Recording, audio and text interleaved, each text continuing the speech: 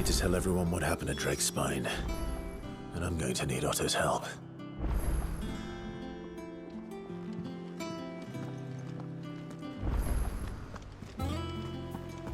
There's something about it. I feel like it's...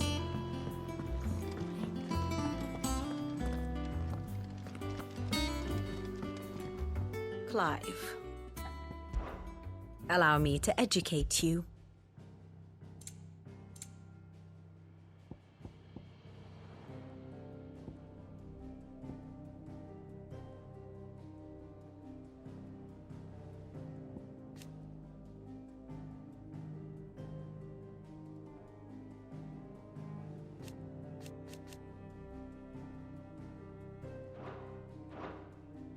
Study it well, Clive.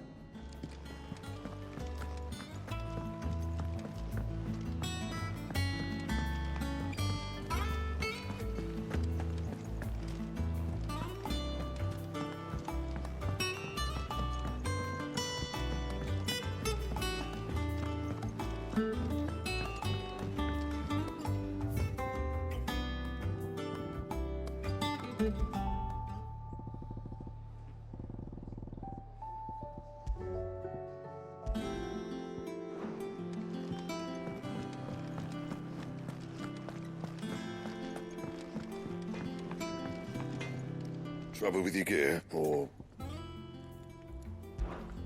Not saying Fordian, do you?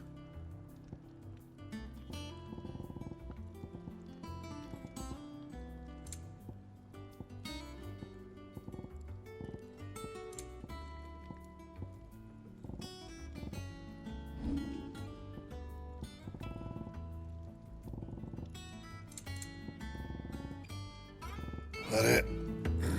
Fine.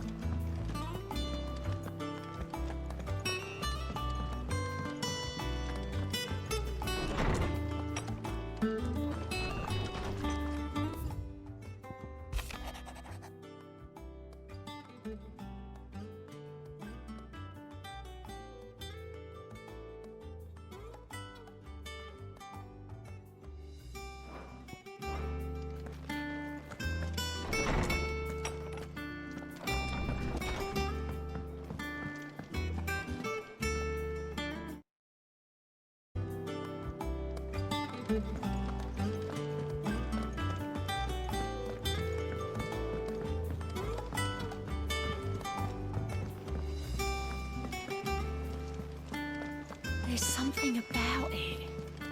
I feel like it's...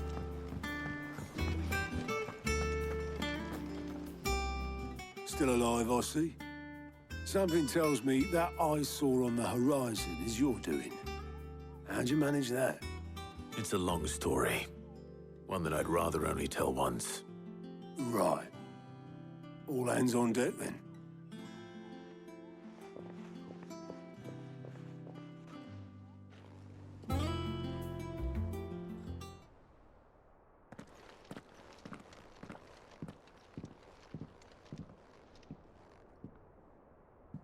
Is this everyone?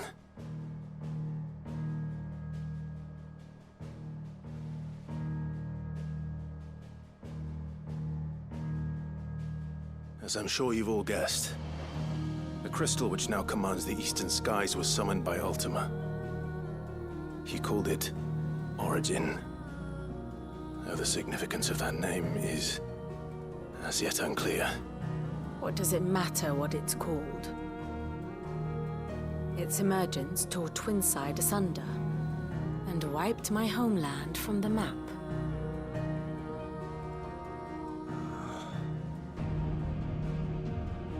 Mention of the Dominion spires can be found in the oldest of Valisthean records. But to the best of my knowledge, none provide any hint as to their true nature. That they would prove the horns of some slumbering demon. Well... The Dominion's demise was at least quick. Elsewhere, the Republican army cannot hope to contain the chaos engulfing Randalar. Canberra is in flames, and the Empire. Our allies are crying out for answers. I've sent the curse breakers to give them what assurances we can, but right now that amounts to fuck all. They wouldn't be able to stop what the skies have started in any case. People here and across the realm grow sicker with every passing day.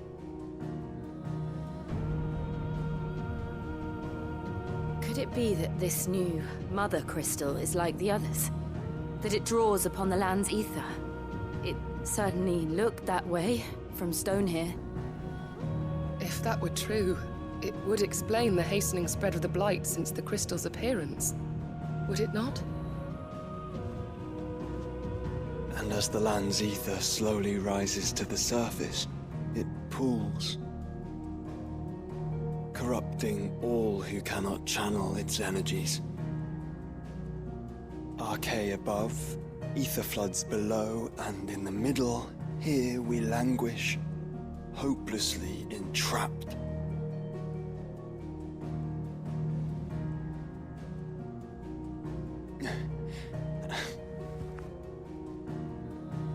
It's all right. When we faced him at Stone here, Ultima told us his true power quickens in the halls of Origin. Needless to say, we cannot allow that to continue. If we are to stop him, we will have to find a way into the crystal. How are we going to manage that then? It's up in the sky. And fast as she is, the Enterprise can't fly.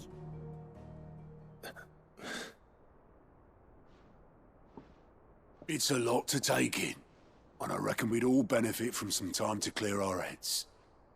The answer will come to us. Don't you worry. Ain't that right, Clive? Right. That's right. Well, go on then. Bugger off.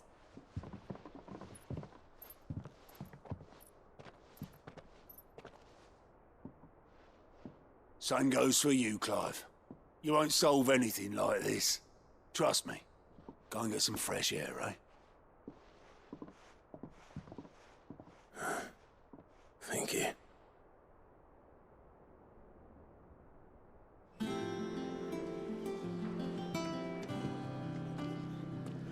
Joshua seemed upset.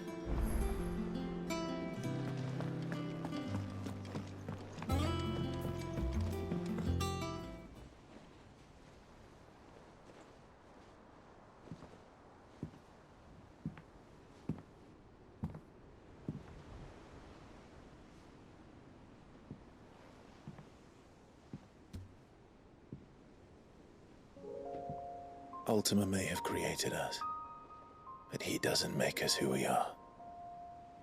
Only we can do that. And if he would have us fight for our survival, so be it.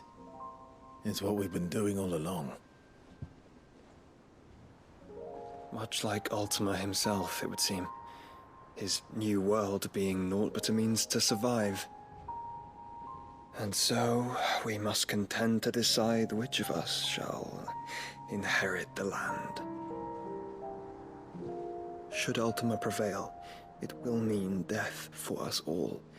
Of that, we can be certain. But even should he fail, what world awaits us? A withered, godless place, where our newfound freedom will most like prove a chain in itself. Well, that may be, but a chain can always be broken. As long as one has the will to break it, it won't be easy. It may take generations, centuries of suffering. And that is if everyone plays their part. But it will happen. And when it does, it will be on our terms. That is the world that awaits us. Indeed. And what better world could one wish for?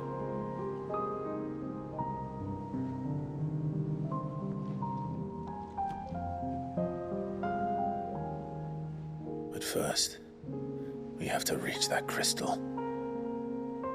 Then it's a good thing I have wings.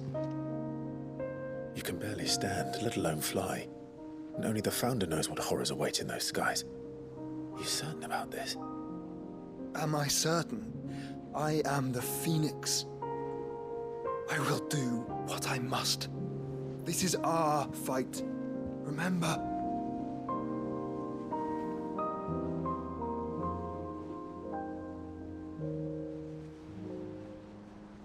All right. I yield. But only what you must, yes? I'm still your sworn shield. That you are. And what of my wings? Lest you forget, you go to stand against a god. I would not have you succumb to fatigue before the fight begins. Ifrit, your brother mentioned that some few of the dominants who had lost their power to you were still able to prime. Is that true? It is. But their icons no longer submitted to their will.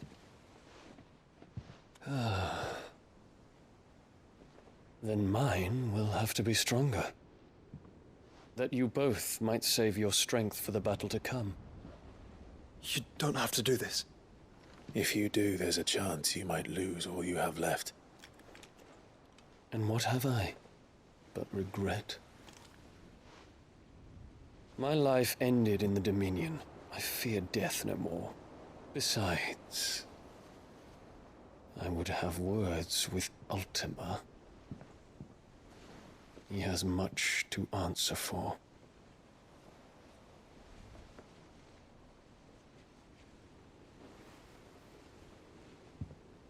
We are in your debt, Dion.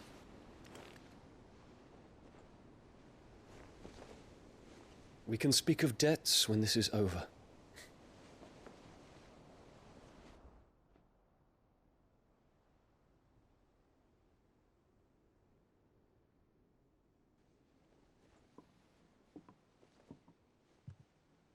He speaks like a man who knows he's not coming back. And has come to terms with that. That doesn't mean that we have to, does it, Clive? Time to talk to Jill. I only hope she understands.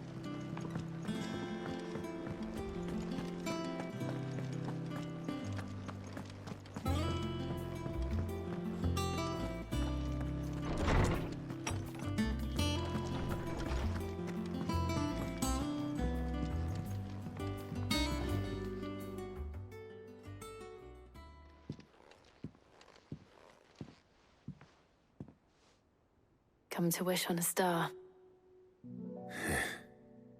That might not be such a bad idea. This is it, Jill. You know what I have to do? Why I have to do it? There's no turning back now. This is where our journey was leading us. Where it will end, for better or worse. I could pray to Metia for you. But you'll be all right, won't you, Clive? You always are. I did promise we'd watch the moon together. I'll be waiting.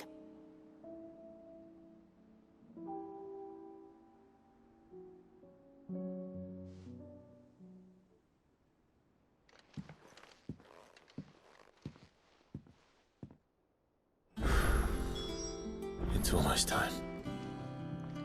Better make sure I haven't forgotten anything.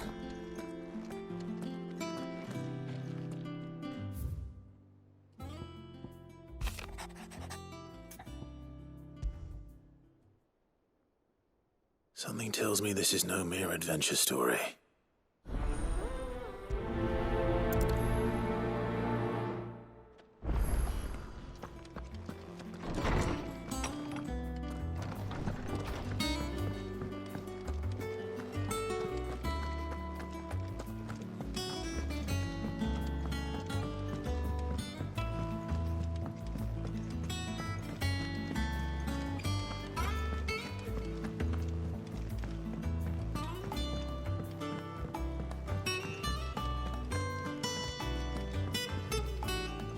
Vivian, I read your note, and I'd be happy to help you find the book you're looking for.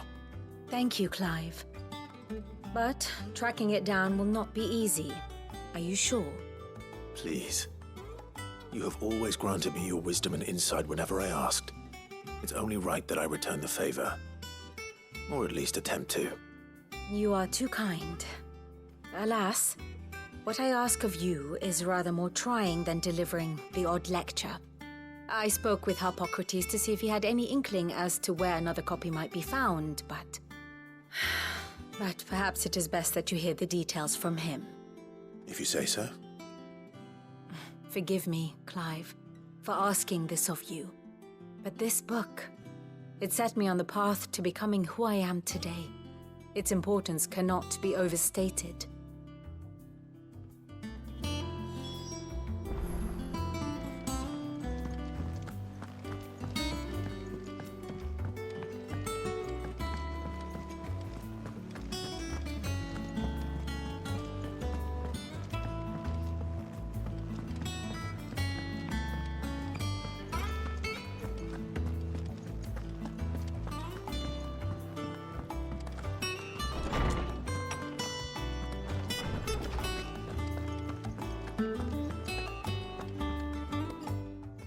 Clive, my boy.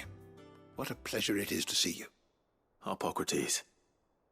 There's something I need to ask you. I've been charged with locating a book called From a Distance. Then you seek a rare gem indeed. One whose name I had not thought to hear from your lips. You've been talking to Vivian. Right as always. But she didn't seem keen to tell me very much.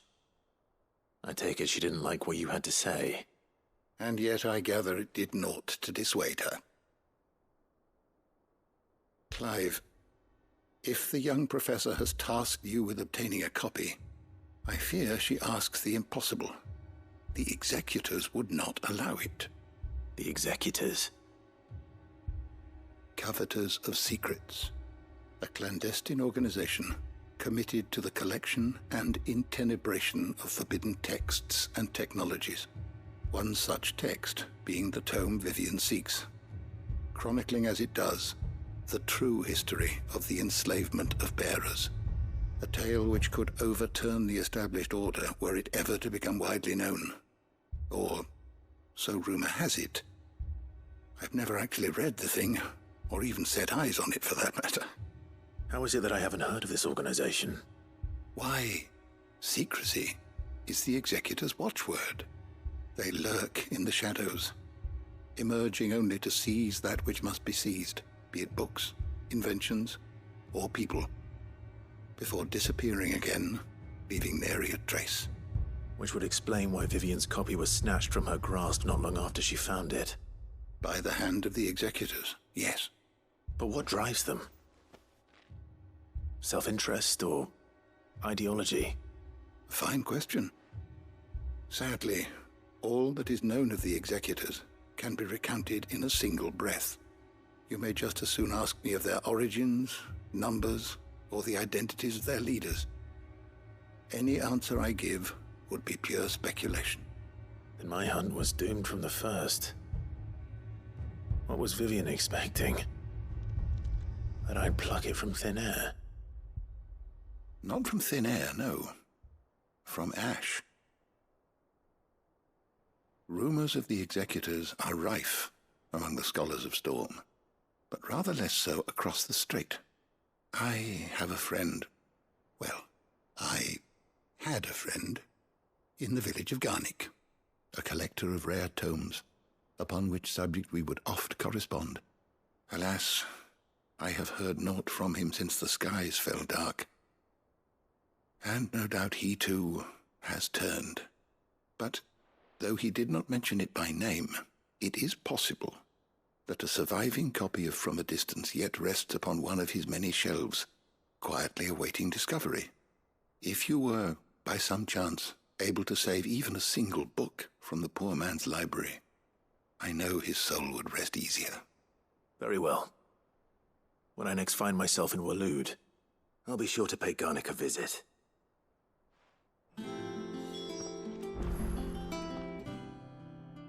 I was wondering when next you'd visit. Having never visited, I cannot tell you exactly where in Garnick my friend's lodgings lie, but he did mention they were some distance from the road. I make no guarantee that you will find what you seek there, only that it is the best and perhaps the only place left to look. I have a few new notes that might interest you.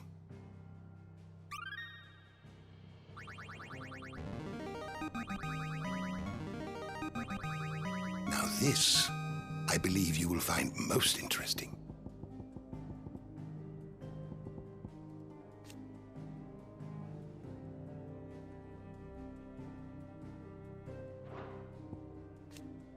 If you have a question for me, I should be happy to answer it.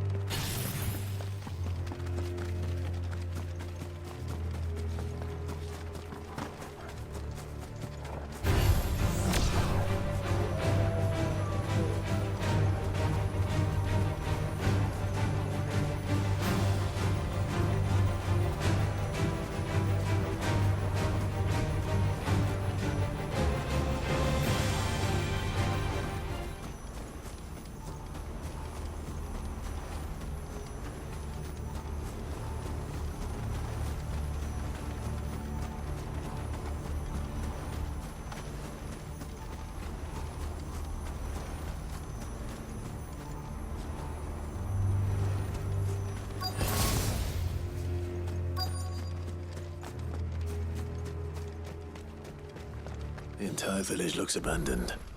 Now, which house would a bookworm live in?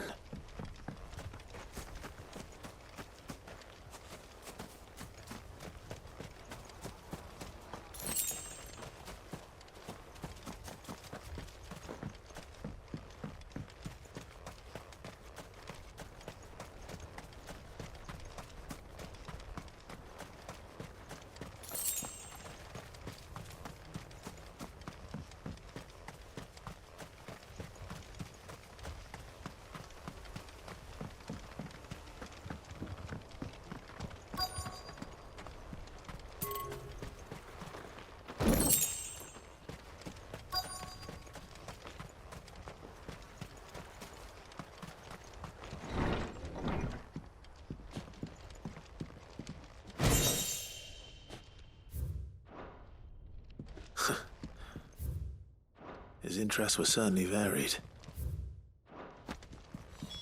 This is it. But if what it says is true, I need to get this back to the hideaway.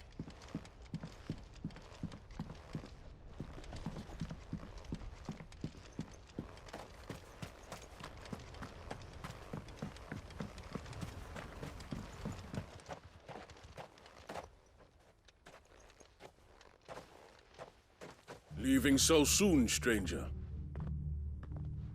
We've been watching you. From a distance, so to speak. Subtle. I know who you are. Then we need not waste time on introductions. Hand me the book. Leave it in our care and return to your life. Your care?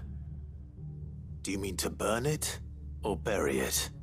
That is not my decision to make.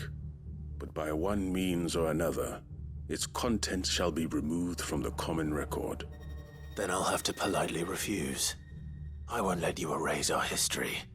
Then we find ourselves at an impasse. Very well. The book can just as easily be pried from your dead hand.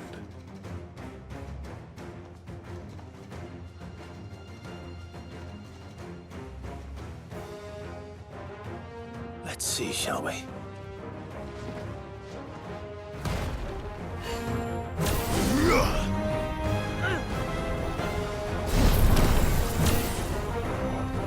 All yours, Torgal!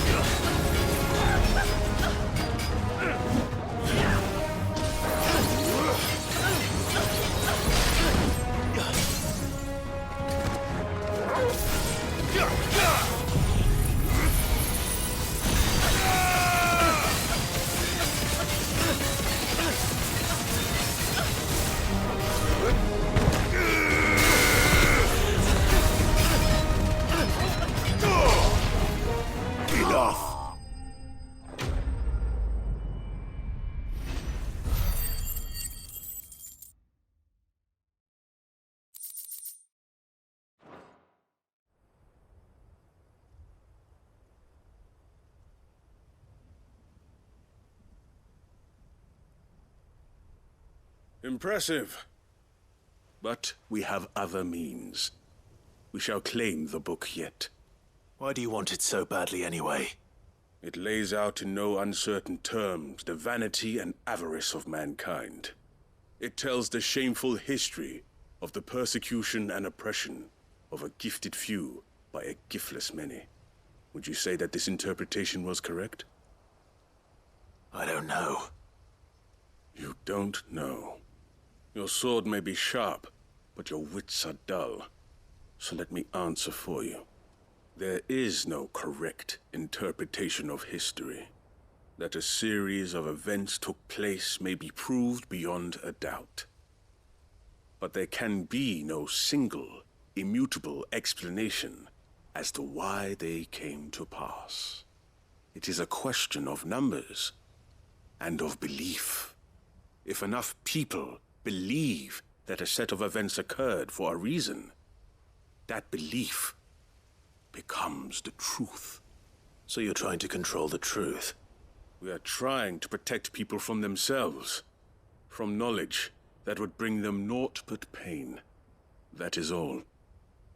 You may keep the book, for now. The world is small. We shall meet again. Until then. Wait! Damn it. Let's get this back to Vivian. Perhaps she can explain what that was all about.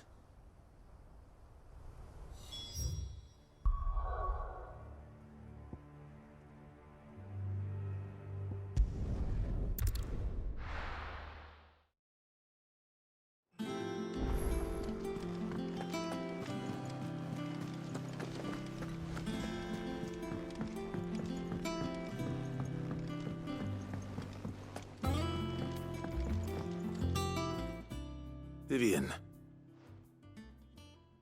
I found it. The book you lost.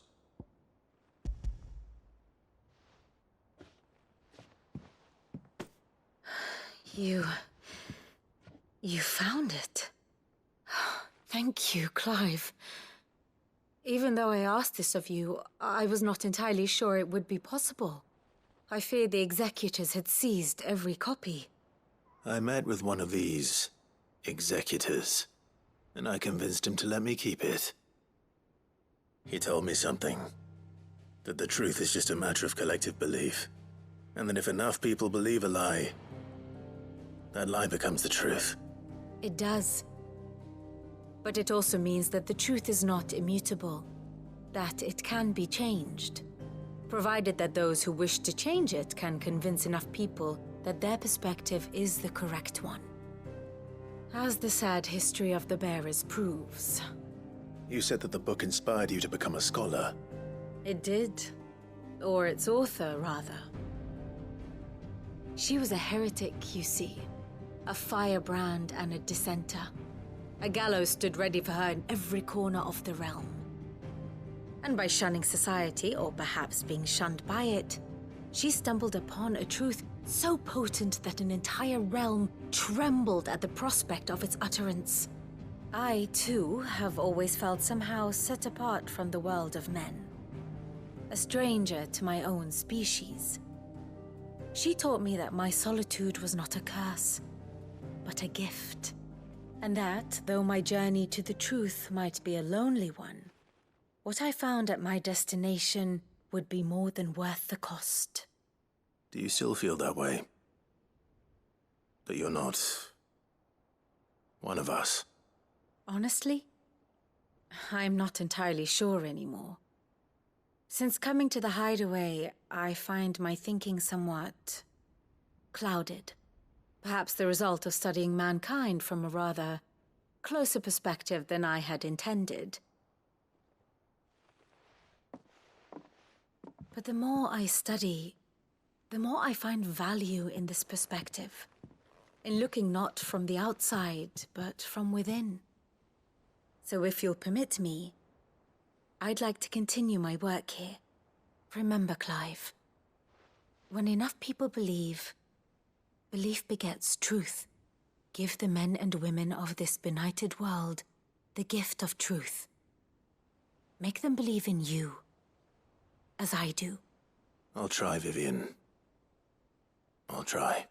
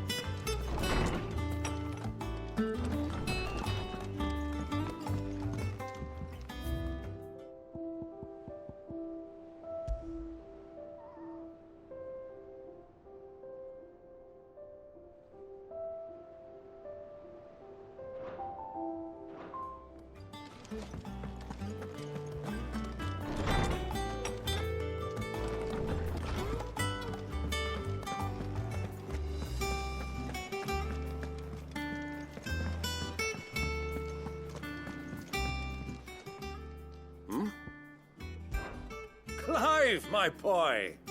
Rutherford informs me that we owe you our thanks. Hadn't intended for you to get involved, but such are the times we live in, huh? I would have done the same for anyone else. You're far too modest, Clive. You'd make a terrible nobleman. But tell me, is the realm truly in as dire a state as Rutherford suggests? From what little I saw, you were right to be worried. I suppose I should have expected the worst. But I was rather hoping the great and good of the realm might have things a little more under control. Alas, it seems that firm leadership is in short supply these days, and without it, the people are bound to lose their way. We must move quickly. But where do we start? True, the challenges that face us are many. But in my estimation, there are two key areas to be addressed before any other. The realm's armies and her larders. As you've seen firsthand, it's every man and woman for themselves out there. Certain cities have banded together to try and maintain some semblance of order, yes, but such cases are few and far between. And yet, the only remedy for the chaos that faces us is unity. A unity that transcends even the borders laid down by our ancestors. In short, if Storm does not stand together, she will fall apart. But how would one even begin to unite the realm? The armies, my boy. As I told you already, we begin by restoring order among the ranks of those sworn to maintain it. Sadly, I doubt I could convince even the lowliest gaggle of privates to dig a latrine together. But I do know someone the High Commanders have been known to listen to on occasion. Field Marshal Eugen Havel. I thought he was retired. He was, until an Akashic army tore through Randalar and killed most of the rank and file. There is no man alive more capable. Literally. And as luck would have it, I've already spoken with him on the matter. Of course you have. And he's agreed to help. On one condition.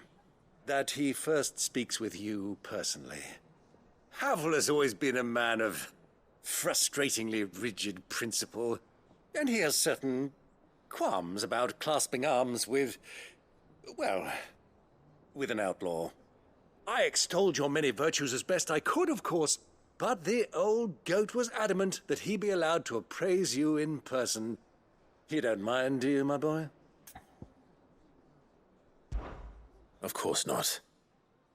As long as chaos reigns, we will never build a better world. I'll do whatever it takes. And if the Field Marshal wishes to speak with me in person, then so be it. That's the spirit. I'll leave for Randalar at once. Would you send a Stolas? Of course. Rutherford is already in the Dalmekian capital. I'll have him tell Havel to expect you forthwith. Excellent. Thank you, Uncle. No. Thank you, Clive.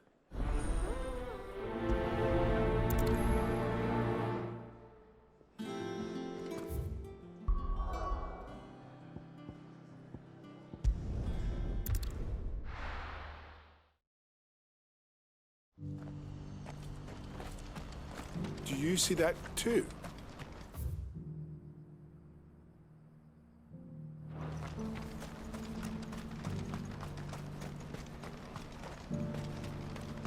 Papa? What is it? Oh, please, just make it stop. I'm scared. Nothing good's gonna come of this, I'm telling you. Just looking at it's enough to send a shiver down your spine.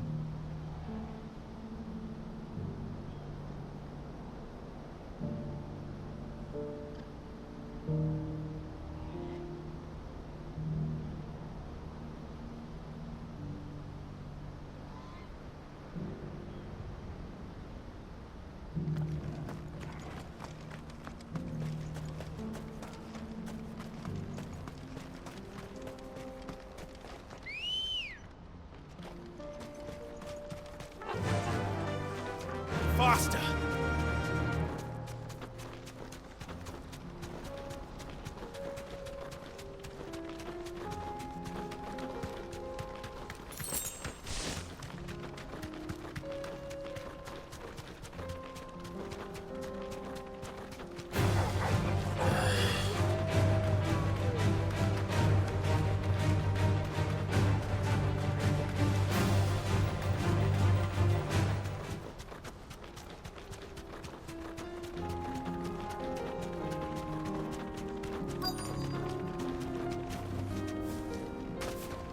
Can't be Rutherford, can it?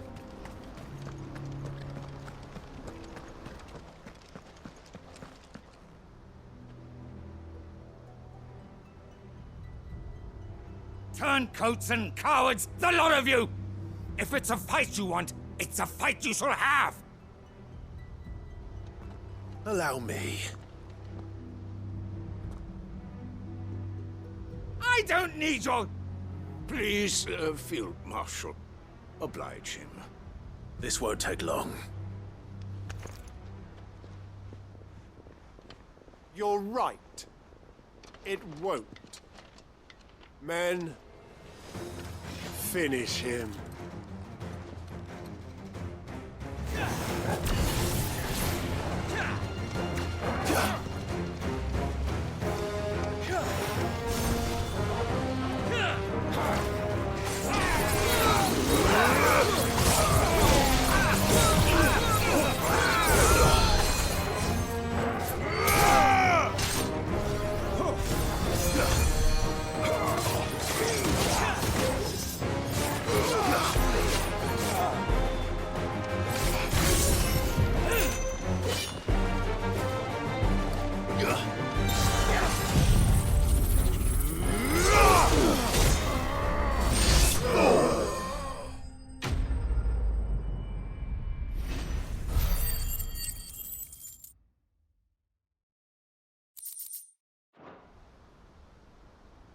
A little longer than I'd have liked.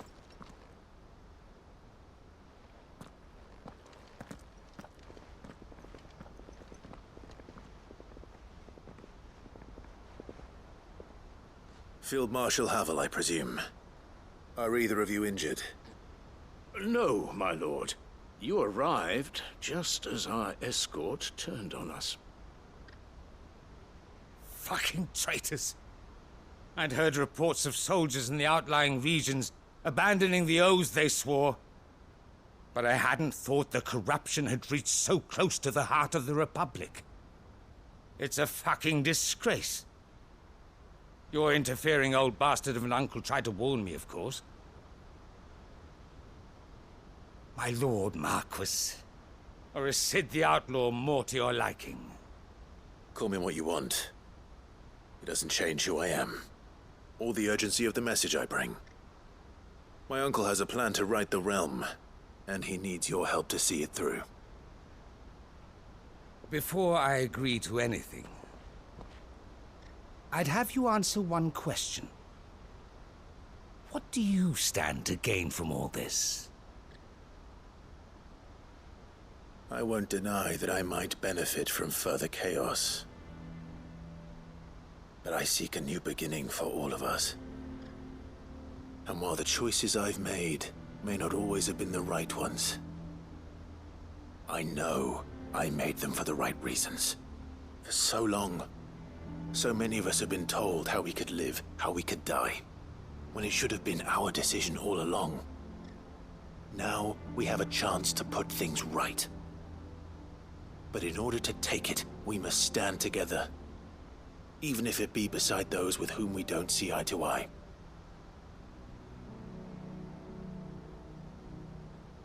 Certainly not the words I expected from an outlaw. But perhaps your uncle was right. You are no ordinary outlaw. I'll never hear the end of this. All right. I'll start by ordering my most trusted guard to bring the Dhalmekian fringes under control. Next, I'll make contact with my counterparts in the Imperial Army and see if I can't convince them to try and restore order in their own territory. Thank you, Field Marshal. But they are not the only ones we will need to convince. What do you mean? I don't doubt that I can bully some sense into a few generals, but those they answer to require a different kind of persuasion. And when it comes to honeyed words, well, we will need an envoy. One who can court even the most stubborn of statesmen. You, perhaps? I'm flattered. But I'm no diplomat either. And I have other problems to attend to. What we need is a skilled arbitrator. And I may know just the person. Is that so? And would he happen to be an outlaw too?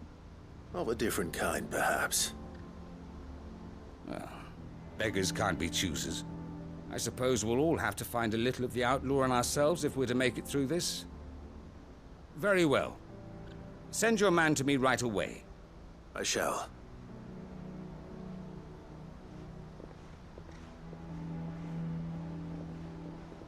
My Lord Marquis, your Lord Uncle bade me escort the Field Marshal to his manor in Port Isolde. And I will see that my associate joins you there. Very good, my lord.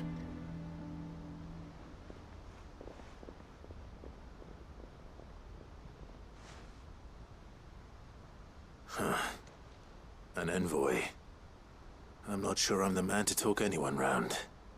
I can barely convince my brother to take his medicine. No. This is a job for someone with experience. Someone like Quentin. I hope I can convince him at least.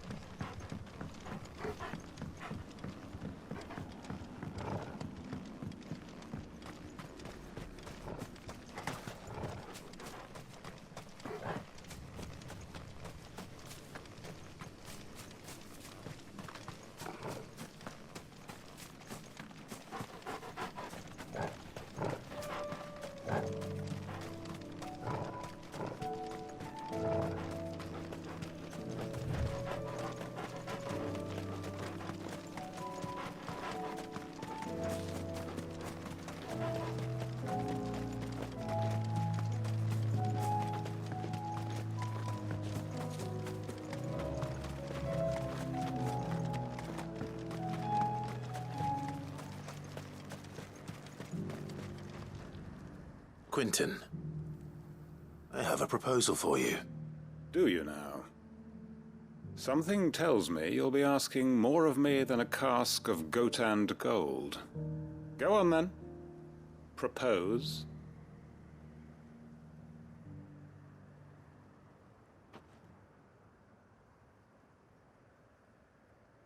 You'd have me convince the chiefs and chamberlains of the realm that they should simply swallow their pride and do the one thing that has proved impossible for thousands of years.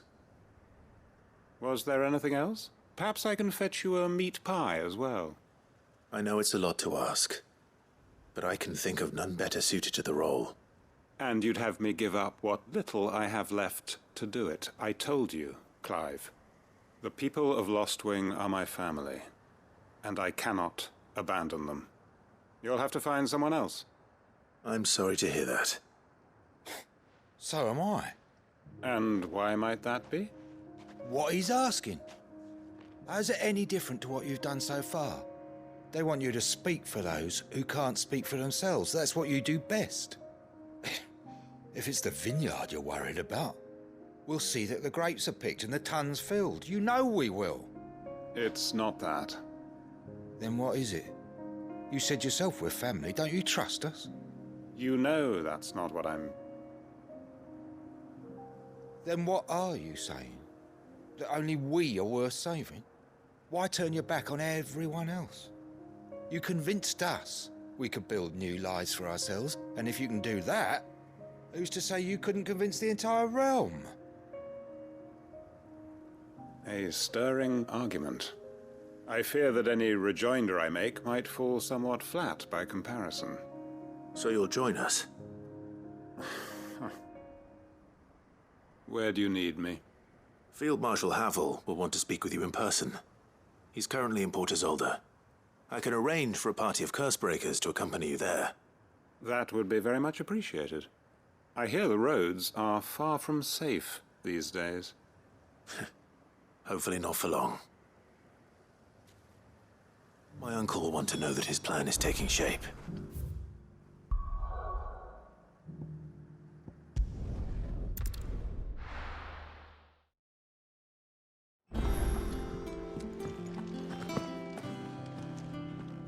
Uncle, I bring good news. The Field Marshal has agreed to your plan. Ha! Of course he has. I didn't doubt you for a moment, dear boy. Rutherford is accompanying him back to your manor in Port Isolde as we speak. They will await your return there. As will one other. One other? Who, exactly? Lord Havel was concerned that even if he could get the realm's armies to agree to an accord, he might not be as successful in convincing those with political power. He asked if I might have a solution, and I suggested a certain Imperial Lord Magistrate turned Liberator.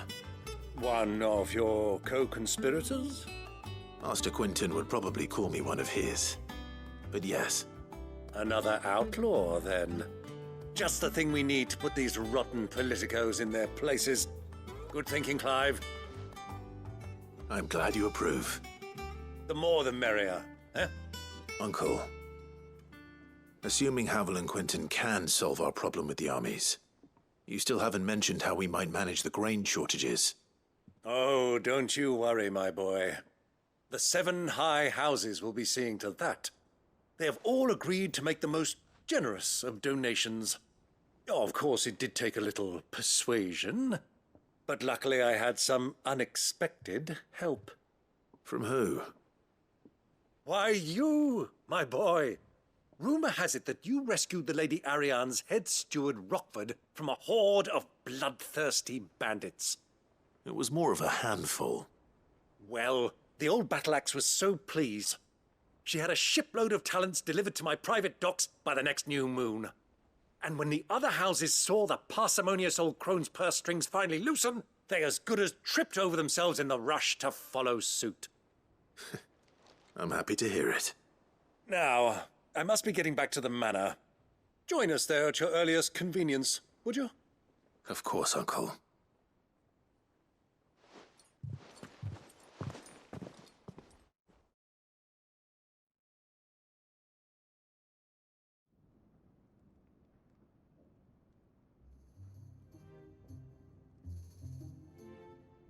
And how, pray tell, will we get that grain to the capital if the roads are still overrun with Akashic? You'll find another bloody road. I only have so many men, and I'm not about to send them headlong into an ether flood. That is, unless you'd have them turn as well. Well, I'd certainly eat less. Says the man with a belly bigger than a band of curls.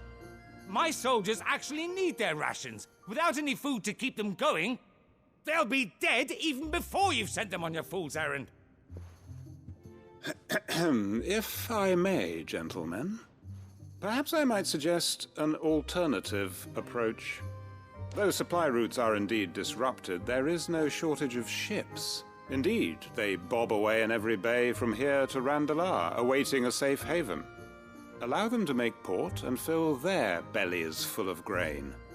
And once those who crowd the cities are fed, ferry the displaced back to the countryside to work the fallow fields. But I'm sure that you wish to continue your discussion. Forgive the interruption.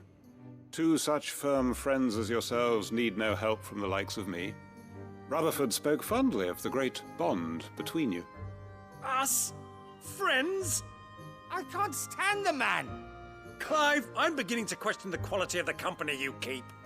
And what kind of company were you expecting him to keep? The man's a criminal! Criminal? How dare you? You are not fit to breathe the same air as this fine, upstanding young gentleman. Upstanding? He calls himself Sid the Bloody Outlaw! Once more onto the breach.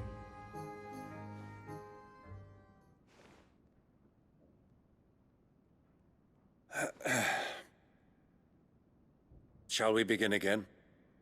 What we seek here is not to create a new nation, nor to claim the thrones of those that already exist. We wish simply to bring stability to the realm that mankind might weather the current storm. And to do that, we must convince those in power, the generals, the statesmen, the nobles, that our cause is just. There will be disagreements, yes, and I imagine some resistance, much resistance.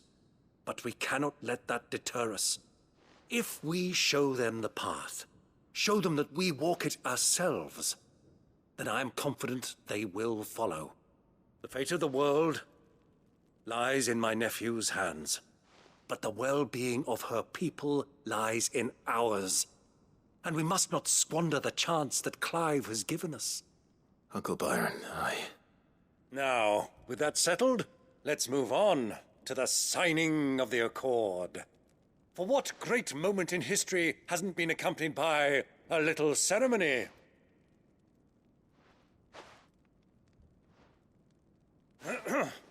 Citizens of Valisthea, I present to you the Tri-Unity. Rutherford, Mike Will.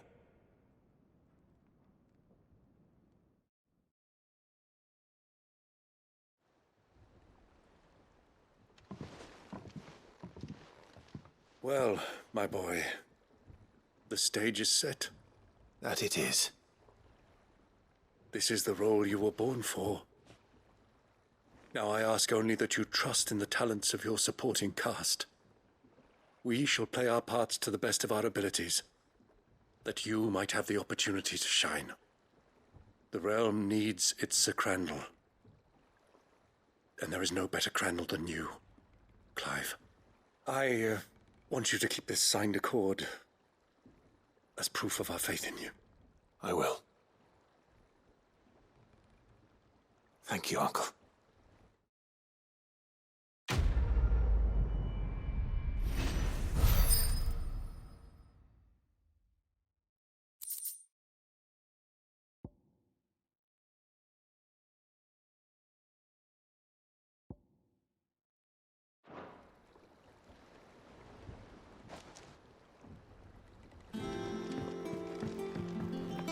What do you think that thing is?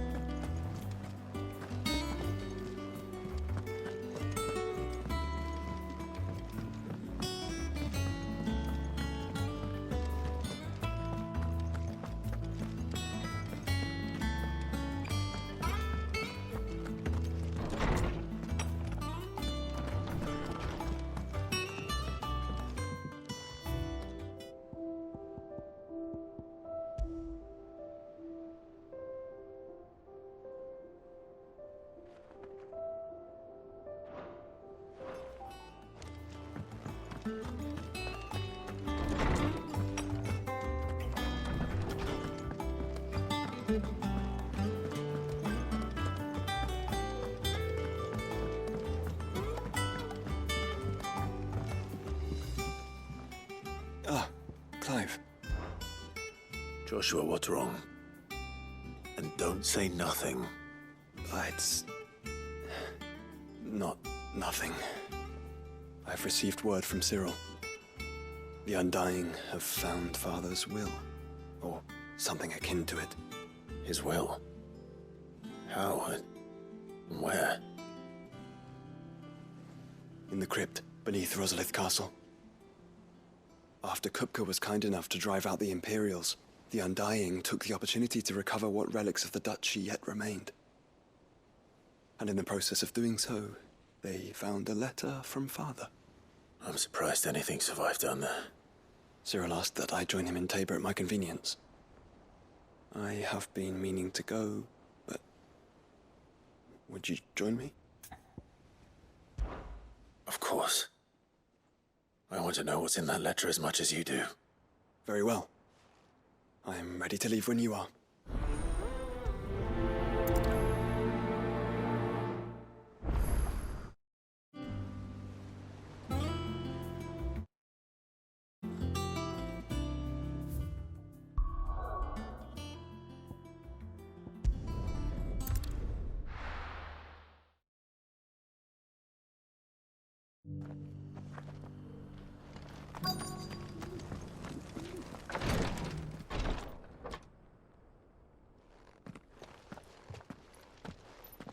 Your Grace, my lord, I trust your journey was not overly onerous.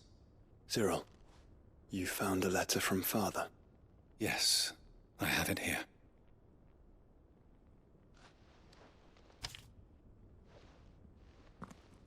If you would do us the honor, my lord.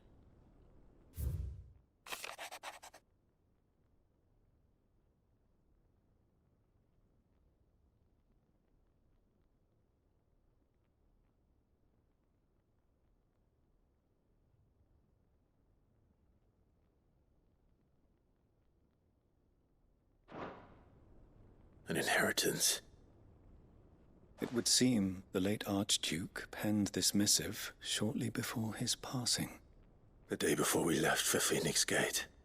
What are these plans he spoke of? His plans for the Duchy, Your Grace. Your father entrusted them to my predecessor, the former bearer of the Burning Quill, who entrusted them in turn to me. The complete emancipation of bearers is their stated aim. But your father's dream did not end there. His Grace also spoke of building hospices to care for those stricken by the curse, and the founding of a new university to further the development of non-magical technologies. With the blight spreading ever more widely across the twins, Archduke Elwyn saw this as the only means of securing Rosaria's survival. He wished to see men and bearers treated as equals. To see centuries of common wisdom overturned. Small wonder he did not think it achievable within his lifetime. But he thought it achievable nonetheless. Had he not, he would never have written this message. Nor would he have entrusted his vision to his most faithful aides. Those who would have stood with you, shielded you from the machinations of the less benevolent personages at court. It's a pity only they are still with us. 'Tis true that those most loyal to your father were the first to suffer the Duchess's wrath. But one at least remains, and she has come bearing gifts. What do you mean? Mayhap it is better that she explain, my lord. After all, the duties entrusted to me by my predecessor extended only to recovering His Grace's will and arranging a meeting with the one who might execute it, or a part of it at least. And where is this woman? She awaits you in the archive, Your Grace. Thank you, Cyril. Shall we then?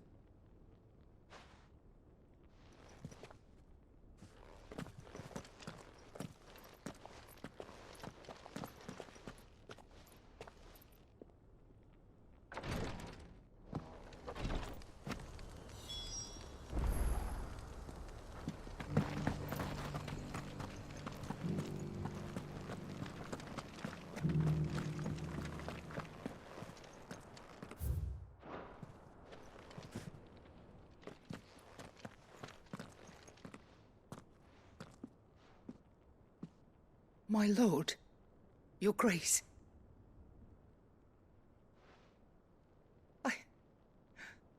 I hardly recognize you. I am Goditha, retainer of House Rosfield, loyal servant to the Phoenix and his shields. Your father, the Archduke Elwyn, entrusted me with the delivery of a gift. I only hope you can forgive my tardiness in bringing it to you. Lift up your head, Lady Goditha. You have our gratitude for your service to our house and to our father. I merely did my duty, as any proud Rosarian would. My lady, perhaps you could explain a little more? What exactly is the gift you bring? As I'm sure you know, it has long been the custom for the children of House Rosfield to be presented with certain keepsakes upon their coming of age. Indeed it has. Our father often spoke of the day when our turn would come. And had he lived to see it, he would have presented you with the treasures I bear. Matching armbands for you both. Alas, he did not live. Indeed, he was taken from us even before they could be completed. He had intended to claim the Heartstone with which each armband was to be finished himself, but it was not to be. And his gifts remain incomplete. I see. It saddens me to bring them before you, as they are. It was your father's wish that you be presented with the finished articles, not these works in progress. But with his grace long since gone, and the stone left unclaimed, I had little choice. You are grown men now, and his house is yours. And while I would not presume to insist upon your claiming the Heartstone in his stead, I know that nothing would have pleased him more than for you to do so. Thank you, Lady Goditha. What say you, Clive? What else? Of course, my lady. May our father's will be done. Oh, I am much obliged. Do you know where we might find this Heartstone, my lady? I do. Though it may be a matter of a good deal more than simply happening upon it. It is found in the bellies of elder griffins, you see. We do at least know where to find one. A certain specimen has made its nest in Titan's Wake, not far from here. A certain specimen? You are most perceptive, Your Grace. In answer to your unspoken question, yes. In fact, this is the very same beast your father meant to slay. I have been tracking its movements since you were but a boy. Were you to slay it in his stead, as men of House Rosfield, it would surely make your father proud. What say you, Joshua? What else?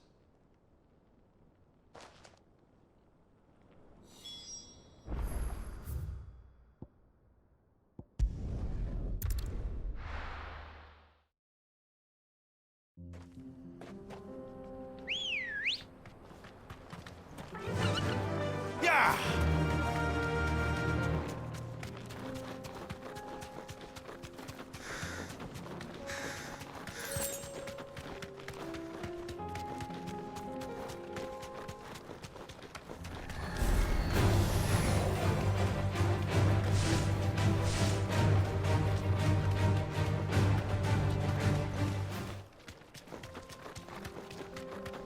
Eyes peeled, Joshua.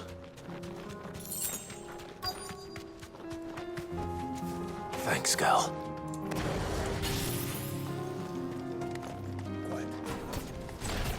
There it is. For House Rosfield.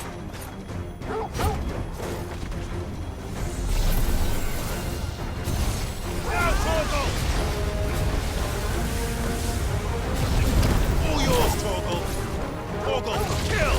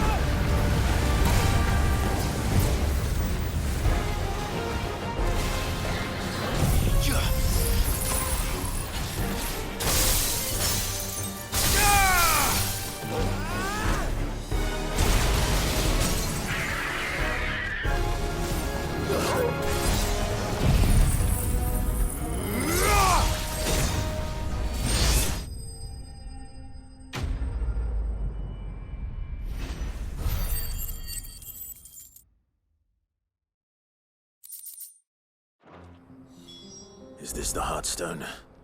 I expect Lady Goditha will know.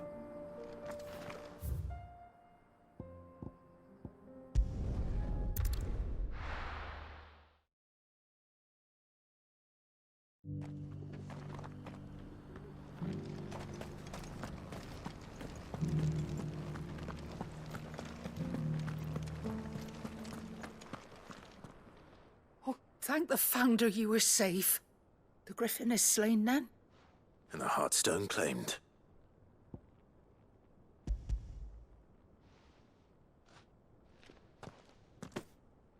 Yes, this radiant luster like frozen flame. It is just as your father described it. Thank you, my lord. Your grace. Your father would be so proud. Lady Goditha, the lapidary is ready. Thank you, Cyril. I will be with him shortly. If you would excuse me, I shall have the stone cut and set forthwith.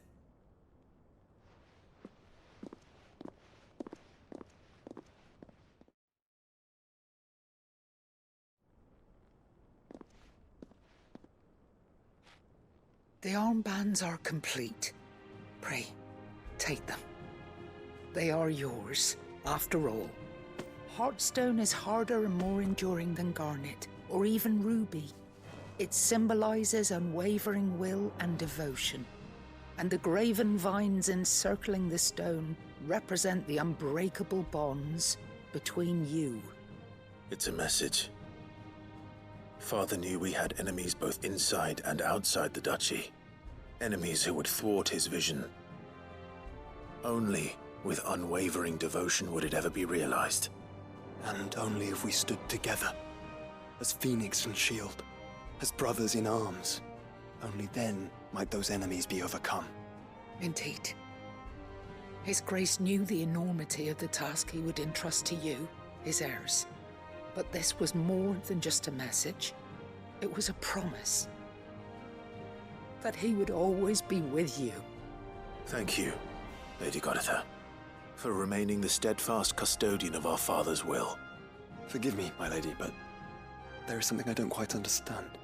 The Undying told me that after Father died, Mother claimed all of the ducal treasures for her own.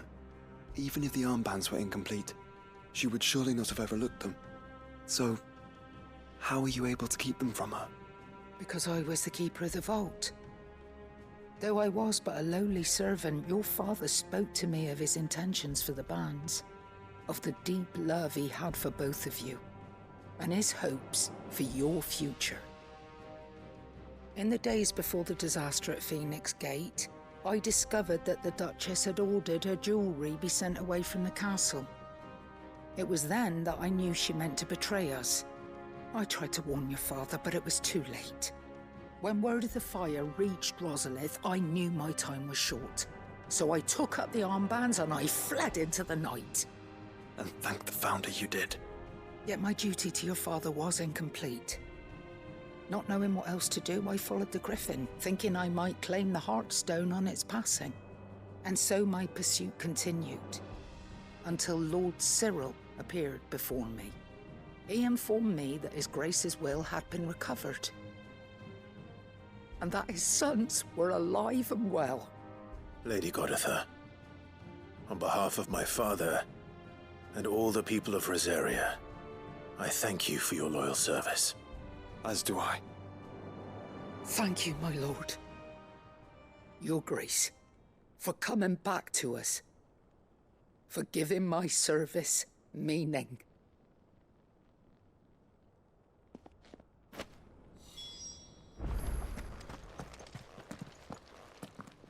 The bands suit you well. It must be gratifying to finally receive the inheritance that was denied you for so long. It is. And we thank you for the part you played, Cyril. If you would permit me to play my part a little longer, might I suggest that you make your way to your father's memorial atop Hawk's Cry Cliff. Let him see that you have received his blessing, and that his vision lives on in you. I suppose it would be churlish not to. What do you say, Clive? Shall we pay Father a visit? I think we should. I was hoping to be able to offer him my thanks before we left for Origin. Your father's helm is enshrined there. It has been since the day we recovered it from Phoenix Gate.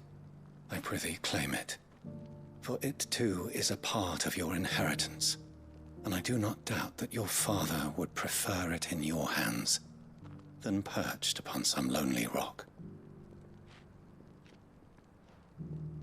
Thank you, sir.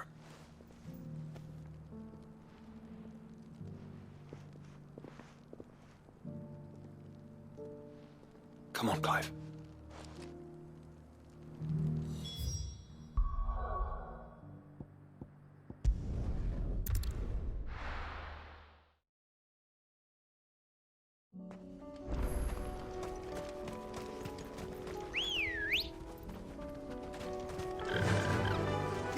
Unwavering will and an unbreakable bond. Do you really think we're strong enough? To save the world? Of course.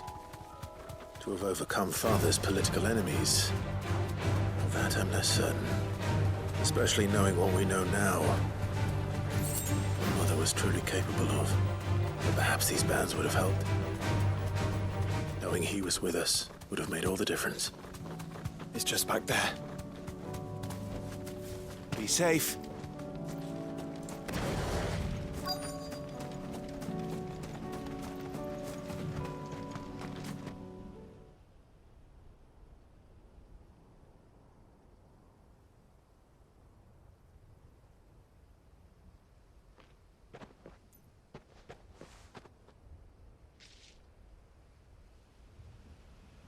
Father always fought for what he believed was right.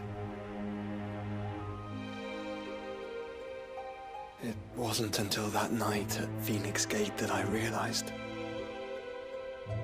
I had never fought for anything. I always had someone else to do the fighting for me.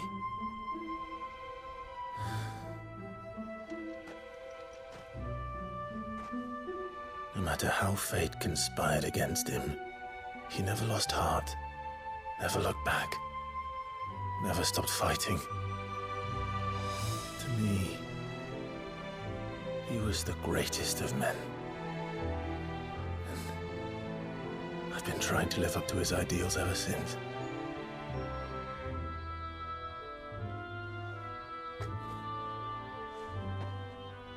We all have, Clive. We all have. And we'll keep trying. Because that's what he would have wanted. What he would have done himself. Even if it meant standing against the very gods in the heavens. I shall be borrowing this, Father, if I may. That you might watch over us as we follow in your footsteps.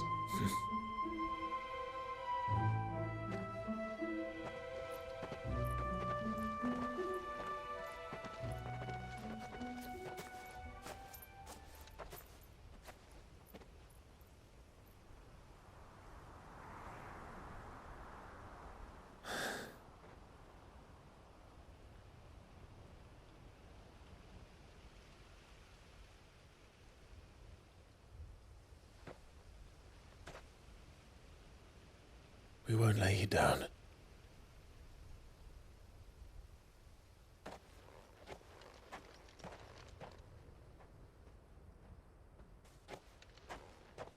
Onward, then? Onward. To the end. And to a new beginning.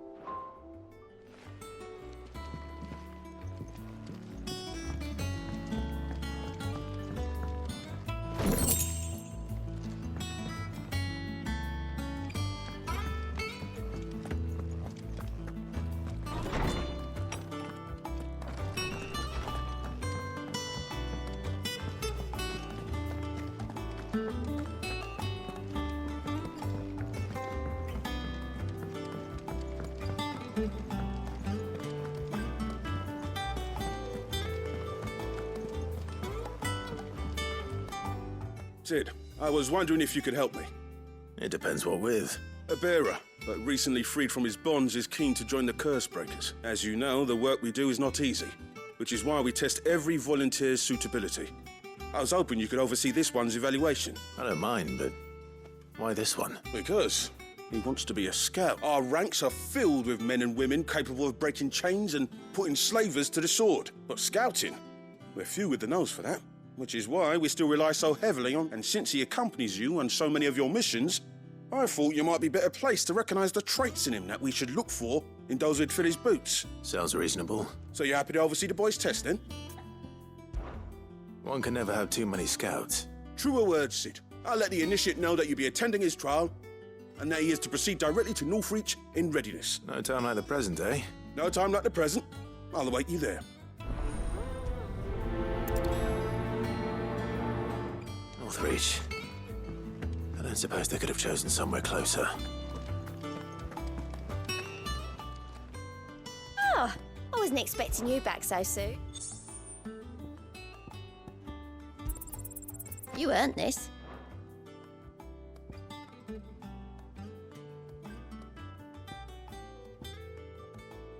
All done?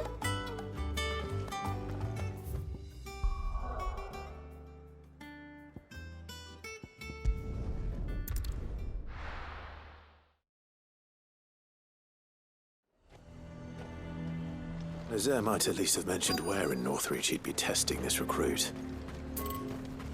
A fortress? And who'll pay for that? Who do you think? I'm nervous. Well met, Sid. This is the initiate. Ember, present yourself. At your service, Master. Please, just Sid. There are no masters here. Your life is your own. Oh, of course. Thank you, Sid. The sergeant says you'll be evaluating me at my trial. To become a scout, yes. You are aware of the dangers inherent in that role. I am. But I swore I'd face them. Just like the man who saved my life. And who would that be? Gav. It was him who found me and freed me. No magic, no support, just one man and his nose. Came and sniffed me out. It taught me what one man can do if he puts his mind to it. And I've been training ever since, so that one day I can be someone's saviour, just like Gav was mine. I'm sure he'd be flattered. You clearly have good intentions, Ember. And it sounds like you're under no illusions. Stick to this path and you'll make a fine curse breaker. So, what? Have I passed? You haven't even started yet. Now listen.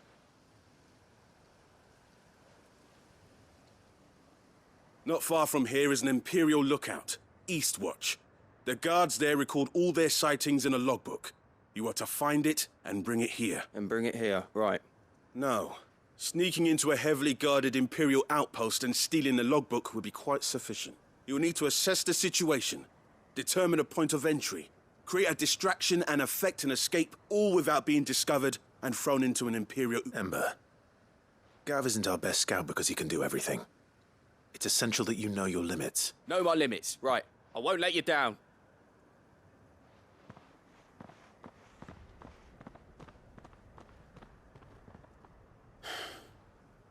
It shouldn't be as dangerous as I made out. But keep a weather eye on him all the same, would you? On my way. All right, Ember. Impress me.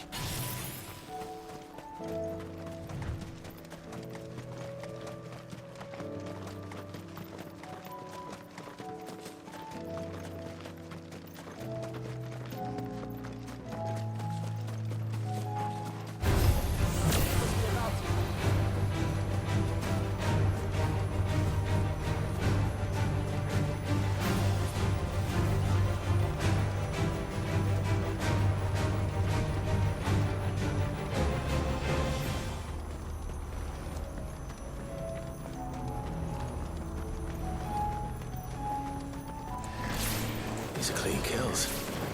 Perhaps young Ember really is ready.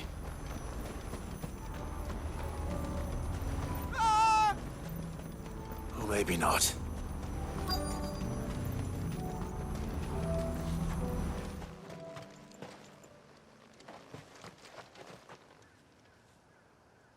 Damn it.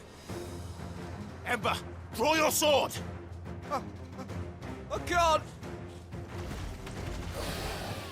Then run!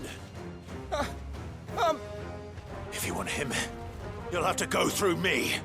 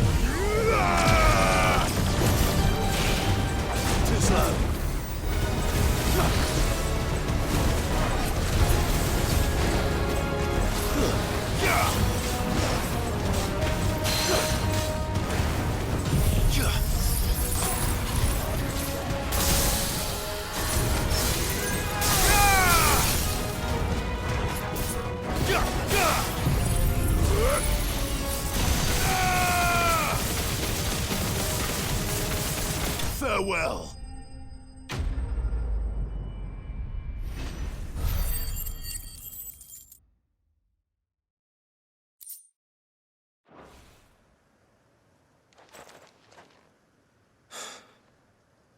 Ember, are you...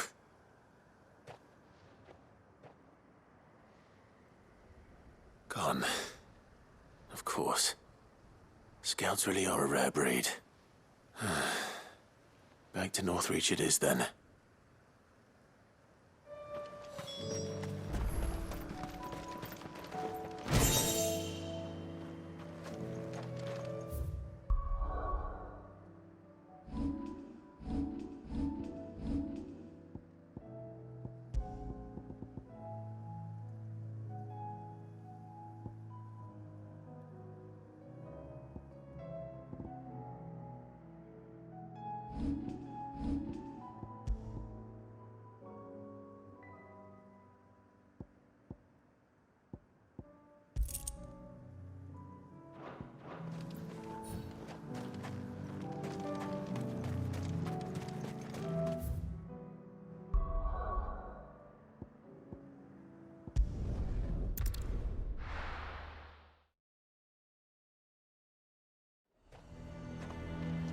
A fortress?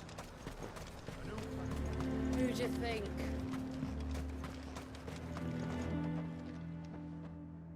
I didn't expect you back so soon. Where is Ember? How did he fare? I thought I'd find him with you. He must have fled. I followed him to Eastwatch, where I found him being set upon by a wild Avis. He was just standing there. Didn't even draw his sword. I had to step in and take care of things. But by the time I had, he was nowhere to be seen. I assumed he'd set off in your direction, but apparently not. Oh, I'm sorry, Sid. I knew the boy had a nervous streak, but he seemed like... The right man for the job? I believe this is the logbook you tasked me with retrieving. Eh? How did you... Don't you tell me you breached the tower while Sid was busy saving your skin. What? Wasn't that what you asked me to do? To bring the thing back without getting caught? He has you there, Nazaire. But Sid, he... He did what he thought was best. And now I have to decide whether I agree. Of course. Don't you leave my sight. Yes, Sergeant.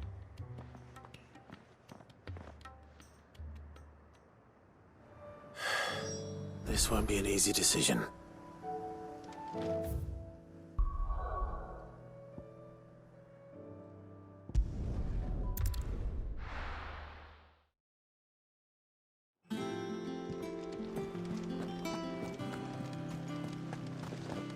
There's something about it. You should have seen. Welcome back, Sid. Welcome back. Yes. Welcome back. Trip wasn't too much of a pain in the arse, I hope. Truth be told, it was me who suggested roping you in to help with the trial. But from what I hear, things didn't go quite as planned. No, they most certainly did not. Ember lost his nerve in the face of a beast of prey, but he didn't lose heart. He pressed on, and he achieved his aim. And is that not what we ask of our scouts? Indeed it is. Thank you for your honest appraisal, Sid. The fact remains, however, that Ember will not always have a battle-hardened warrior on hand to pluck him from the jaws of peril. All I have gleaned from this trial is that without someone watching his back, Ember is little more than a liability. Wait, Sergeant. Ember still has much to learn, it's true. And this time he was found wanting. But I'd say he's due a second chance, nonetheless. After all, he did do as you asked. With a bit of hard work, any hand can be made to hold a blade. And any mind can conquer its fears. But a scout's nose is different. You've either got one, or you ain't. And by sniffing out that log, young Ember here has shown he has a conk and a half. Wouldn't do to waste it now. Fine. One more chance. I'll do whatever you ask. I'll spend my days and nights in the pit if I have to. I'll show you. Just you wait. Daft as a brush, that one. But his heart's in the right place. Just like someone else we know. And if you ask me, we've been leaning on him for far too long. That time the curse breakers took some of the weight off his shoulders, I reckon. It couldn't hurt. Just don't tell Gav I said so, will you? I won't have him thinking he's been hard done by. Next thing you know, he'll be asking for a day off. Chance would be a fine thing. Back to work. Forgive me, Sid. This did not play out as I expected. Things rarely do these days, but that's why we need men like Ember more than ever. Men who can make the best out of a bad situation. Remember that. I will, Sid.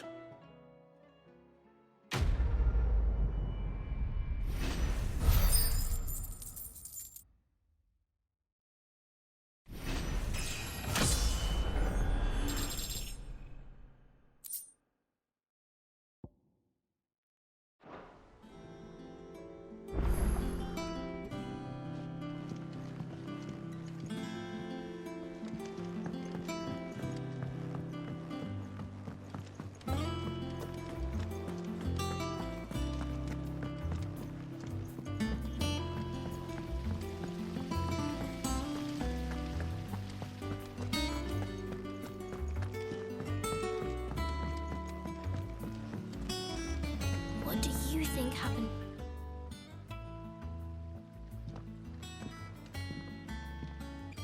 Sid, you have to help us. With what? You didn't take apart another of Mid's contraptions, did you? No. Well, yes. But that's not what we want to talk to you about. It's Miss Mididol. She's been acting strange. Very strange. She's barely ever around. When she is, she acts like we aren't even there. Her head's in a crowd. In the cloud. That's what I said. In the cloud. Well, she does have a lot on her mind. When did you last see her? Not long ago. Right after she got back from saving you from Stoneir. Then it's probably just about the Enterprise. It did take quite a battering on the way there and back. You didn't break it, did you, Sid? You really should be more careful around Miss Mididol's invention. Don't listen to her. Even if you did break the Enterprise, you could put it back together, couldn't you? But who's gonna put Miss Mididol back together? She seems really sad. Why don't I go and see if I can cheer? You do that? For us? She's in her dungeon. Don't scare him. It's not a real dungeon. Thanks for the warning.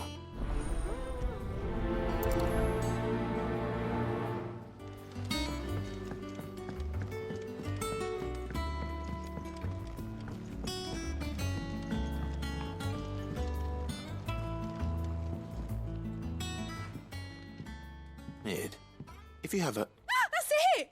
I knew it! The answer was right here under my arse all along! If this doesn't steer to the skies, nothing will. To the skies? You aren't trying to give the Enterprise wings, are you? What else would I be doing? The children seem to think you're avoiding them. They're worried about you. Is this really so important that you need to shut yourself away from everyone? The Enterprise is already the fastest ship in the realm, and that's with the sea beneath her. But what if she weren't bound to the waves? What if she weren't bound to anything at all? It's not fair. The gods get the skies all to themselves, so I'm gonna do something about it. The Fallen had their chance, but they relied too much on magic. And see where that got them? But not me. I've discovered how to do it without. Well, almost. First, I need to make a prototype. And is that a one-woman job? Are you volunteering? I'll have you know the Enterprise is my baby. But if her godfather's offering to lend a hand, I'd be happy to take it. First, I'll need oil, and not just some old drippings from Miss Molly's spits in the Tub and Crown. Refined stuff, like they make in Ordil. Then I'll need some bone, or shell. Light, strong, preferably no longer attached to the beast it belongs to. If it's beast bones you're after, I'm sure the Cursebreakers will know where you might find some. No, they'll know where you might find some.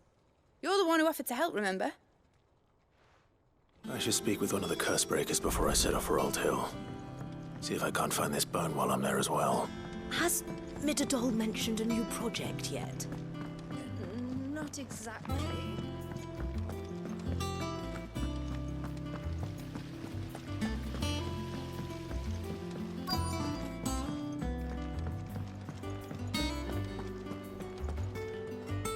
All right, Sid.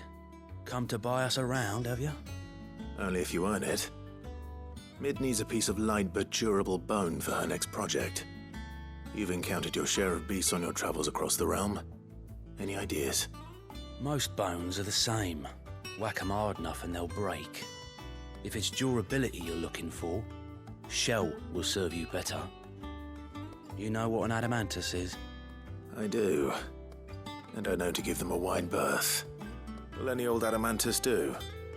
Well, with shells, the older the harder. There's a rumour of an ancient adamantus down in Karava, near Bidza. Or what's left of the village anyway. But don't expect to make quick work of the bastard.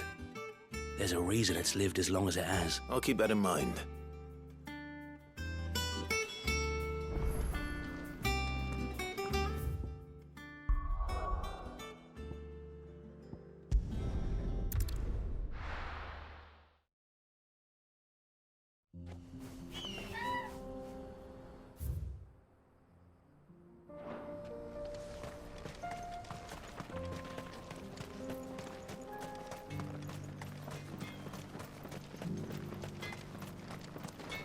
I have some things for sale.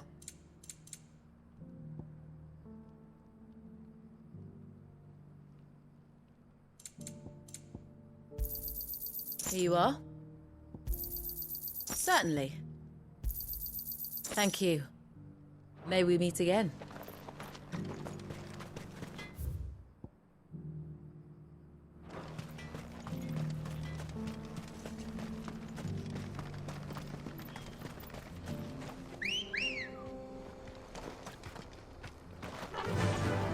Faster!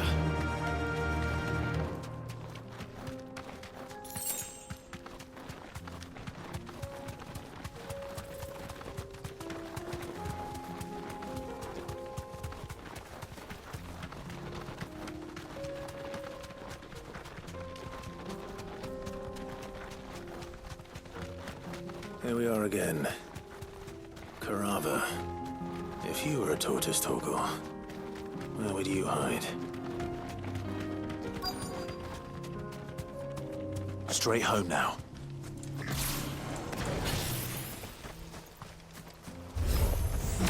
It looks like we found him.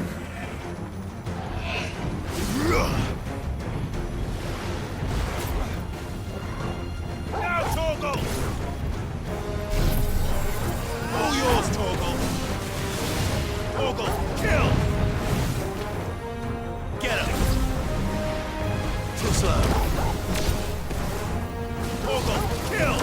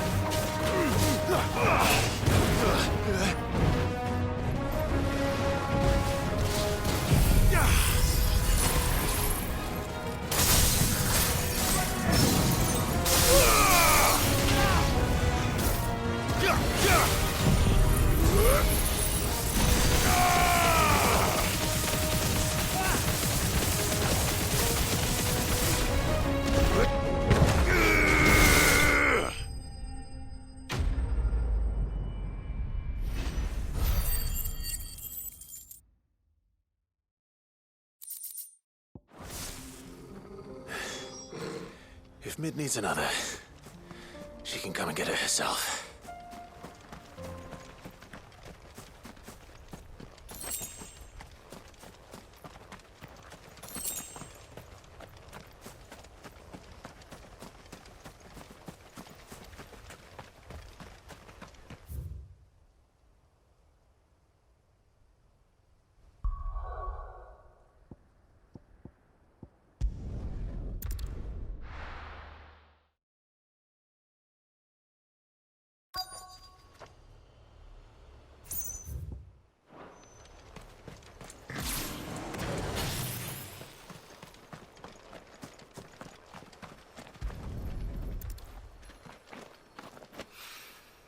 Mid's oil.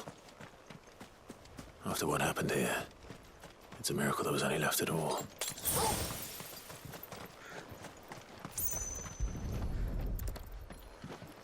I better get these materials to Mid so she can finish her prototype.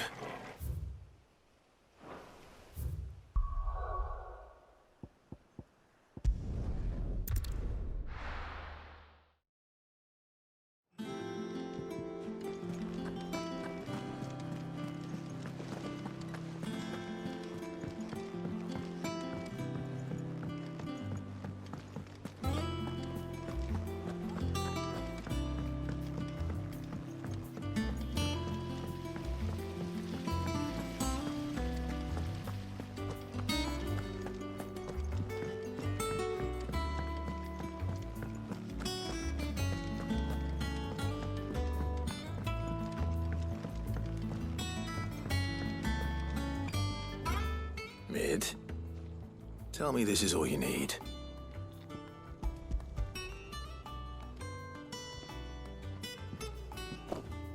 Aw, you make it sound like I asked you to save the world or something.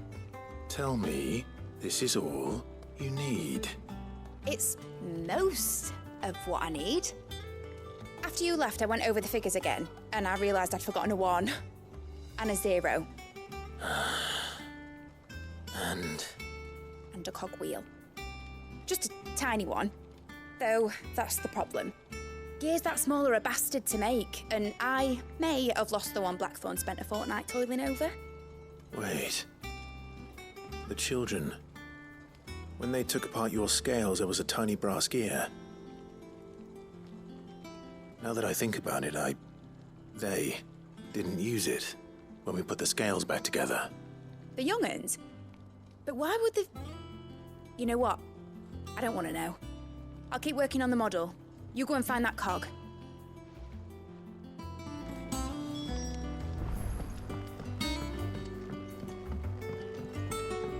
Has Midadol mentioned a new project yet? Not exactly. Sid! Is Mid still hiding from us? She wasn't hiding. She's fine. She's just busy working on her next project. A new invention? What is it? What is it? An airship? I bet it's an airship! Do you think she'll let us help? That just so happens to be why I'm here. She needs something special, something only you three can provide. A brass gear. A tiny one. One that might fit on, say, a set of scales. Oh, the one you forgot! We remember. We saved it, just in case. It's in the bag of bits. Since your lesson, we've been disassembling, then reassembling all the pieces that are left over. We keep under our beds, just in case. That's... Look! I found it! Is that all? Just the gear? We have more parts if Mid needs them. That's all for now. Thanks, Sid.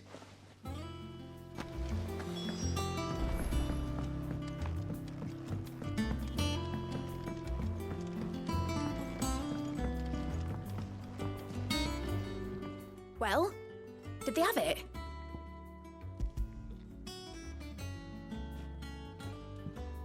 They did. And they kept it somewhere nice and safe. Will it work? He's perfect! You're a genius, Clive. What exactly are you going to use it for? Only the most important job of all. The wings aren't going to move on their own. But with the right cog in the right place... Well, you just wait and see.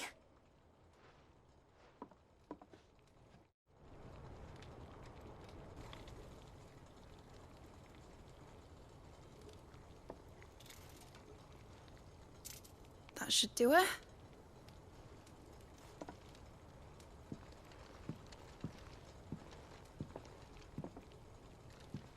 Here goes nothing.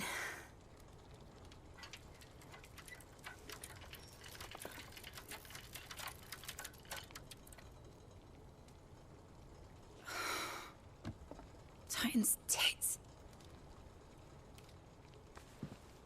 It wasn't supposed to fly, was it?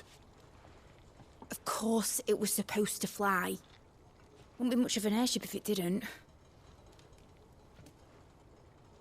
Honestly, these bloody engines are driving me mad.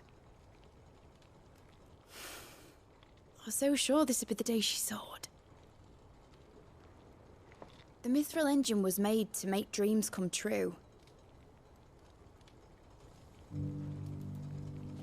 But maybe this is one dream the world's better off without. Show folk how to take flying. It won't be long till they're raining death down on each other. People will lose their homes, children, their mums and their dads. Like I lost mine. I'm sorry. So am I, Clive. So am I.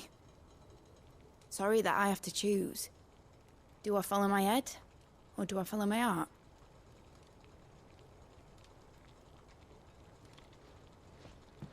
Good question. The first time I stood on the deck of your ship, felt the wind in my hair. It was like I was flying. But imagine how it would feel to actually do it. My dad always said there were two ways of living life. Chasing a dream or shuffling to your grave. And he were right. Right about a lot of things. Not that I like to admit it. People need dreams to chase. Especially in a world like this.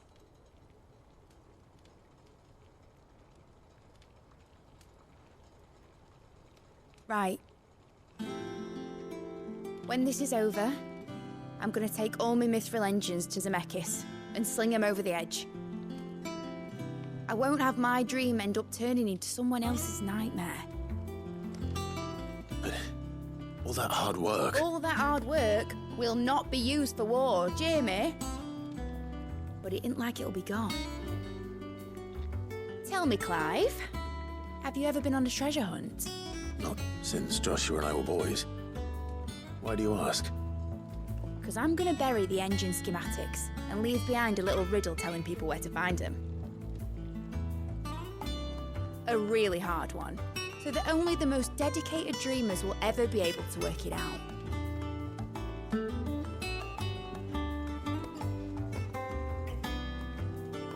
Ooh, I can picture it now. Some daft general squinting at the words with a gormless expression on his mug. Like that one, yeah. Right.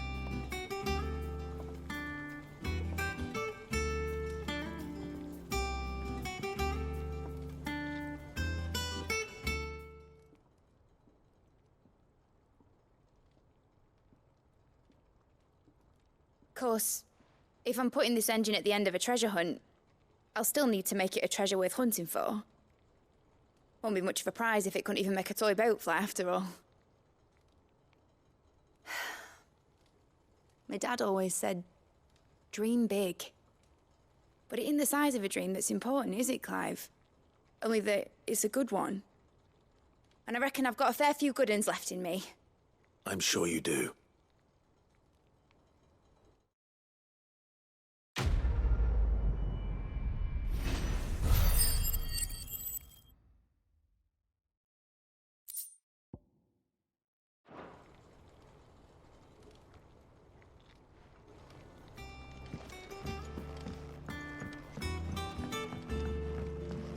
Has Midadol mentioned a new project yet?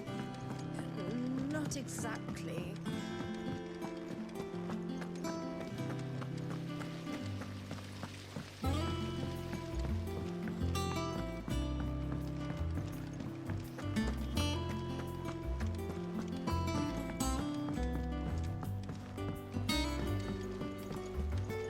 There's something about it. I feel like it's falling to me.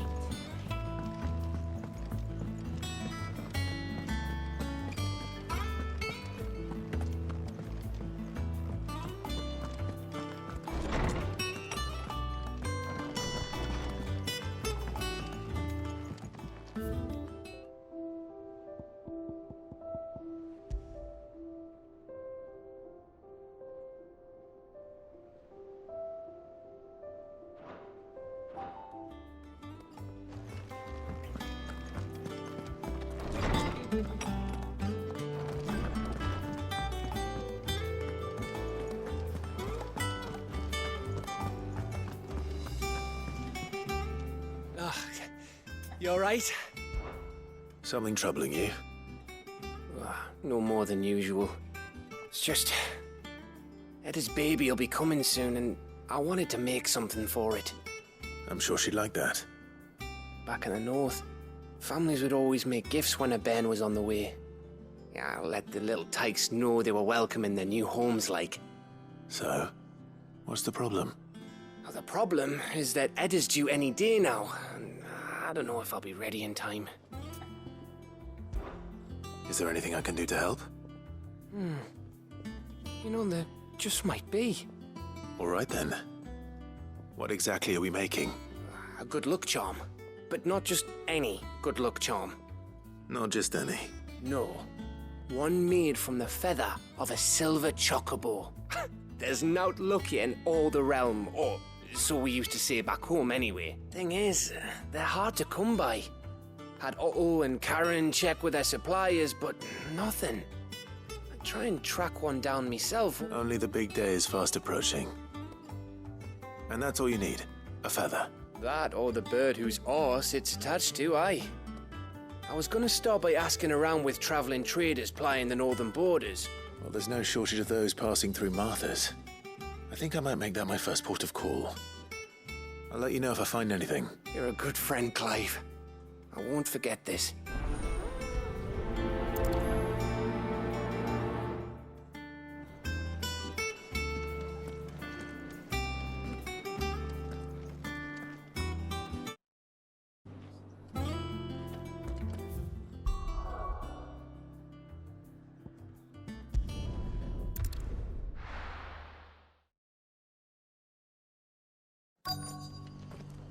Let's hope one of the merchants here has what Gav needs.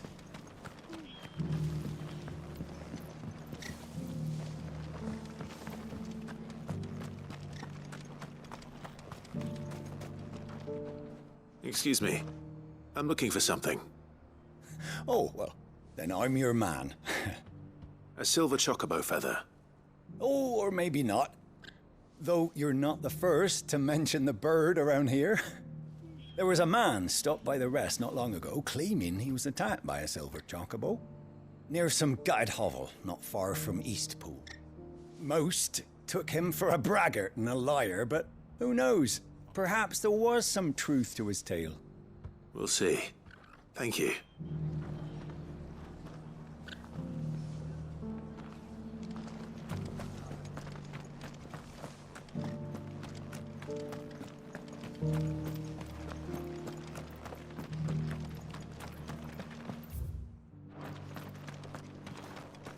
It doesn't still hurt, does it? Oh, 1,000 Akashic jars couldn't hurt me.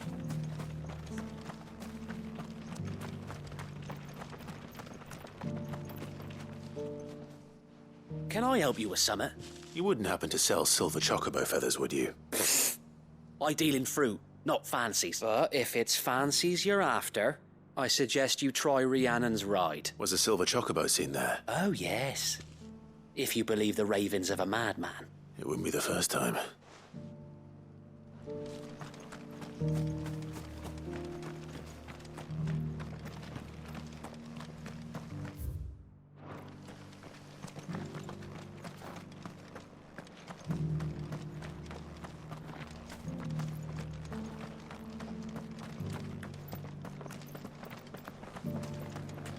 Look, Daddy. Shining so brightly. Whoever's idea it was to take those bearers away to Eastpool has my thanks. She always puts the good of the town first, that one. I'll build a barricade so sturdy, even a bandit. We've got a few rooms going spare now. You want a bed for the night? You speak to Martha. Oh, this sky could fuck right off.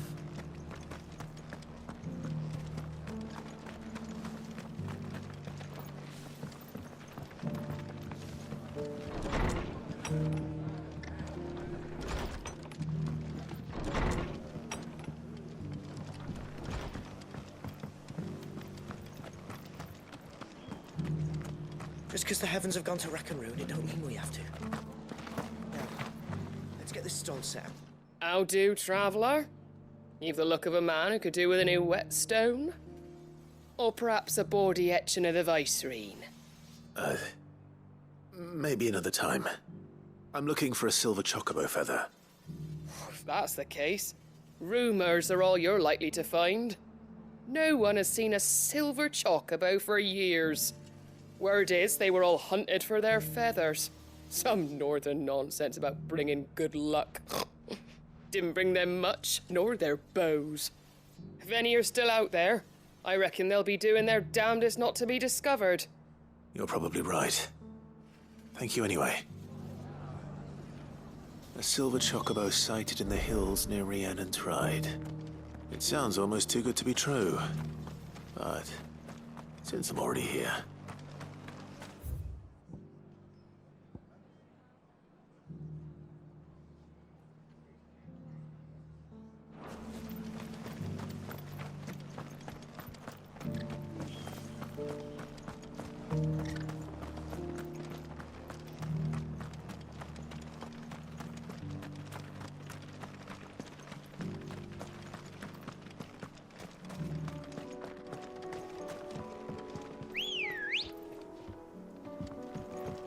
Good girl. Fly, Ambrosia. Can hardly make out a blooming thing.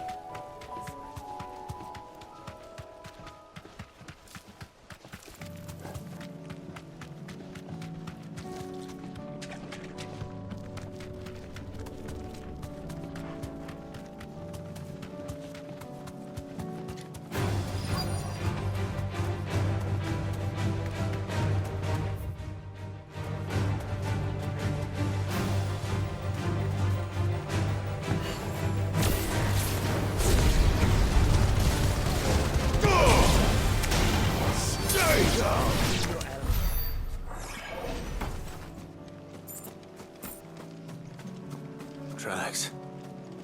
They're not left by bandits for a change.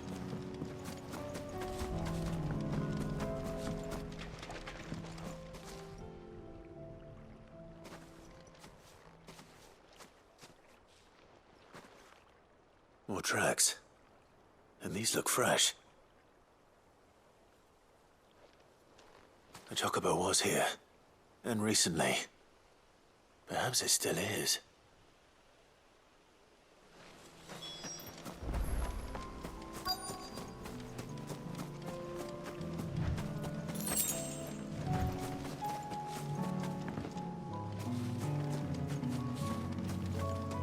I don't hear anything.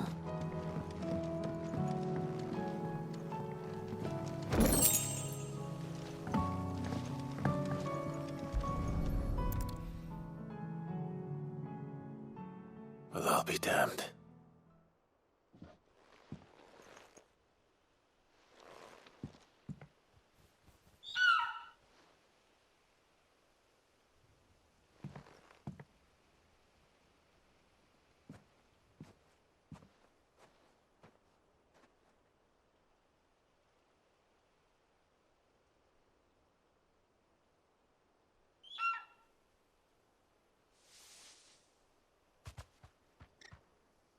It's all right. I'm not going to hurt you. Just borrowing a feather for my friend.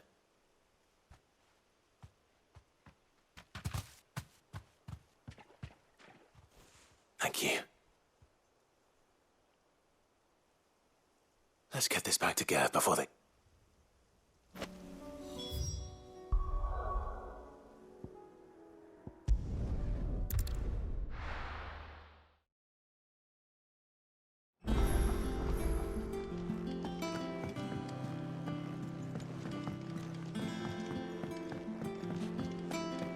It was no trouble.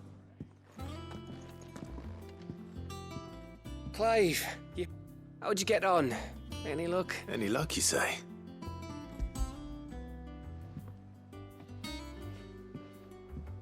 Crystal's crack. Is this what I think it is? Where in the hell did you find it? It's a long story.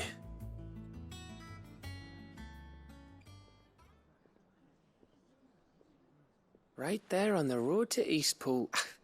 Who'd have thought it? Everything up there's been abandoned for years. The empty cabin made for the perfect shelter. Though I fear my presence may have forced the poor creatures to look elsewhere. Don't blame yourself, Clive. The Blight's right on Eastpool's doorstep. They'd have had to move on before long, even if you hadn't have turned up. After all, that's what us endangered animals do. Anyway, what matters is, you managed to nick us one of their quills before they could run off. And now all that's left is to fix it to the carving. I didn't know you could carve. Reckon there's a lot you don't know about, like the fact I'm as good with a whittling knife as I am with a sword, and that bone Ember gave me's a dream to work with. What did you say it was from again? An Avis? But it weren't your Avis, Sid. I slew one of my own at last. So all those long nights in the pit finally bore fruit. I'm proud of you, Ember. Don't speak too soon. I ain't done my trial yet. There we go. What do you think? I think if you ever hang up your scouting cap, you'll be able to make an honest living. Now will I? I should go and see if Ed is awake. Give it my best. You can give it to yourself.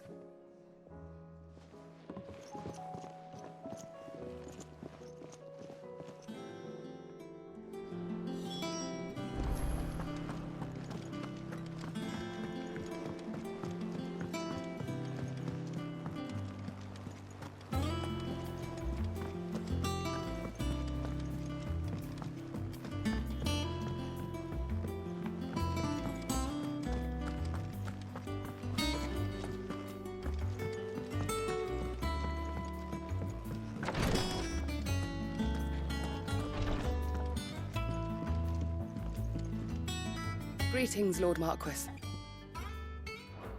Have care, my lord.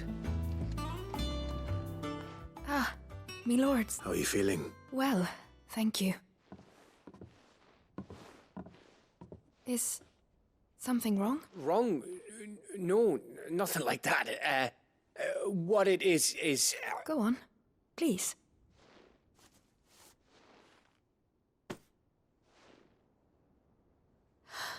Did you make it? We did, aye. It's from all of us here at the Hideaway. Your new family, like. It's a good luck charm. We may come up north when a band's on the way. I mean a baby. To let him know that they're part of the family too. Oh, I hope you like it. I don't know what to say. I thank you, me lords. For... If there's anything you need, just let us know. I will. Fancy a swift off. I could be convinced.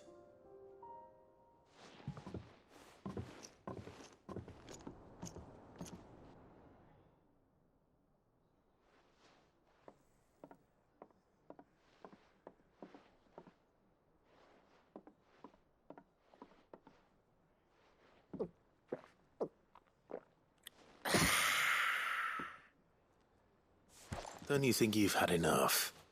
Oh, we're celebrating. I'm gonna be a father. I think Edda might have something to say about that. You know what I mean. Bit of light in these dark times.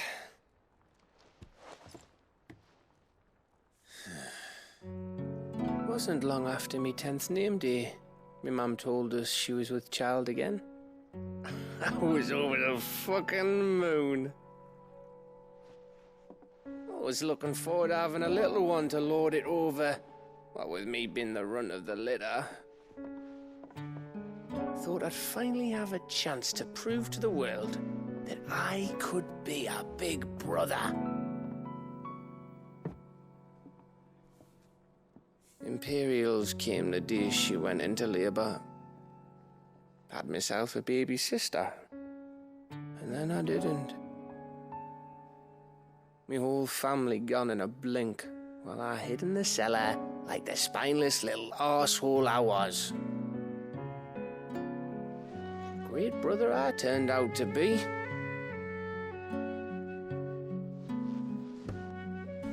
I'll never be a leader. And I'll never be a hero. I'm just a daft little dog who comes running when his master calls. I'll never be like you, or Sid, or Jill, or even Torgal. Have you finished? Maybe.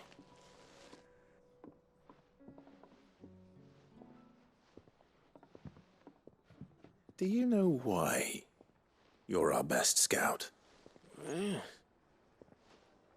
Because you don't need anyone to hold your hand. Without your resourcefulness, your courage, your determination, I don't know where we'd be. Maybe hanging off a cliff like, That was only the once. Exactly. You learned from it. And here you are after Founder knows how many missions, stronger for everyone. And let's not forget Rosalith. Who was it who freed me from the dungeon? Who was it who ran to Jill's rescue? That would be me. Because you're our brother, Gav. My brother.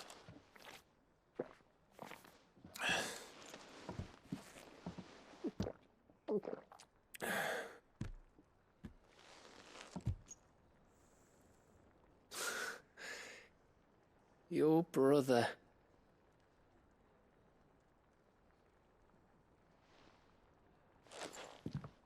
Which means that when the time comes, I get your room. And your sword.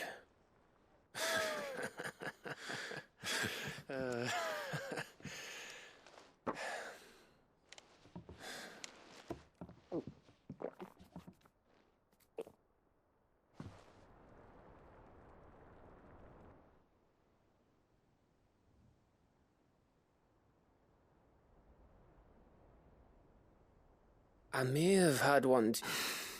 You may have had 10 too many. I said I was thirsty. Better get back to work anyway. After I walk this up. Clive? What is it? Thanks. I know.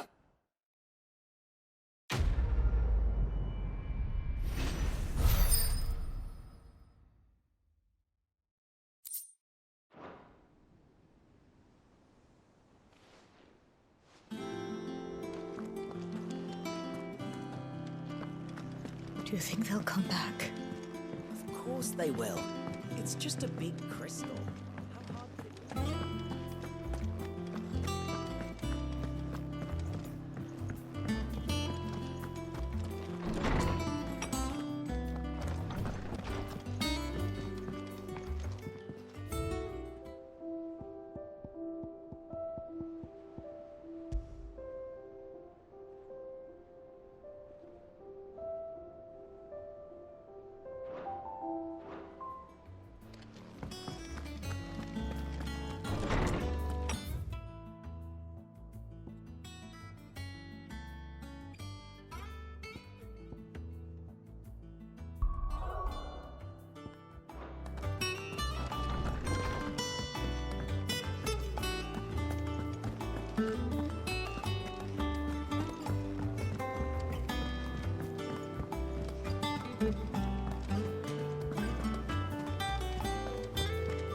There's something about it.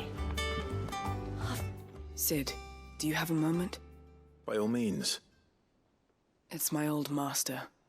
Seems there's no escaping her. She found some way to send me a letter, and something else.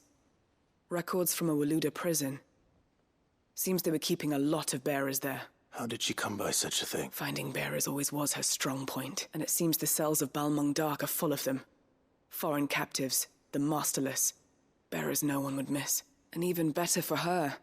Bearers with no one to look after them. When ether started lapping at the walls, the jailers fled.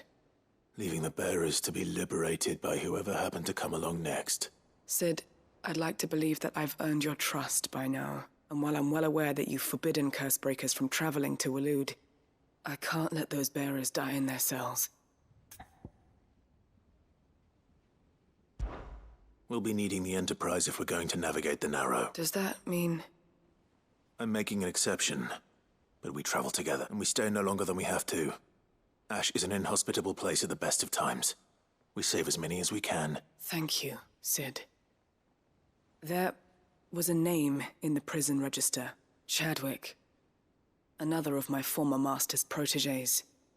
A gifted soldier, and the closest thing I had to family. The thought of him held captive in that place. He must be very important to you. He was. Then we find him. The entrance to the prison lies in the shadow of Ravenwit walls, just beyond the portcullis. We should head there as quickly as we can. I only pray there are still bearers alive to... As do I, Doc.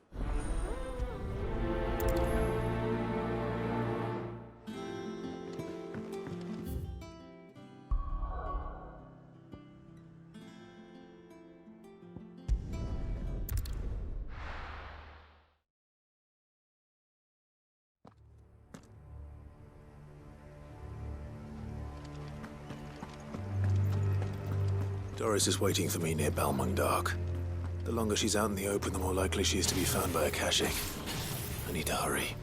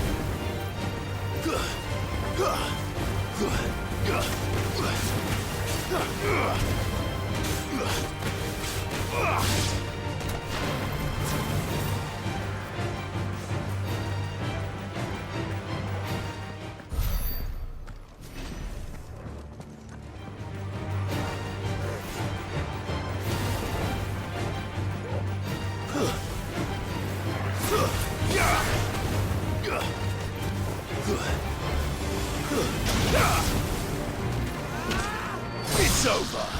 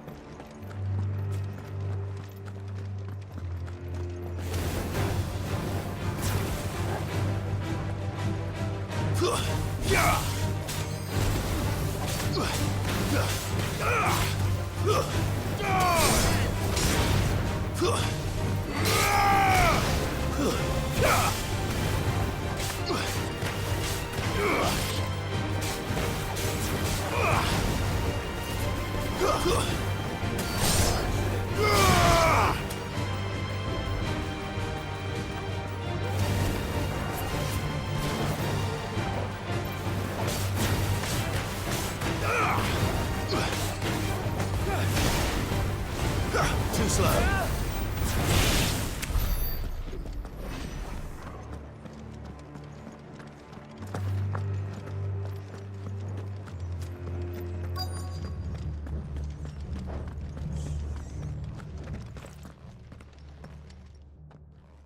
There were no guards, I take it.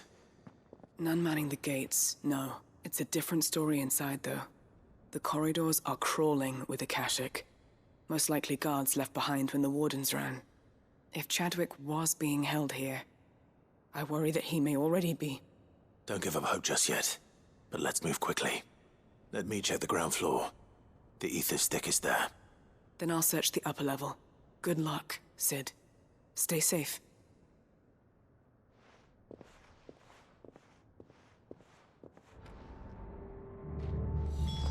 Just how bad are the floods inside the walls?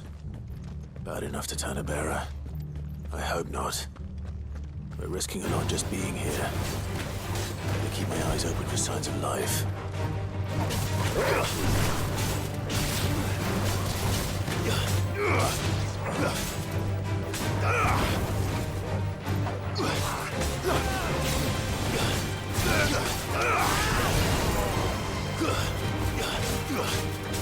Let's press on.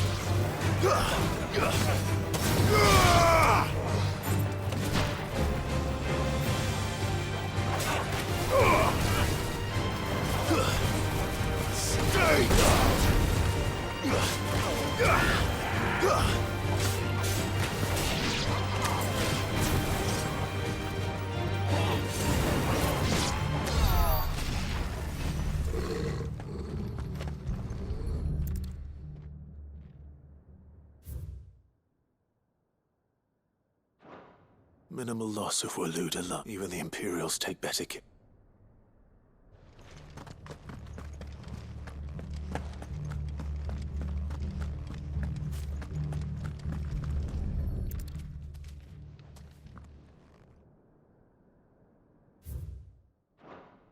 They were feeding.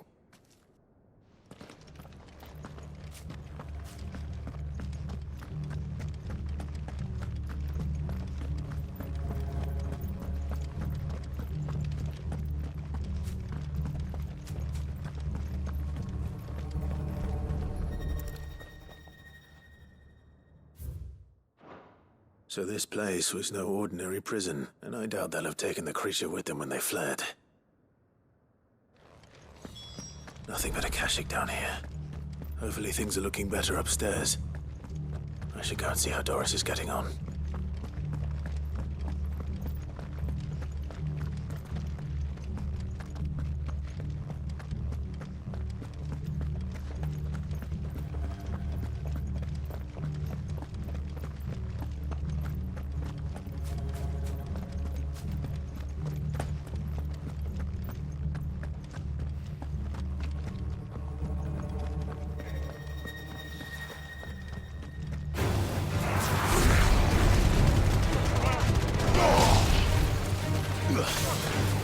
It's over!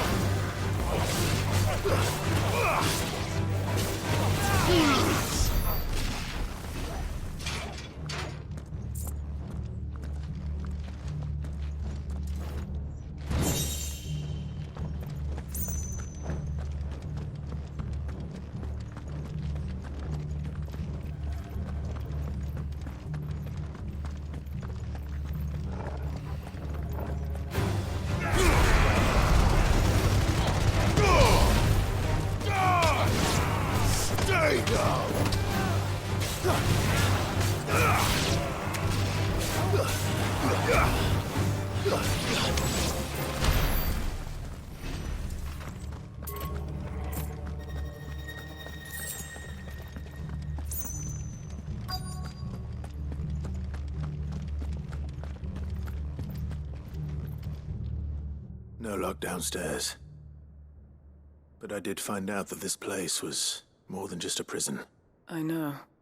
I've been reading some of these documents, and it can't be true. Bearers die every day in service of their masters, but this is so much worse. Pitting bearers against a wild beast armed with nothing but their wits? And all in order to bring about more death. And not just those who could fight, but the elderly, children even. And those who wouldn't or couldn't were disposed of.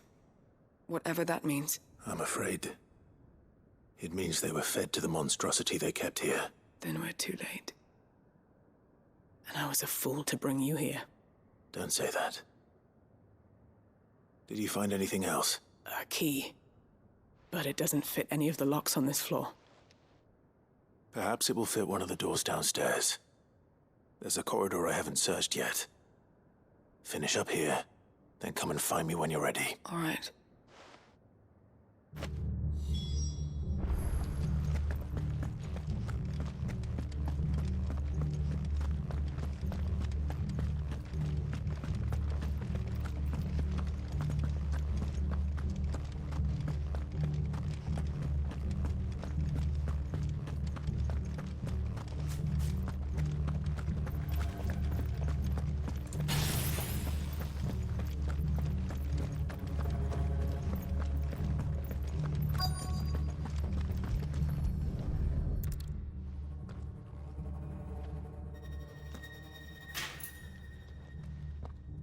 Let's see what we can find down here.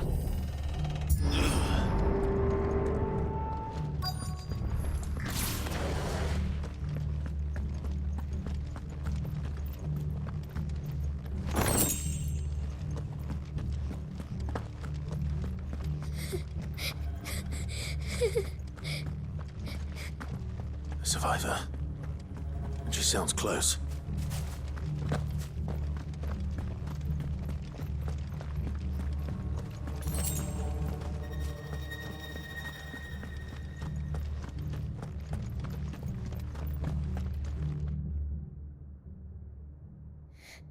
Who are you?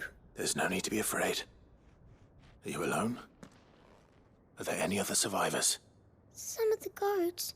They're still here. But something's wrong with them. Everyone else was eaten by the monster. Of course there were. Thank the Founder. It was worth our coming. But I'd rather we didn't linger. Are you ready? Ready when you are. You poor thing. You must have been terrified. Did Chadwick send you? What? He fought the monster. Distracted it so I could run away. He must have sent you. He promised to free the others too. Where is he? He opened your cell, didn't he? Chadwick.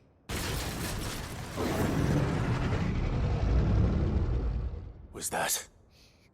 Monster's back! Chadwick! We have to get out of here. Doris, keep the girl safe. All right. You put that bearer-eating bastard in the ground. We have to run! You're safe now. It's out there waiting for me. I can't let it live. Not if it's got a taste for bearers.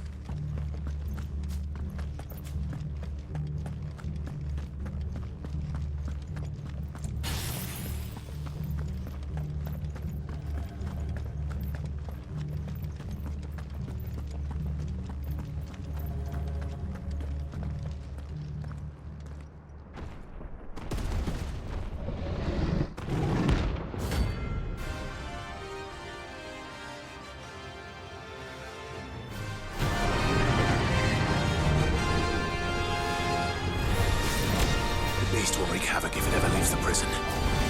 I can't let that happen. Nice try. Now, Torgal! Torgal, kill!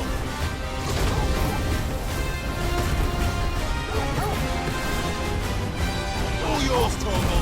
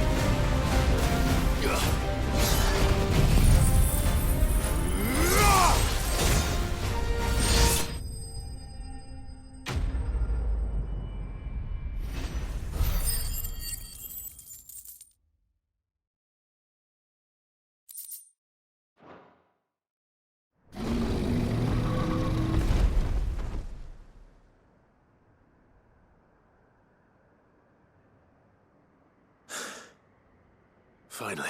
Sid, are you hurt? I'm fine.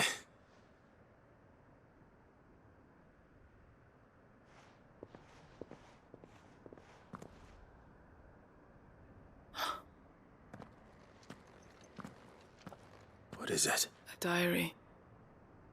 I gave it to Chadwick before we went our separate ways. He was here. I'm sure he fought bravely to the last.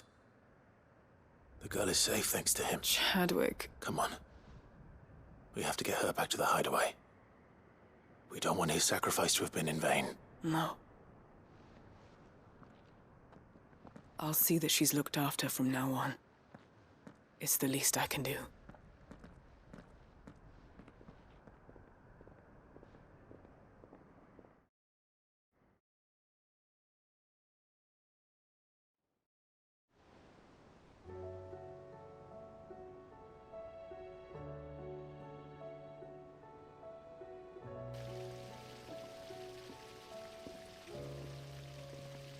From what I hear, you've barely left the girl's side in days. I hope she's recovering from her ordeal. She is. Slowly but surely. She's far tougher than she looks. I thank the flames we found her. I know. I'm sorry we weren't able to save Chadwick. There's no need to apologize. Without your help, I would never have found out what happened to him. How he fought to the bitter end to save her. To save Haida Marie. That's the man I remember. The man I thought of as a brother. I wish I could have met him. I'd like to hear more about your past. If you don't mind, that is. Of course. You already met my former master. She trained Chadwick and I to do two things. Kill and obey. We were supposed to be sold to the highest bidder when the time came. But no bid was ever high enough to convince her to part with us. For years, we were her daggers in the shadows. But we could never quite shake our doubts about the things she made us do. And then, one day, we just couldn't do them anymore. So we escaped. But staying together was out of the question. They would have found us too easily. After so many years of training, the pull to serve was always strong. It scared me to think he might have taken another master, become a dagger in someone else's hand. But even in captivity, the battles he fought were his own. And he died not as someone's tool, but as a hero. Haida Marie is proof of that. Bearers can cast off their shackles, and the curse breakers will show them how. I'll fight until my dying breath to see it done. Thank you, Doris.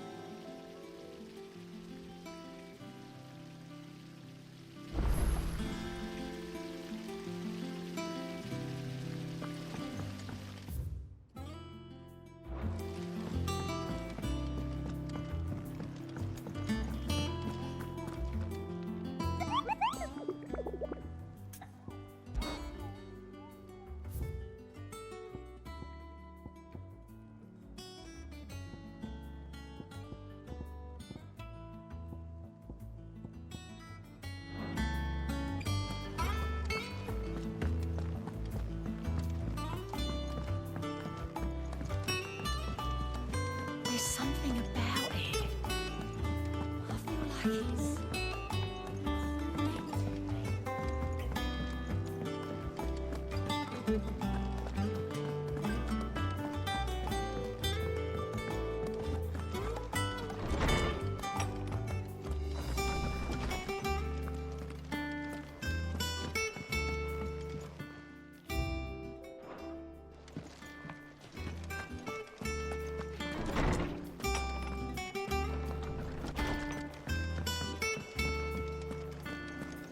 First the skies, then the crystal.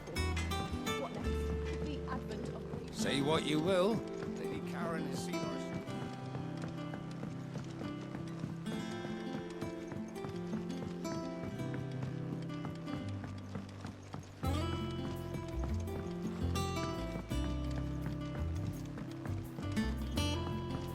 Whatever should I write next? Yes, it'll tell us about his adventures in Ash. Love story about us.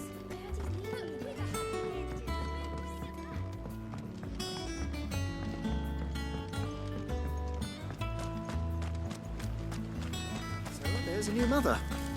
Fussing over it won't see the hens fed.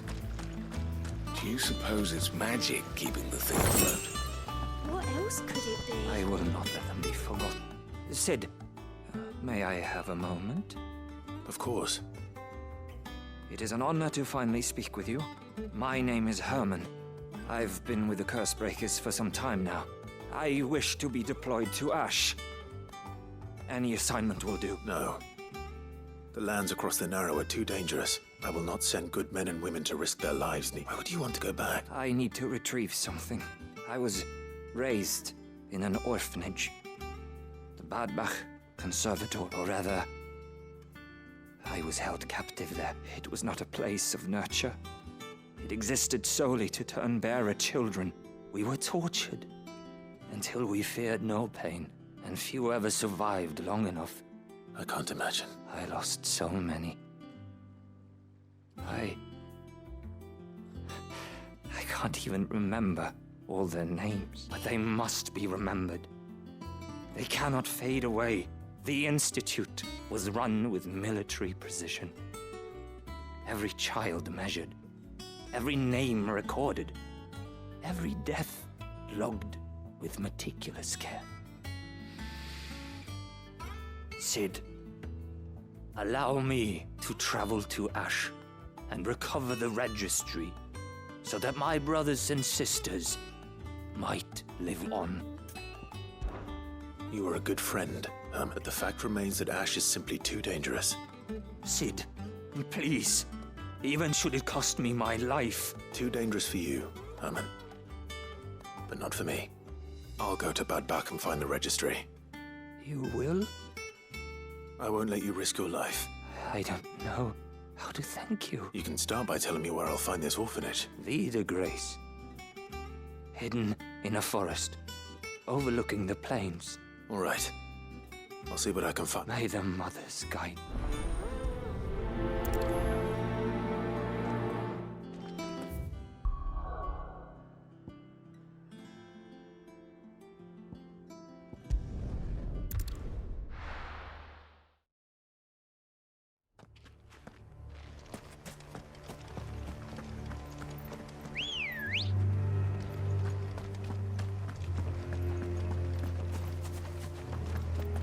Come on.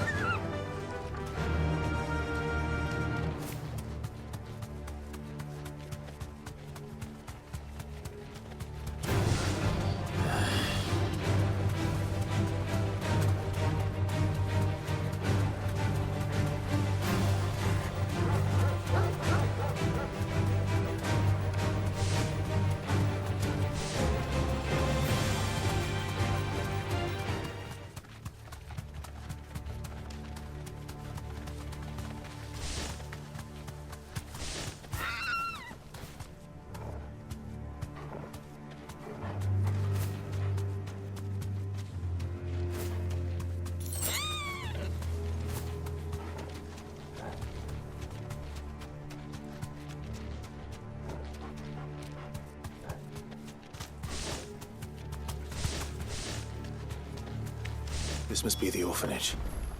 Hopefully the registry is still here.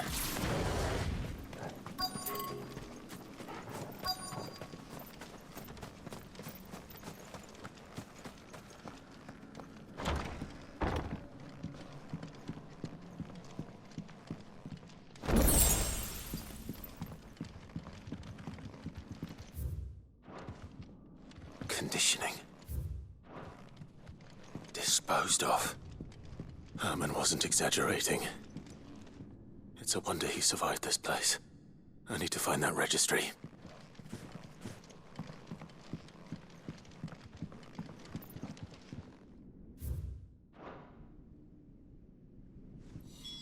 This reads like a suicide note. Did the director go through with his plan? There's only one way to find out.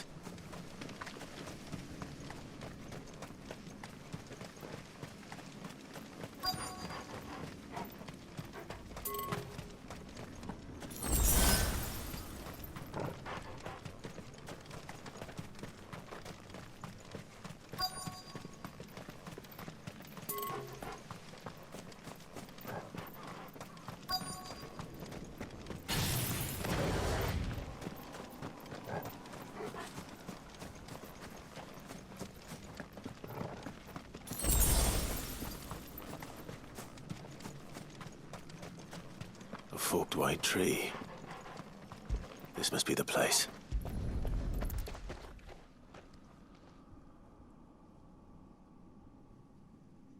Could he really be buried here? There's something hidden among the roots.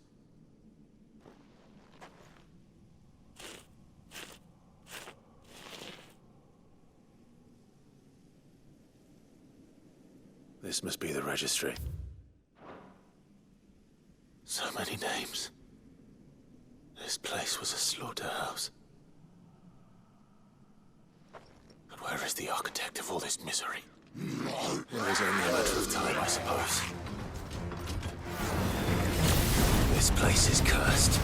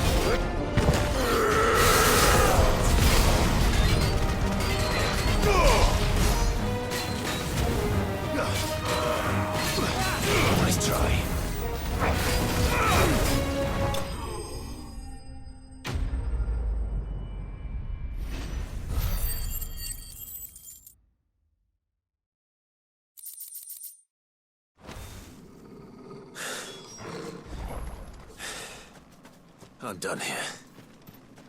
Let's get the registry back to Herman.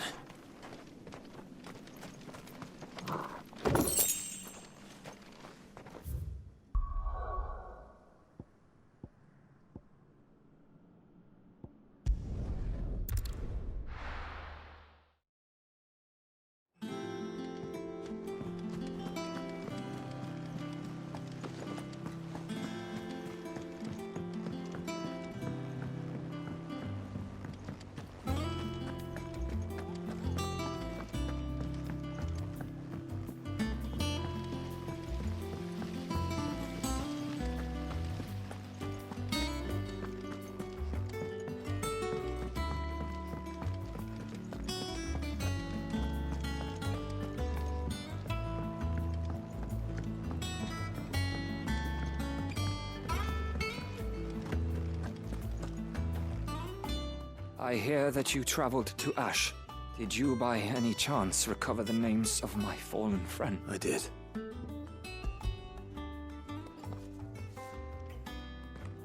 If the bearer.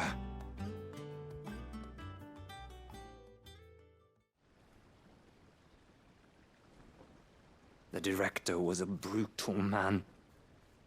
He got no worse than he deserved. The registry was all I found beneath the tree. There was no sign of a body. I pray that at least some of them survived. All their names are here. The ones we lost. My friends. My light in those dark times. I can still remember their faces. Like it was yesterday.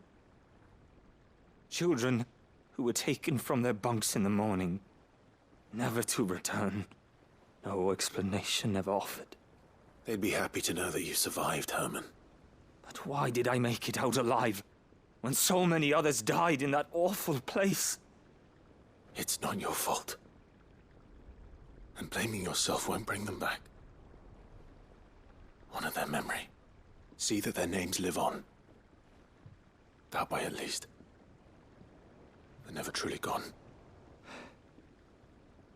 Thank you. I'm going to write a book. an account of the horrors of Badbach, and the spirit of those its custodian sought to crush. All of Valisthea will know of our... And in the name of those I lost, I will not let it happen again. Neither will I. These records would have been buried for all eternity, were it not for you. Thank you.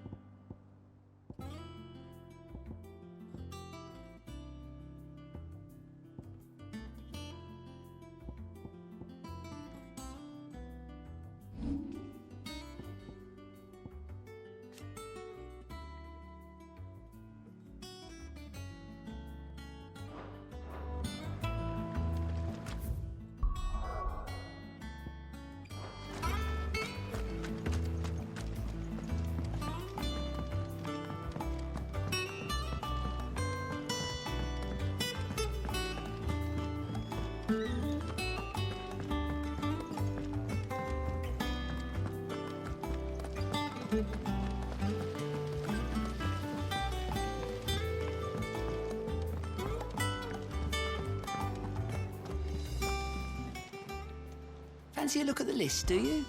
Quick look.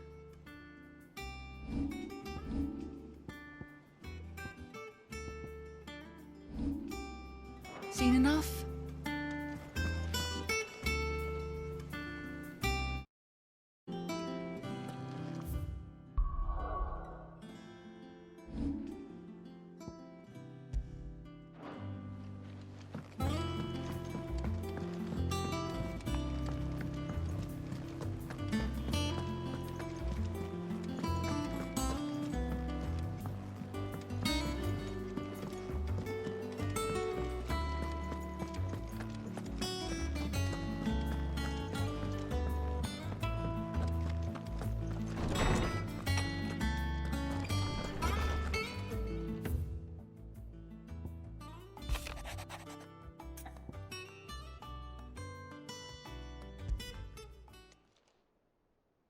If Joshua's worried about Jill, I should go and speak with him.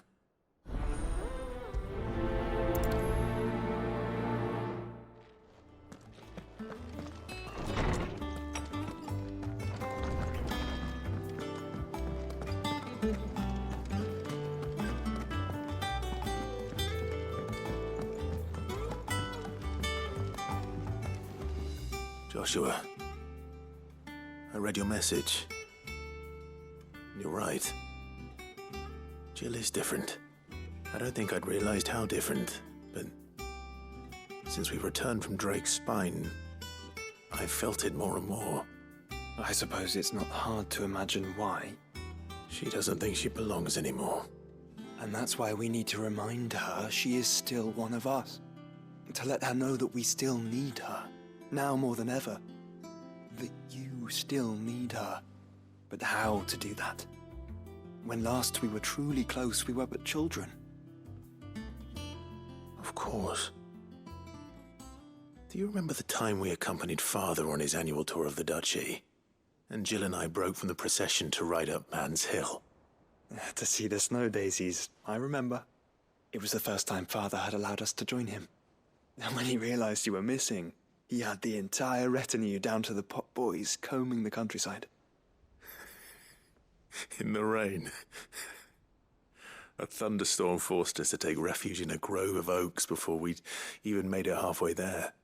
It was the Lord Commander who finally found us, and needless to say, he was none too pleased. Then it seems you and Jill have unfinished business. What do you say? Man's Hill. It's not that far. Oh, true. Though I suspect it is also much changed. Little in southern Rosaria remains as it was when we were children. You're saying I should go and scout the area for bandits? I'm saying we should first go and see if there are actually still any snow daisies left. What would you do without me, Clive?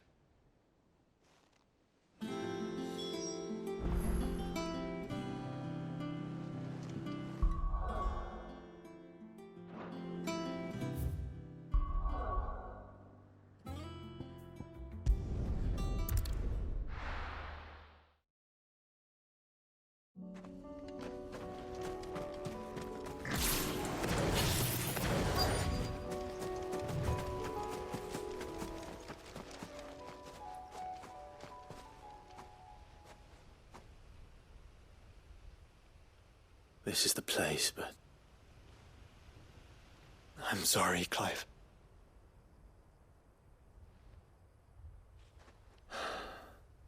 Has nowhere been spared. What do we do now? We keep looking. Man's Hill cannot be the only place where snow daisies grow. Perhaps, but... it's the only place I know of. Knew of. Then why not ask someone who might know of another? Someone at the backyard? To the hideaway, then.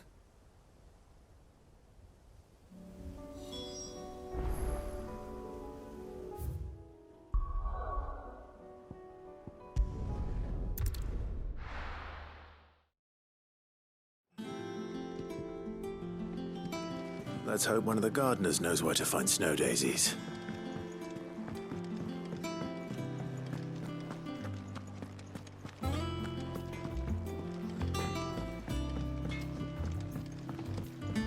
Say what you will, Lady Karen's...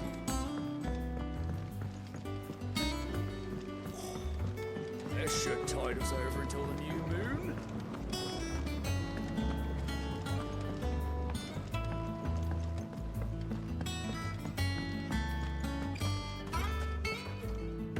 Oh. What brings you down from the heavens, Sid? I need your advice. Joshua and I are looking for a place where snow daisies grow. Preferably in abundance. Snow daisies. Then you'll want somewhere not too hot and not too cold. And where the winds are strong enough to carry the seeds. I reckon Man's Hill would be a good place to start. There in the Royal Meadows, perhaps? Both have similar climbs and the right elevation. If the Blight hasn't claimed them yet. Right. Thank you. Did you learn where we might find our flowers?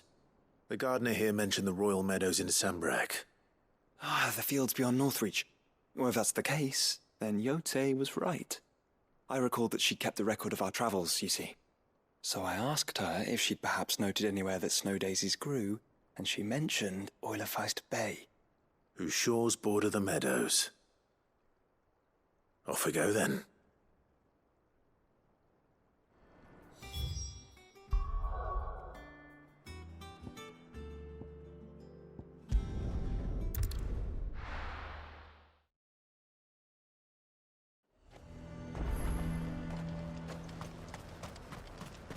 have our coin, our stock and our stalls, and we're just supposed to hang the old...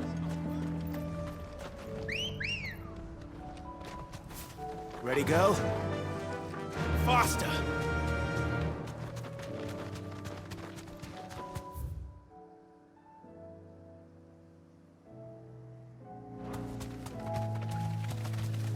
Thanks, girl.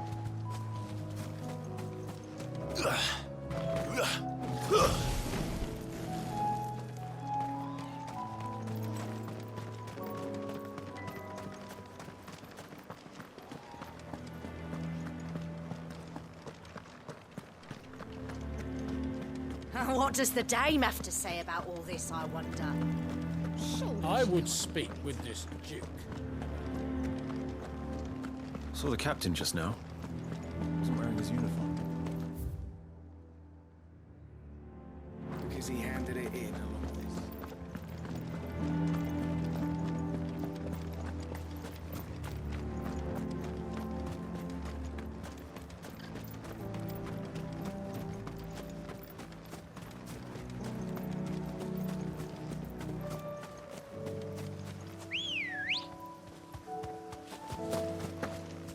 Come on.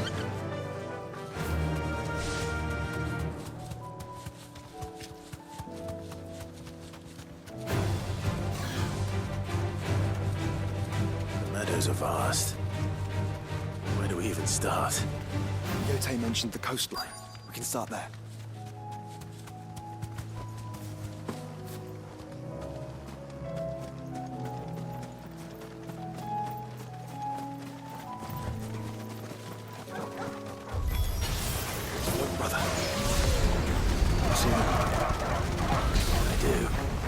Flowers and our friends.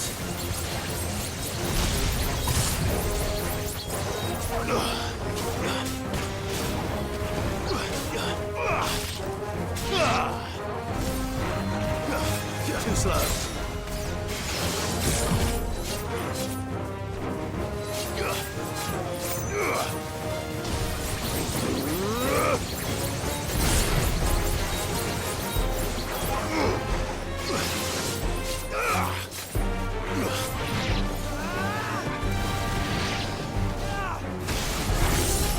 Nice try.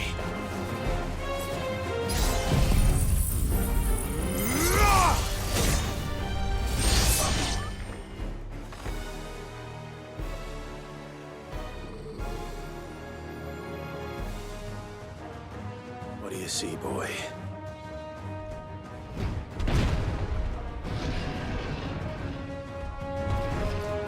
Let's hope this is the last one. Only one way to find out.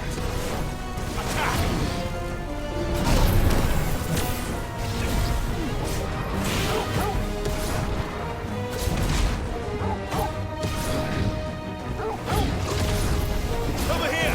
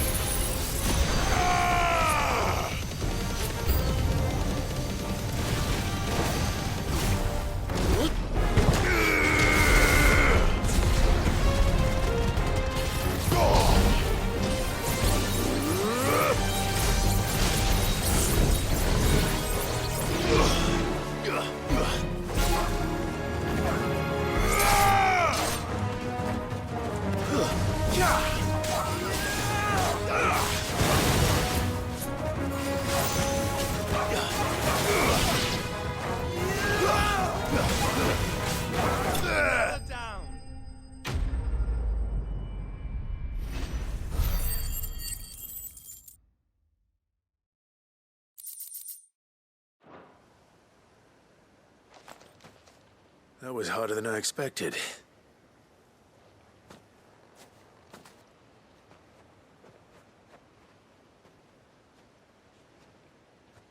But found her. It was worth it. They're beautiful. Do you think Jill will like them? She'll love them. Come on. Let's go.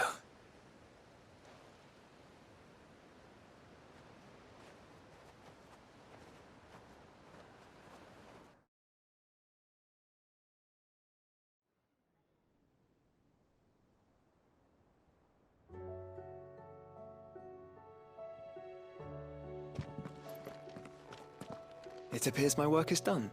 The rest, as they say, is up to you. Well, you and the skies. We wouldn't want another thunderstorm now, would we?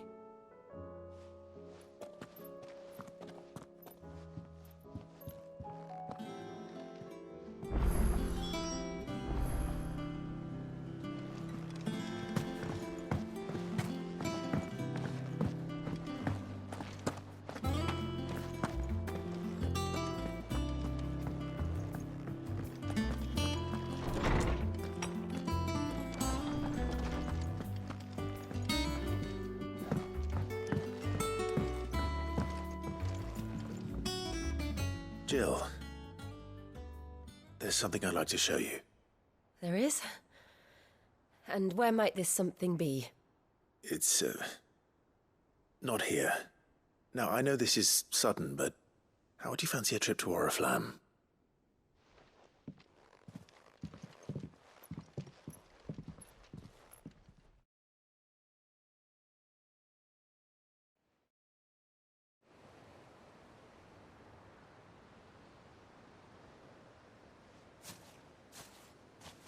There are so many.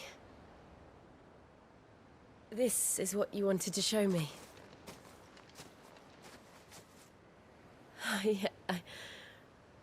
I don't know what to say. You don't need to say anything. The smile on your face is enough. We've been worried about you, Joshua and I. Do you remember when I took you to Man's Hill? Or tried to? How could I forget? You saw me crying and thought a change of scenery might lift my spirits. In the end, it earned me a nasty cough and a stern scolding from your mother. But I felt wonderful nonetheless. I'm sorry. I had no idea what I was getting us both into. But I couldn't bear to see you like that. Before we left, my chambermaid told me she'd overheard your mother talking about my marriage prospects with some of the noblewomen at court. They were debating whether it would be more profitable to marry me off to one of the high houses instead of saving me for the ducal line. No one thought to ask me what I wanted. I was nothing to them. A pawn at best. I felt so trapped, so lonely. I didn't know. But I wasn't alone. You were there. Your hand in mine as we ran for those oaks. And I knew then, no matter what happened, I would be all right. I'll never forget that feeling.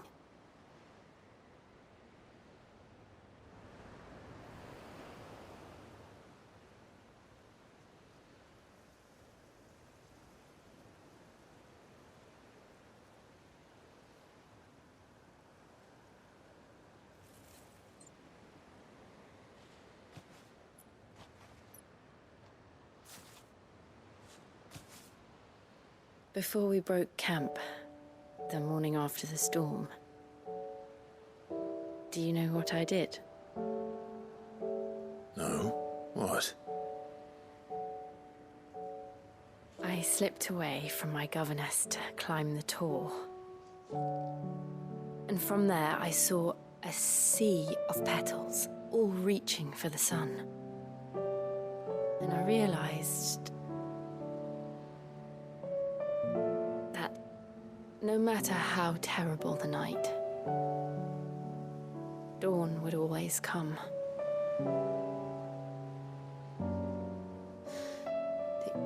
That you would always come for me. And you have. Again and again.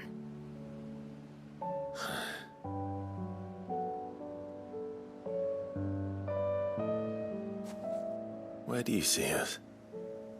When all this is over?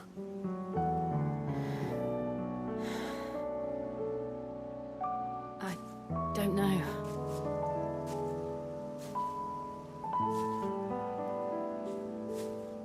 Not here, though. I think I've outgrown the twins. After everything we've been through, the realm just seems so small.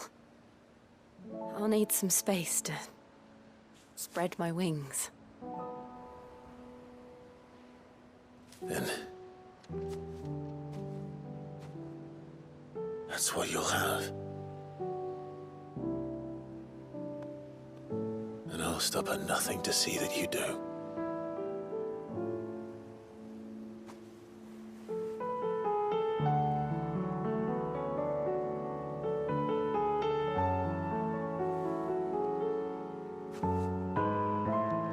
I never was much good at garlands, but it'll have to do.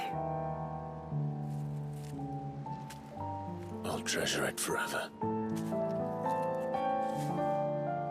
Thank you, Clive. For this, the flowers, for everything.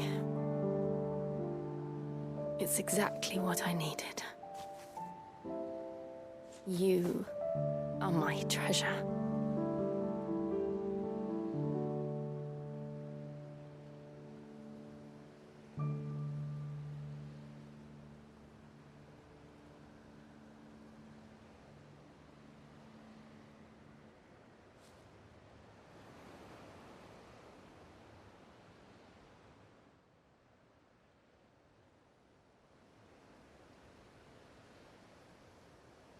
We should probably be getting back.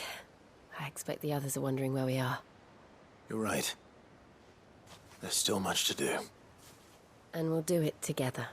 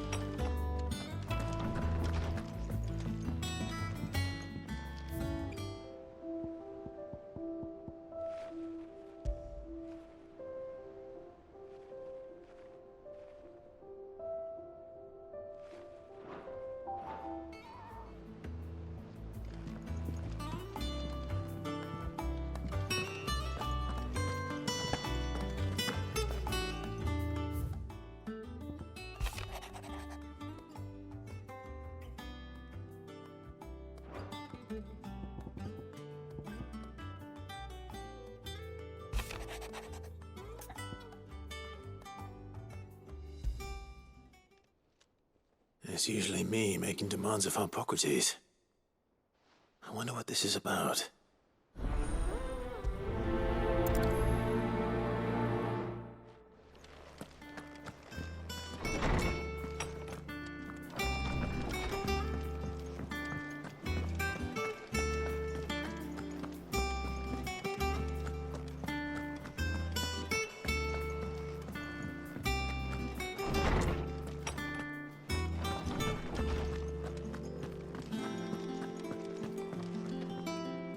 Lawsman Harpocrates, I received your note. Ah, yes. I expect you're wondering what this is all about. You spoke of making amends with Dion, but I can't imagine what for. Then I should begin by telling you that I was once his tutor. This was some years ago, of course, before I joined Sid in his hideaway. At that time, I was counted among the foremost scholars of Oriflamme, and was accordingly invited to the palace to supervise the young prince's education, all to ensure that the future emperor had a firm grounding in, well, everything an emperor should. History, religion, commerce, government. Alas, our time together was cut short when Dion left to join the Dragoons, his studies no longer being deemed necessary. I had not expected to meet with him again, least of all here. Have you spoken with him? No, I have yet to find the right moment. His Highness always seems so preoccupied, especially when alone. I would not wish to disturb his ruminations with idle words of greeting, not when I know he dwells upon the evil Ultima had him commit in the Dominion. The guilt weighs heavily on him, I know. But as you say, that was Ultima's doing. Surely you can't blame yourself.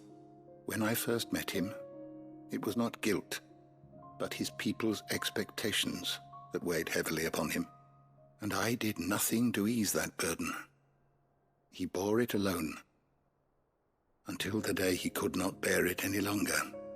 It is one of my greatest regrets that I only ever offered him my wisdom, when what he truly needed was friendship.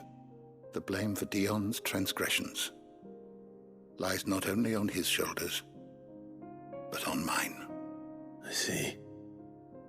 I'm ready to help you in any way that I can. Then I beg that you bring me a wild wyvern tail. Apothecaries across the ages agree that even to glimpse such a flower is to be granted inner solace.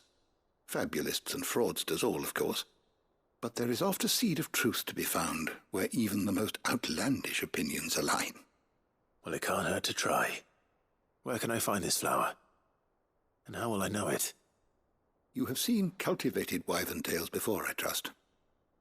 The lily-white blossoms from whose roots the poisonous ink for the brand is distilled. Well, those which grow in the wild differ only in their purple hue. The harsher the environment in which they are raised, the deeper the colour. There is a waterfall in Rickmal's roost across the strait, where the flowers once grew in abundance. Whether they still survive there, I know not. But try as I might, I can find no likelier location. It's all right. I'll find you a wyvern tail one way or another. Thank you, Clive. And please, be safe.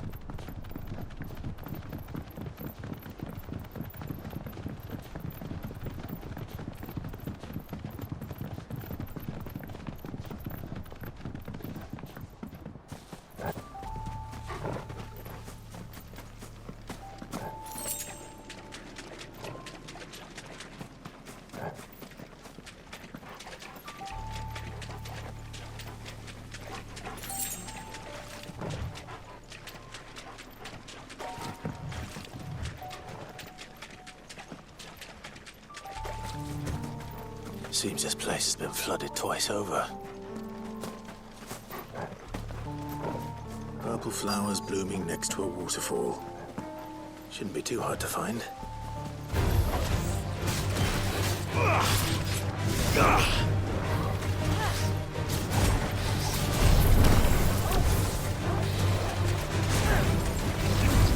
All yours, Torgal! Second! Torgal, kill! Over here!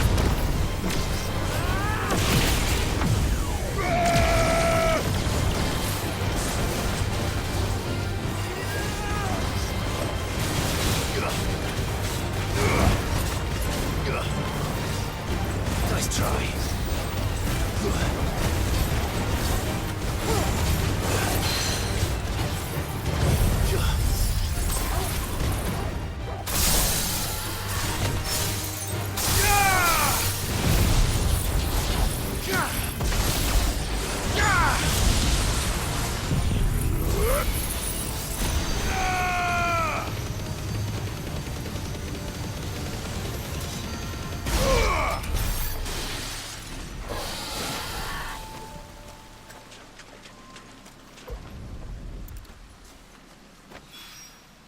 Here they are. Might as well pick enough for a bunch, I suppose.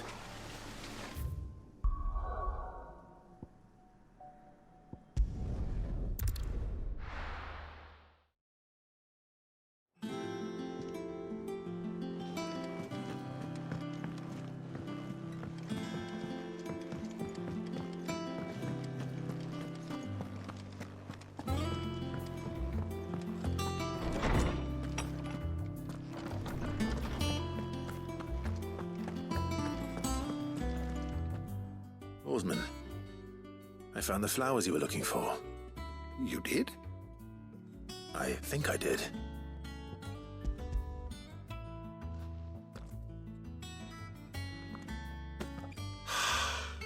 You did indeed. My dear boy, thank you. You wanted to make Dion a gift of one, did you not? Shall I invite him to join us? Oh, I don't... It's no trouble. I'll go and fetch him.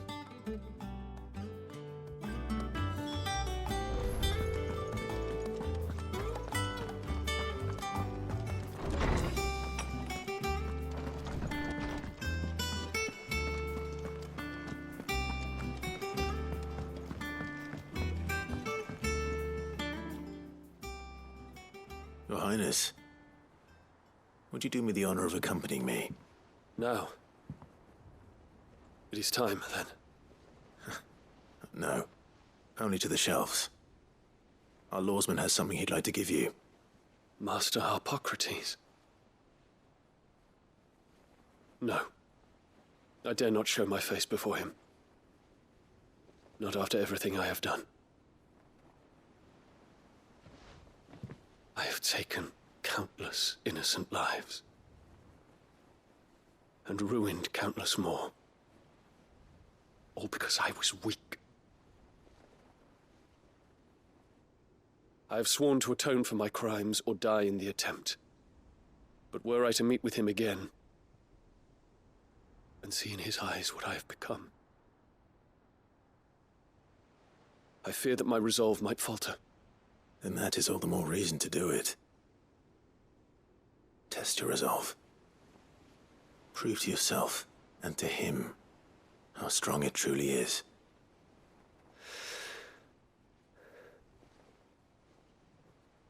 You are right.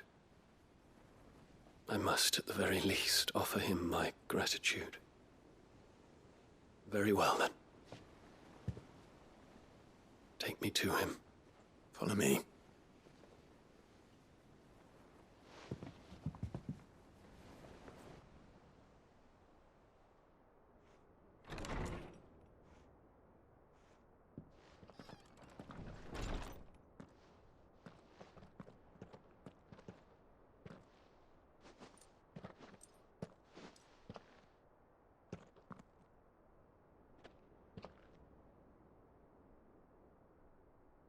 Even now, I hesitate to approach him. What must he think of me? You'd be surprised.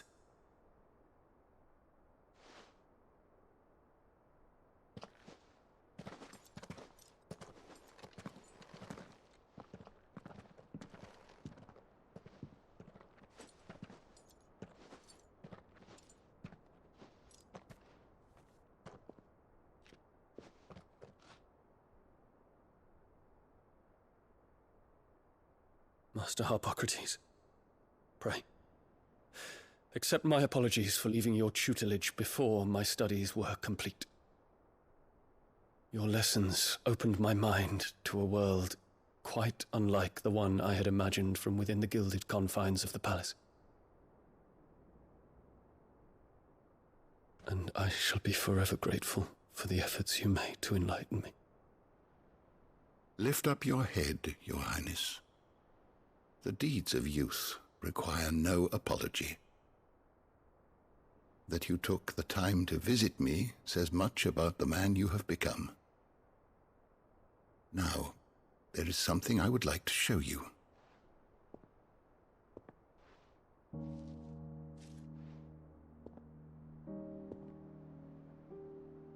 Is that a wyvern tail? The color is unfamiliar to me. Because it is unique to those found in the wild. Something in the harsh environments in which they grow lends them this striking hue. Their roots are indistinguishable from those of their hothouse cousins, but once they bloom, the difference is immediately apparent. In this flower, I see you, Your Highness. Its roots were the roots of a wyvern tail, with all that implies. But they do not define it, just as yours do not define you. I want you to have it, that it might remind you of this truth.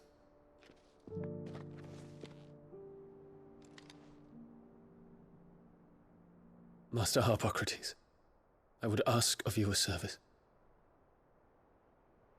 Keep your gift until I have fulfilled my duty to the realm, for only then shall I be deserving of it.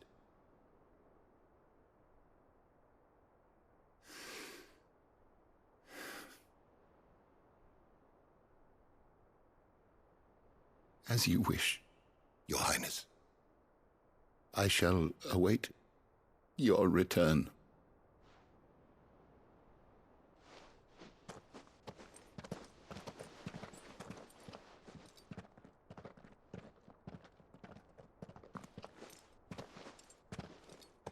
Our roots do not define us. No wonder my stepmother didn't like him.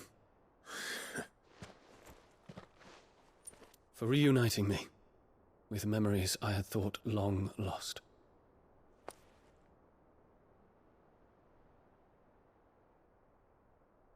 I shall not forget this.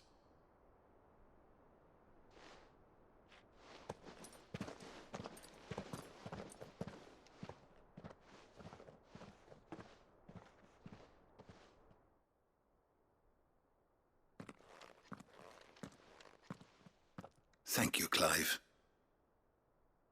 Were it not for you, I fear I might never have found the right moment to speak with him. Not to mention the wyvern tales. I shall plant their seeds, that I might not disappoint His Highness upon his return. I hope the soil in the hideaway is to their liking. Why, these flowers bloomed in the bleak, black wastes of Waloed. I'm sure Nigel's yard will suit them to a T.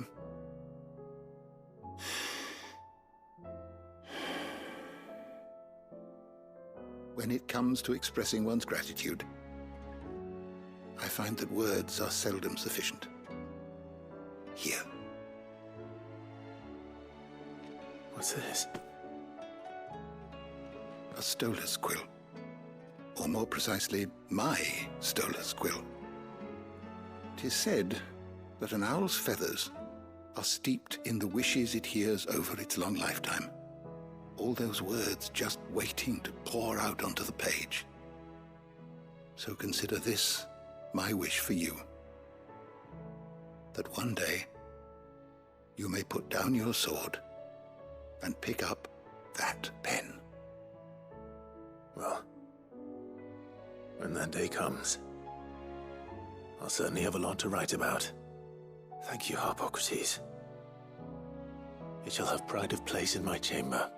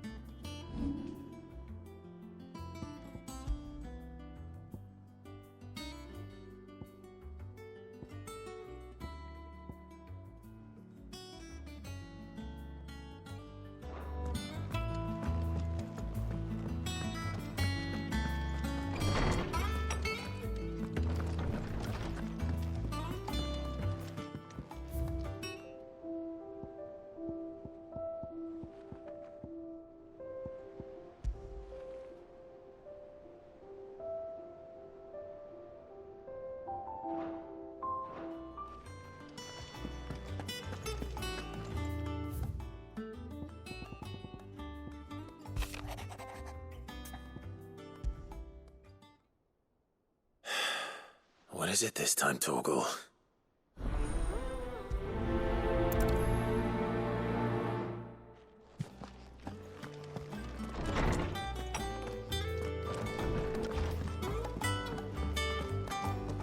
First the skies, then the crystal.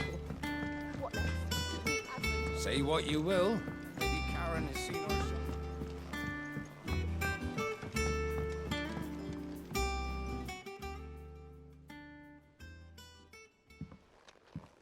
Pining for something, boy. What is it? What do you see out there?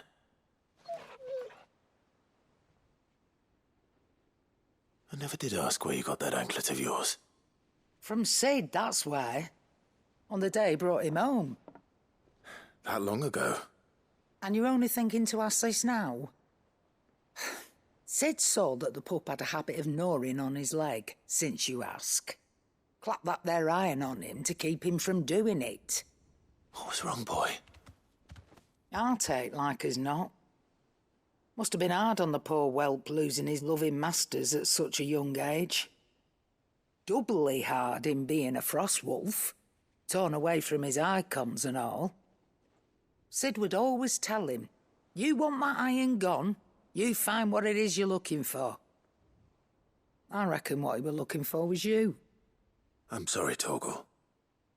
Sorry for making you wait so long. Let's get that thing off you.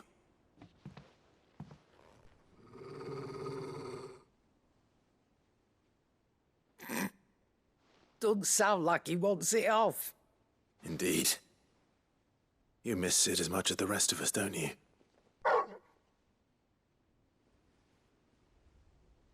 You want me to go with you somewhere?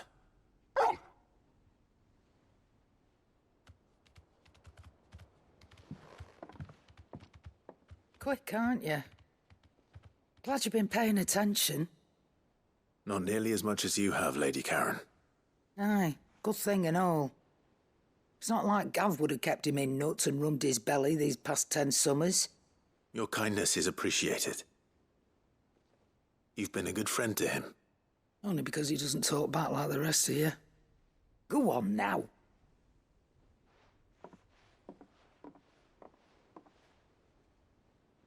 Where to then, Torgal?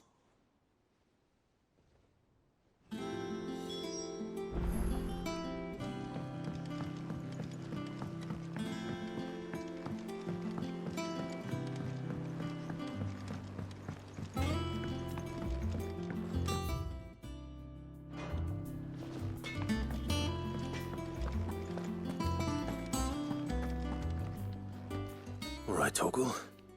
Where are you taking me? I'm going to need a little bit more than that, boy. Do you have a better hint for me? Unless... you've already given me one. Back on the rear deck, you were looking west, toward Rosaria.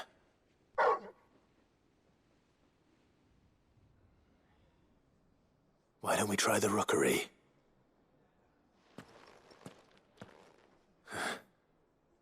I haven't been to the island in almost 20 years. To Port Isolde, then. Fingers crossed the old mooring is still there.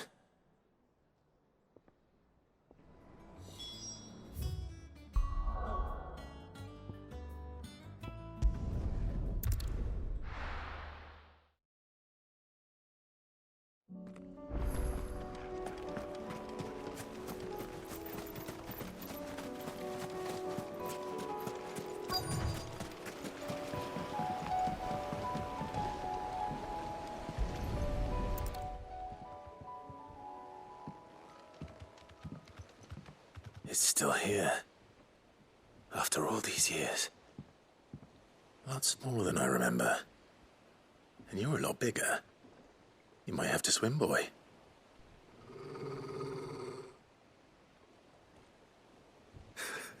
I wasn't being serious. You two go on without us. We'll be waiting here. Thank you. We won't be long. All right. Hop in, boy.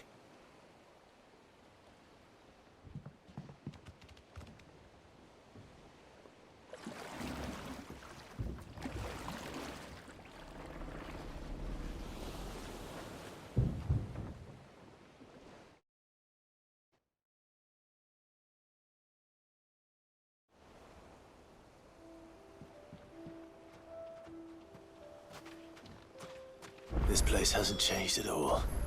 The rookery's right through those trees. Come on. Race you there? I bet I could still beat you.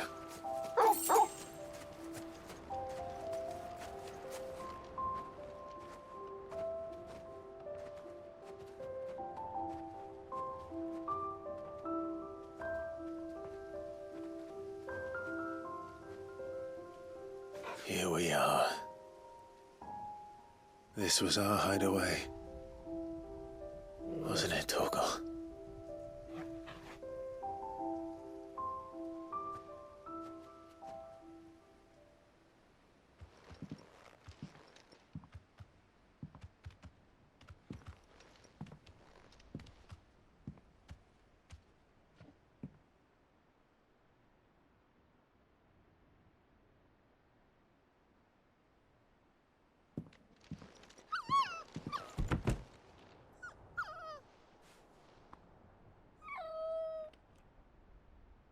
Coming here helped me to forget who I was.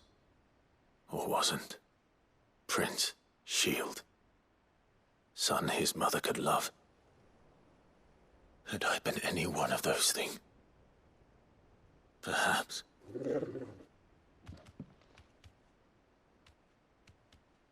What is it, boy?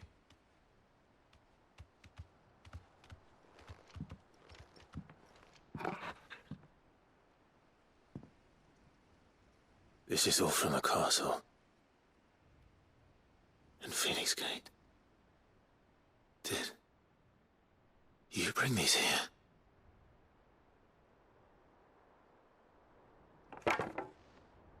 My sparring sword.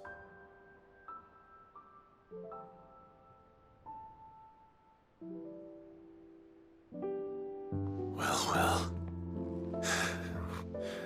You never stopped looking for me, did you, boy?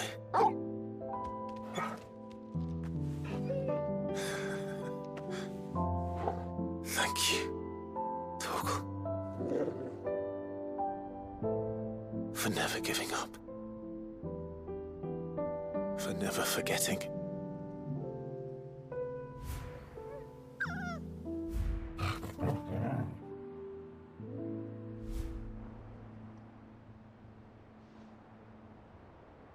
Let's take this with us, shall we? So I don't forget either.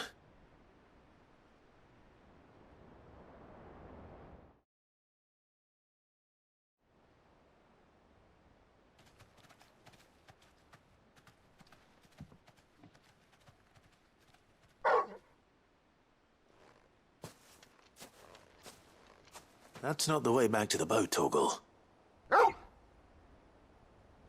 All right. I'm coming. I think I know where we're going.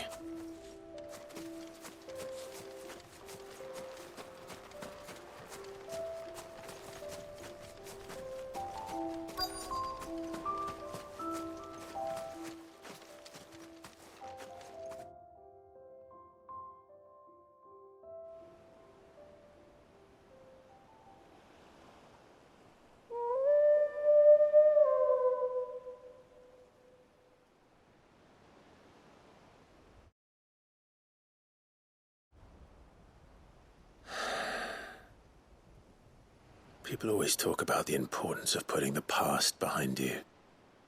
But without it, we wouldn't be who we are today. And we certainly couldn't steer our way to a better tomorrow. Come on, Torgal.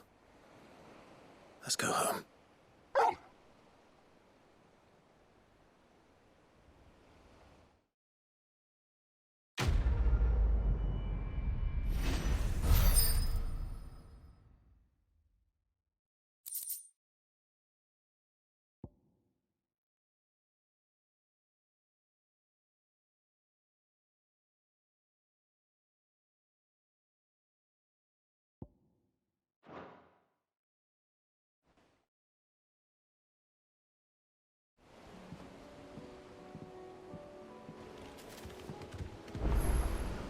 Sorry for the wait. We're ready.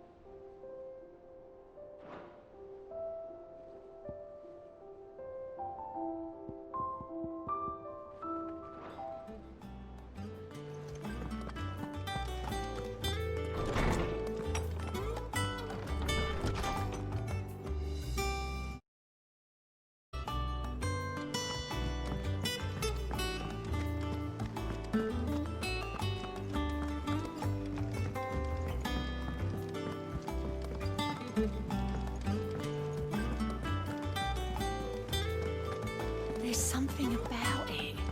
I feel like it's...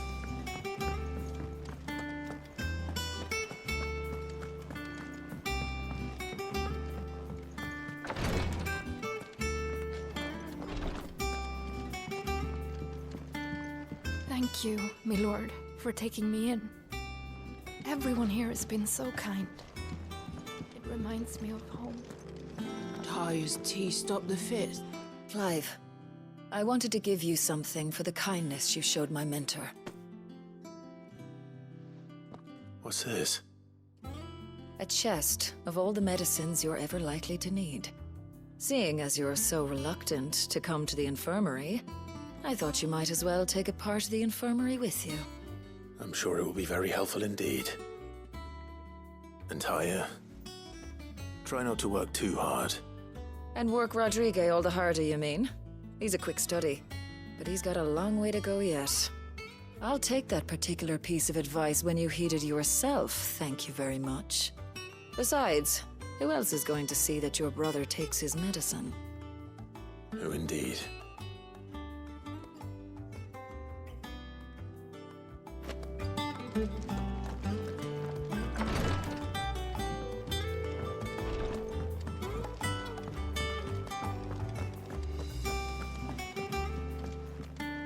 Back again? What is it that you wish to learn? Here you are.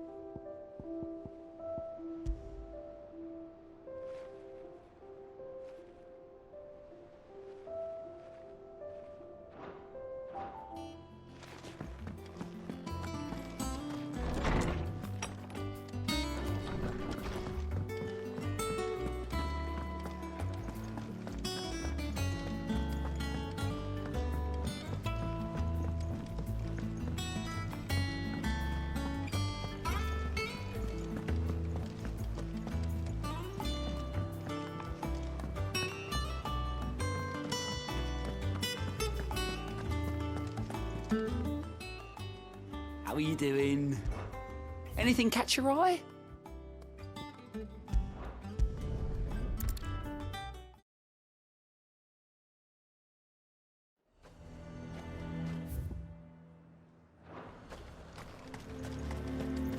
The garrison is threatening to pull their sentries from the markets if we don't cooperate.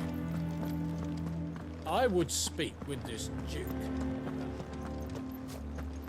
Saw the captain just now. He was wearing his uniform. Your town needs you. I need you. The Duke would have me collected. Do you have a moment, Clive? What is it? It's the Duke, unsurprisingly. His Eminence has assumed full control of the garrison and put every able-bodied man to work on the fortifications. The town was left all but unguarded, so Philippe was compelled to form a citizens' watch to fill the void. And though my dear boys have been characteristically willing to assist him in this, they want for bodies. So I was wondering if you would lend them your strength, that the people of Northreach might sleep easier, if only for a few nights. Of course. Whatever you need. Thank you, Clive. What would I do without you? Philippe told me he had men stationed at... Where can I find the mistress of this establishment? Here, my lady. To whom do I have the pleasure of speaking? My name is Sabine, and it is my displeasure to be the daughter of the Duke of Oriflamme, who I understand is causing you and your town no small amount of trouble. I wish to speak to you about what might be done. Very well. Let us speak. I trust you'll forgive me, Clive. Absolutely. Our conversation can wait. Please, proceed. As you know, my father is a most overbearing and supercilious man, and I join you in objecting to his every action. Indeed, I owe you my thanks for continuing to argue against his reckless plans. Yet I fear he is not one to be swayed by reason. No. He must be made to face the consequences of his actions. And who would make him do this? I would. Myself and several other like-minded individuals. Were you to join us, we would surely have the strength to drive him from Northreach for good. Does that not seem a trifle drastic? Drastic action is precisely what is called for. Unless you are content to see your people downtrodden and dispossessed. My father would have it that citizens exist only to serve the Empire. That they should be forced to make every sacrifice to ensure her revival. But he is wrong. It is not the people who must serve the Empire, but the Empire who must serve her people. He's always been like this. Scornful of the opinions of anyone he judged beneath him. But he cannot be allowed to ride roughshod over the common folk any longer.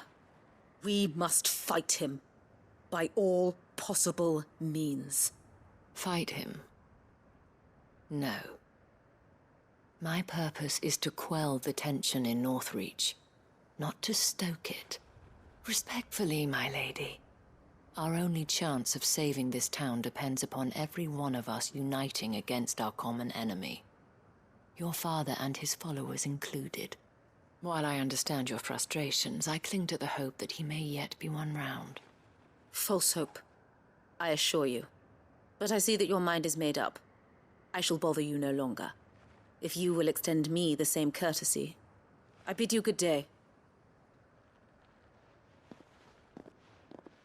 She certainly has spirit. Indeed.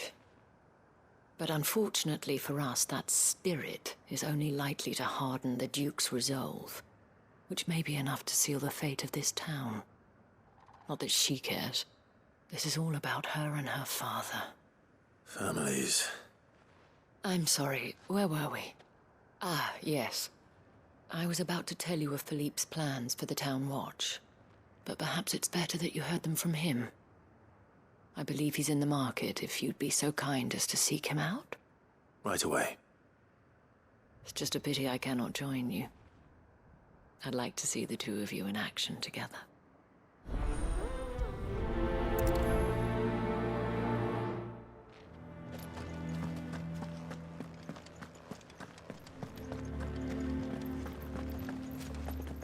Your town needs you. I need you. But the Duke would have me. I saw the captain just now. Wasn't wearing his uniform. As he handed it in. What does the dame have to say about all this, I wonder? So you are content to abandon... Please, I beseech you. If you are a true son of Northreach, you must fight to defend your home. That's exactly what I am doing, milady. Or trying to, at least. The land is crawling with fiends, and someone has to keep watch. Even when our true enemy is hiding in the garrison? Fine. You're not the only able-bodied man in Northreach. Thank you so much for your help.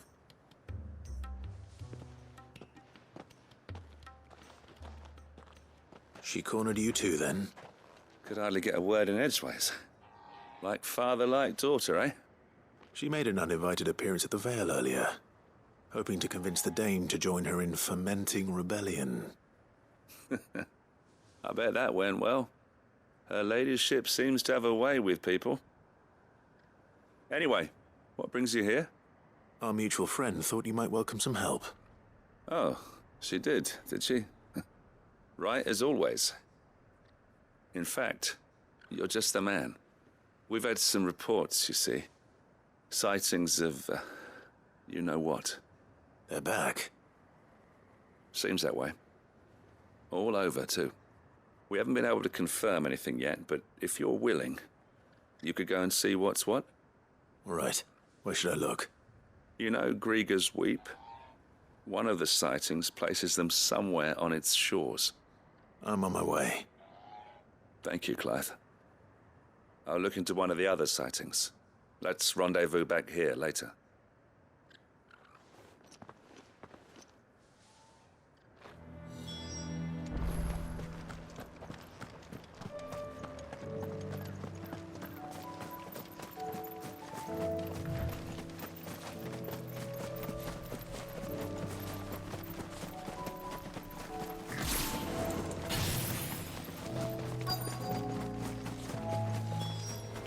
Damn it. The reports were true. I need to stop them before they get to the town. Stay down!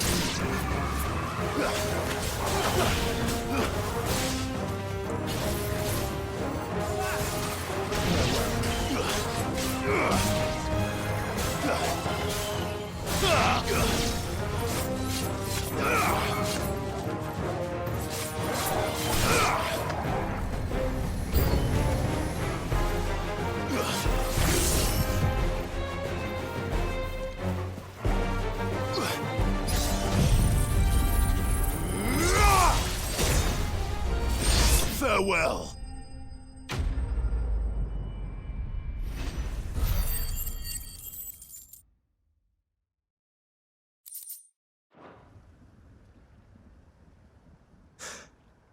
Call that a test, Ultima? Clive, it's me. Are you all right? I am.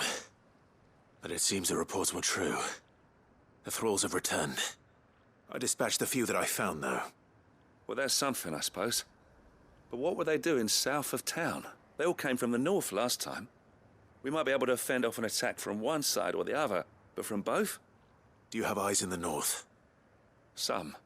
I should probably go and have a look, though, just to be sure. You head back to Northreach. I want you there just in case war breaks out while I'm away. What do you mean?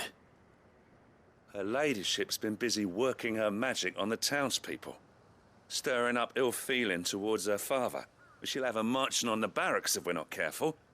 What? This is exactly what the Dane was afraid of. I'll do what I can to calm things down. Be careful out there, all right? Don't worry, I'm not like you. One sniff of those things and I'm running back to town screaming blue murder.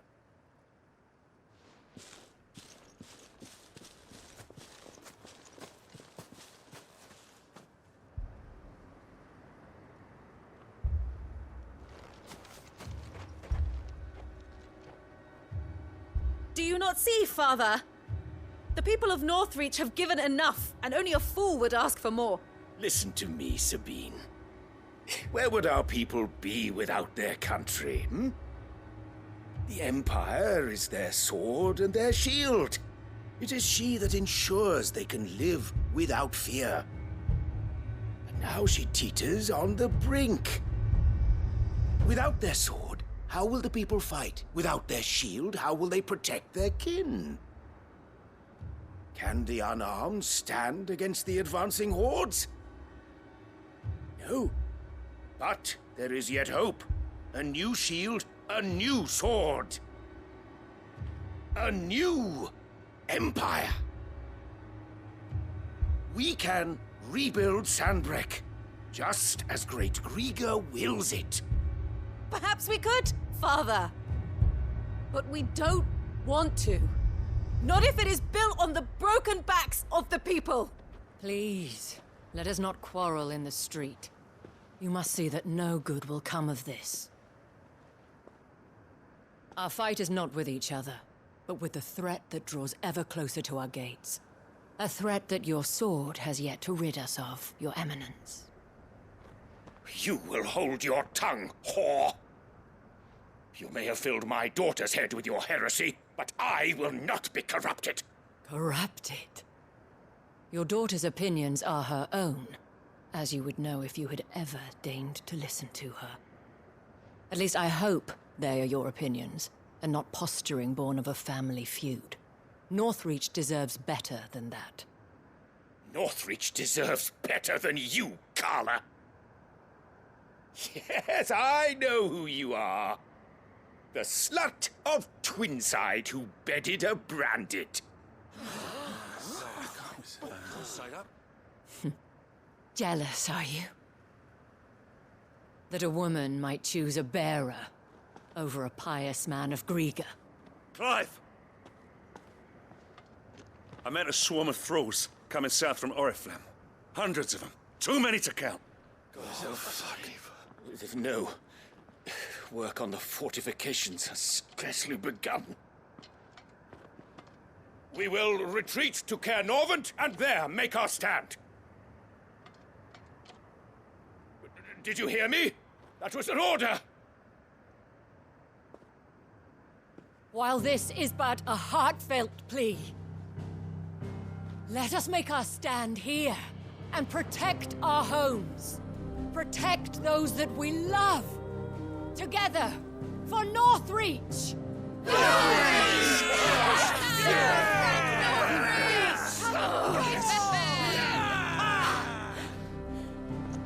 You heard the dame.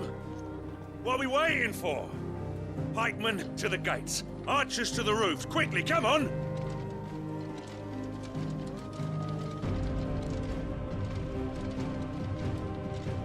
But she is but a common... whore, yes. And we'd follow her to the gates of hell.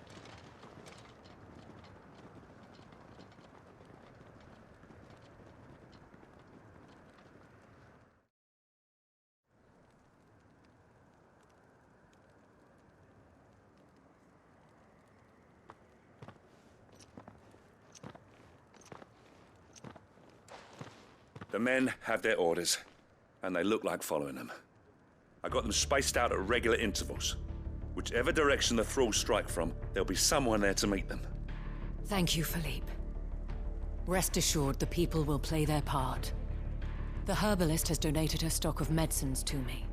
Should any of your men be injured, take them to the Vale. We'll see to them there. Thank you, milady. I will. I'll play my part too. You still want for numbers. Unlike the enemy. I only hope I can go some way to evening the odds. Philippe, can I leave the south in your hands? I doubt the thralls by the lake were the last of their number. Of course. I'll lead a party down that way so we don't get taken by surprise. What about you? I'll make my way up the road to Oriflamme. I fought a few of these things. And while I can't promise to hold them all back, I should be able to thin the herd. All right. But take care. Thank you. Both of you. You can thank us when it's over. Till then, madame.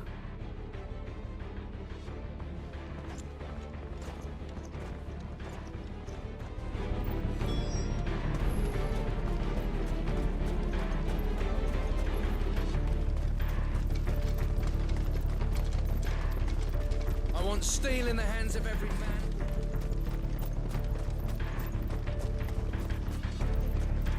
We can help with the wounded.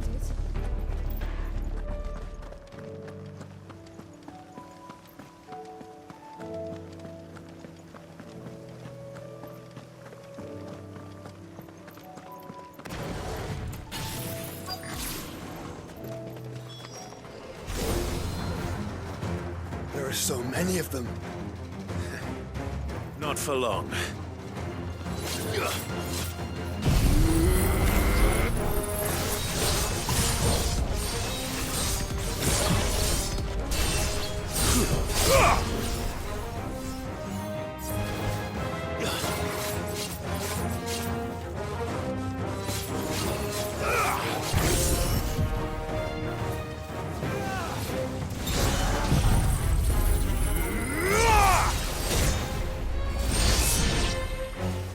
Is it over?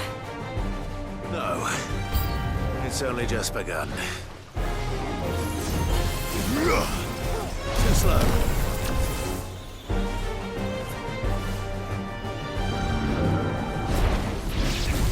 All yours, Torvald! This one. Get him. Nice try.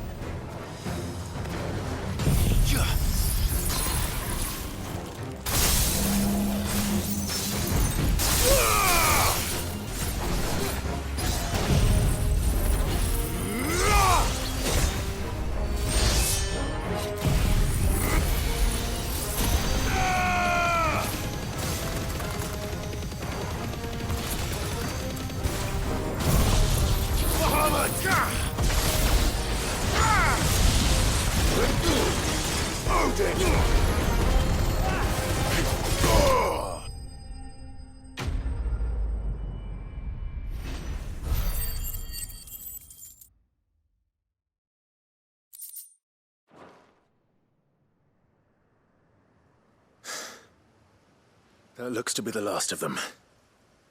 I wonder how the others fared. Better hurry back to town. Come on, Torgal.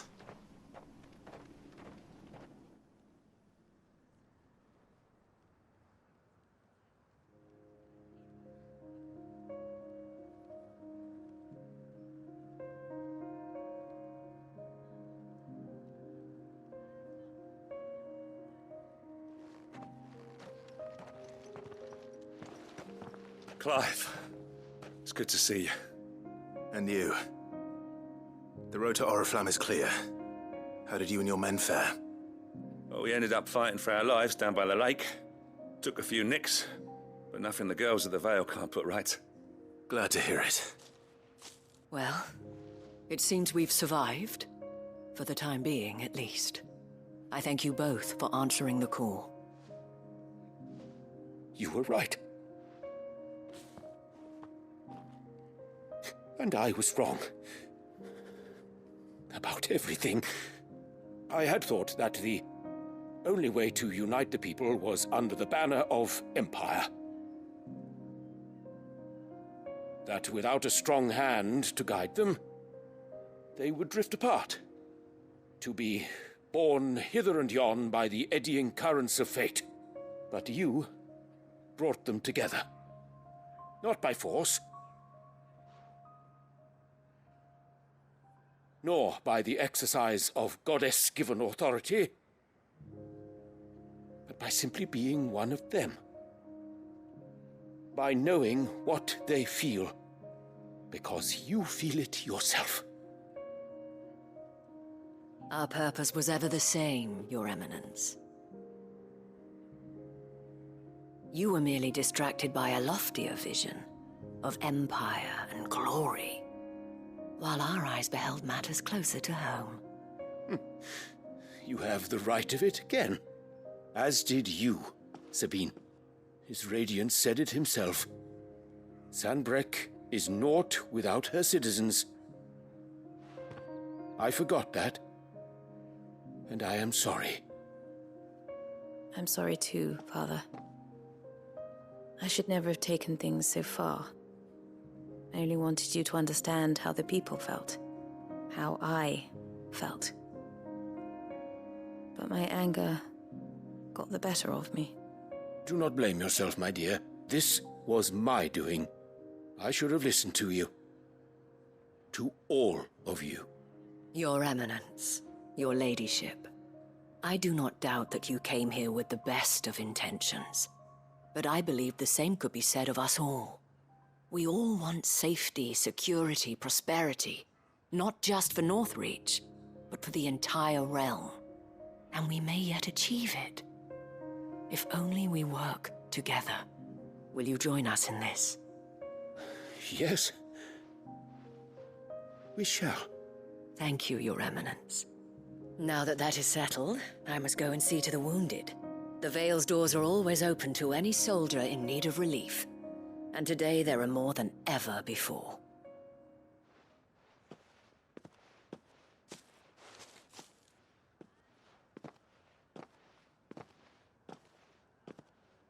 Madame Isabel is a rare soul indeed.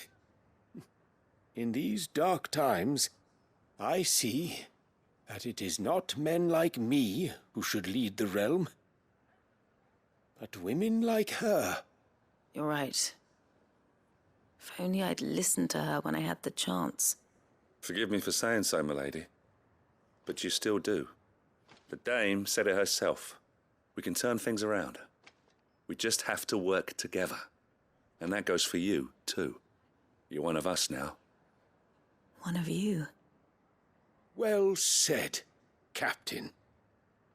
Let this be a new beginning. Not only for Sanbreque, but for us. Well, since there's nothing more to be done here, I should see if Isabel needs any help moving the wounded.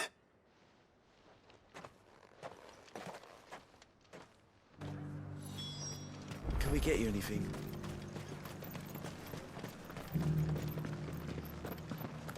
There's no need to worry any longer. I saw several soldiers being carried to the Vale. How goes the treatment of the wounded? I'd be happy to man one end of a stretcher if it would help. You've helped quite enough for one day, Clive. Thank you. Don't mention it. Oh, but I must. After all you've done for this town, it is the very least you deserve. Tell me, if Northreach had fallen, what would you have done? A woman of your means could find a home anywhere in the realm, but I sense you would rather have died here. It's a long story. For you, madame, I have all the time in the world.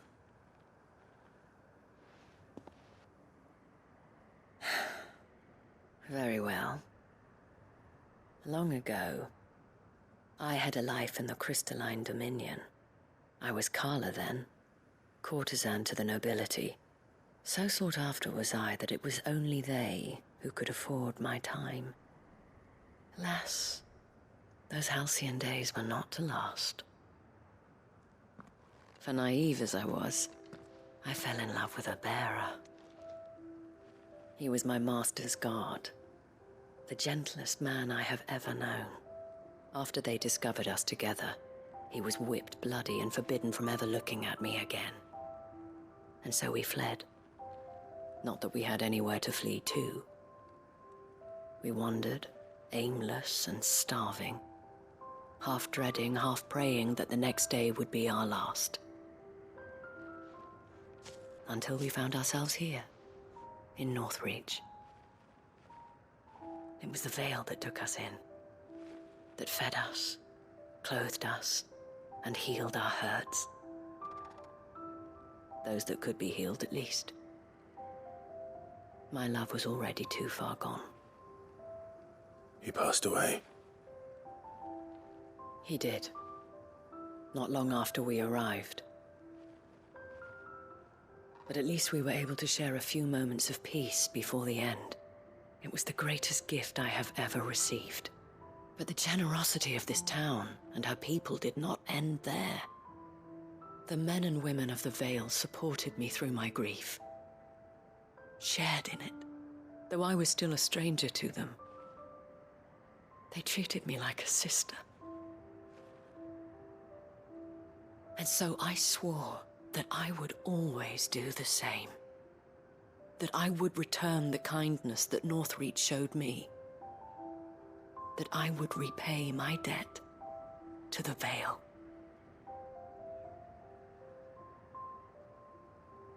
Thank you, Isabel, for sharing this with me.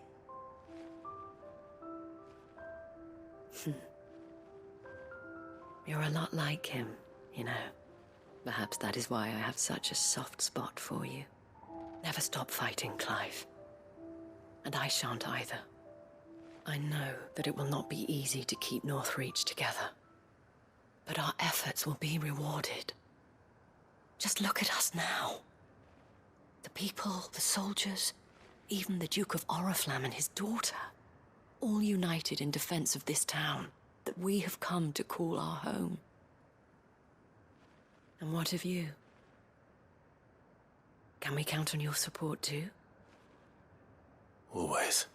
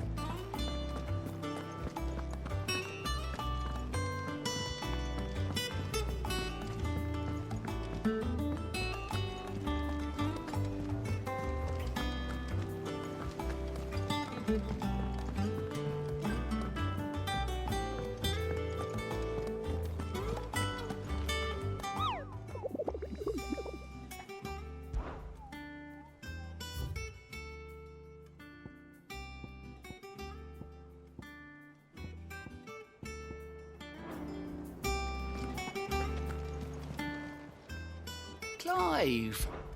Quick look.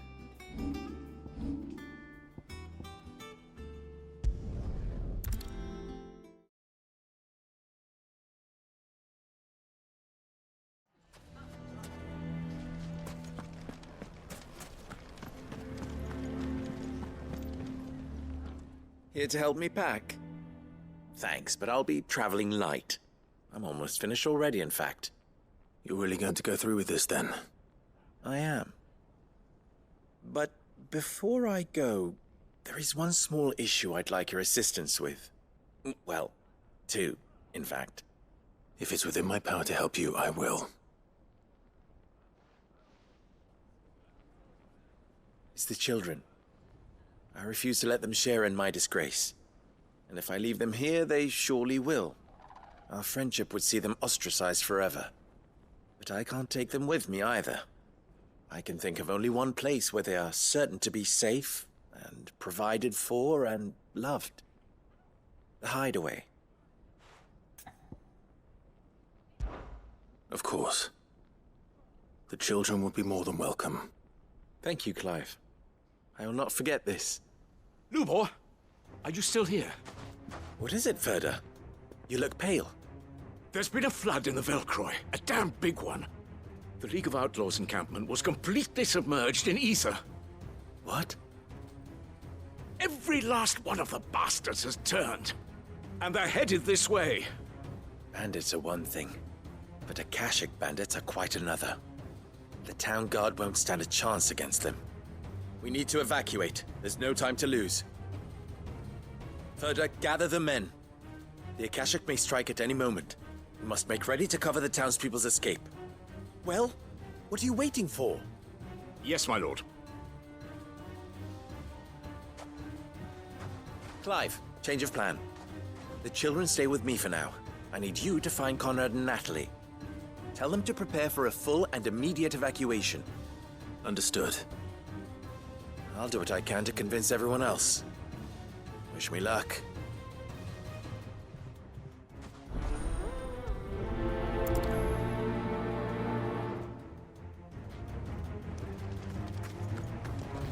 What's an You have to listen to me.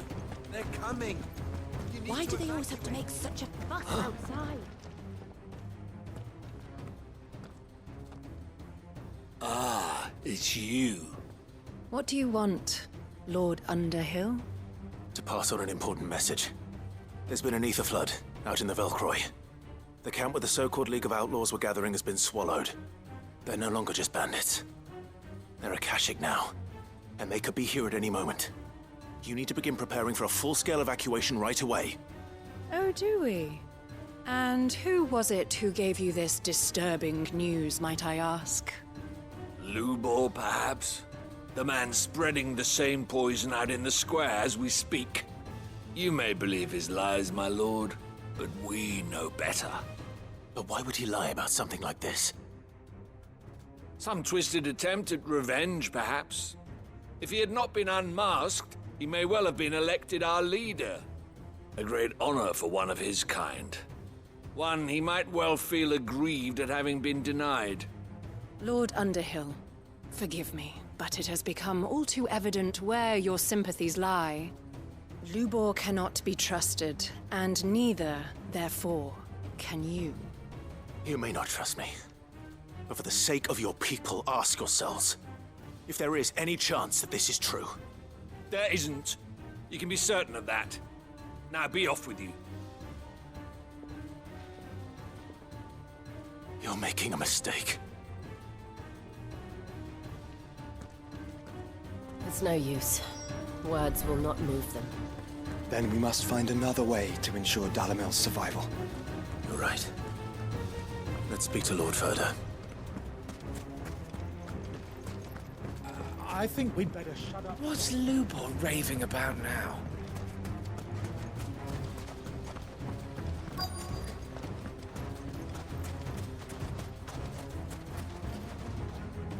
Lord Ferda. Sid, what's wrong?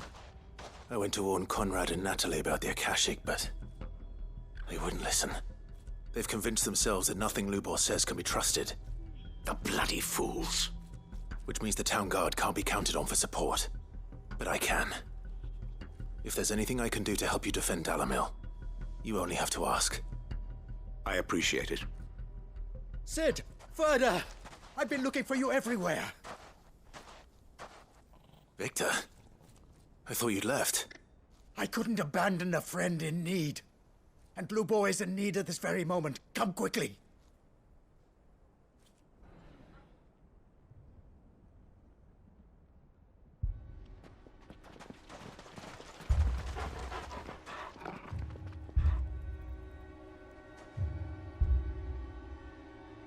You have to believe me! The Akashic are coming! They don't eat, they don't sleep, they don't tire, and they don't care who they kill. They're unlike anything that's come before. There won't be no parley, no mercy granted!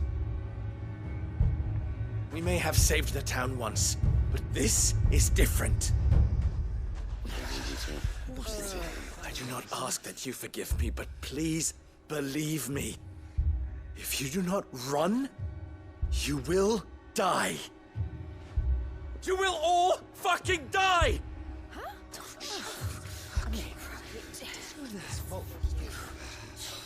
You'd like that, wouldn't you, bearer? Yeah, with us out of the way, your kind will be free to claim Dalamil for yourselves. It's you who should run! Run, bearer! Yeah, run! Run! Far, far away! Run! Just go on! Yeah. Yeah. Yes! Go! Come on, then. Go on! Go! Just go. Just go. Lubor. Wait. Someone's coming. Go. Come on! Stop! You're hurting him!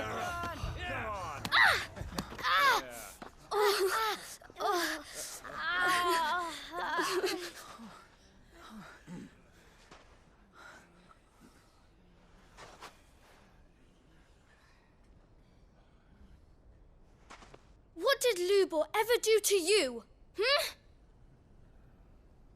He solves all your stupid problems, and he keeps all of you safe. You know there's nothing he wouldn't do for this town. Who was it who made that cleaver you use every day, Conrad? And what about your counting table, Natalie? Who fixed that? Whose men make sure the streets are clean so all your boots don't get dirty? Who spends all day, every day making sure things run smoothly round here? And none of you ever say thank you. Ever. But did Lubor ever complain? Well, does he ever stop smiling? He keeps this whole place going. And you act like it doesn't even exist.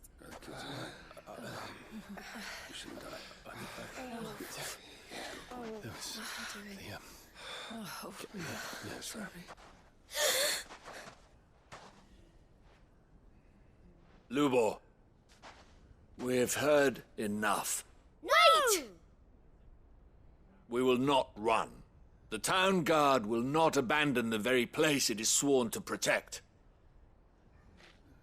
And I will not give up for lost the stores that we labored so hard to fill.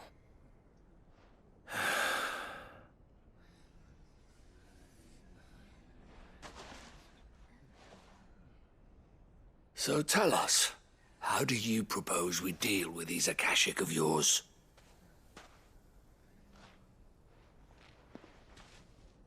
We won't run, but we will fight. All right, then.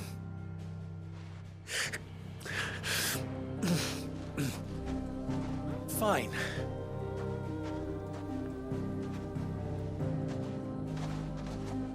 Gather round if you don't want to die.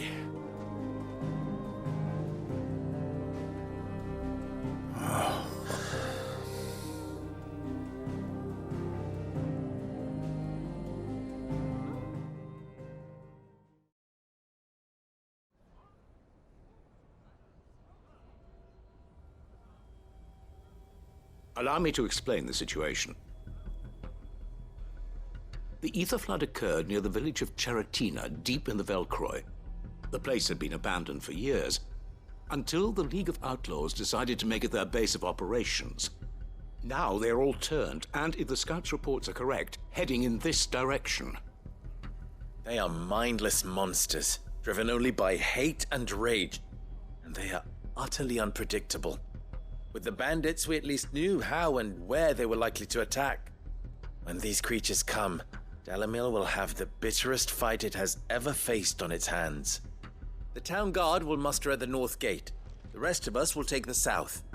Both forces will provide men to serve as scouts and messengers, ready to spread word of the size and nature of the Akashic Force as soon as it is spotted. And as soon as it has been, we will converge on its position and see that it is driven back from Dalamil at all costs.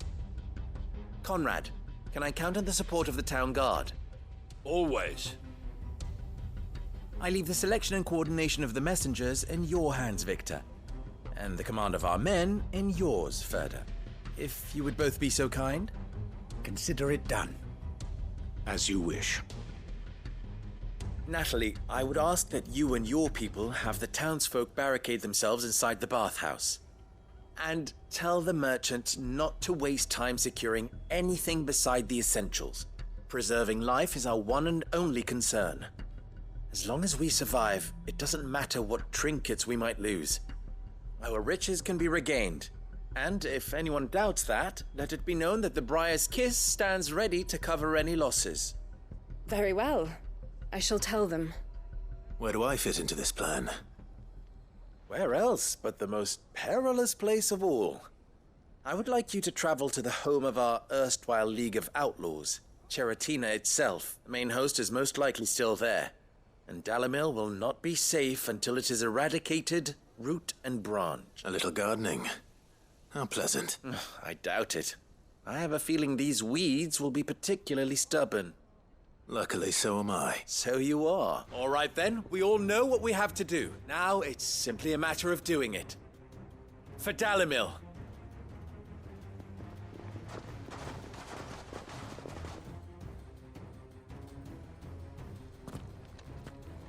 Looks like everyone's ready. I'd better not keep them waiting.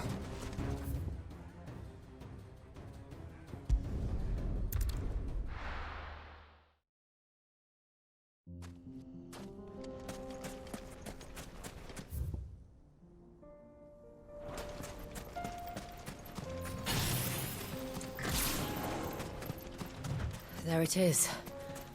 The flood. But what's waiting for us inside?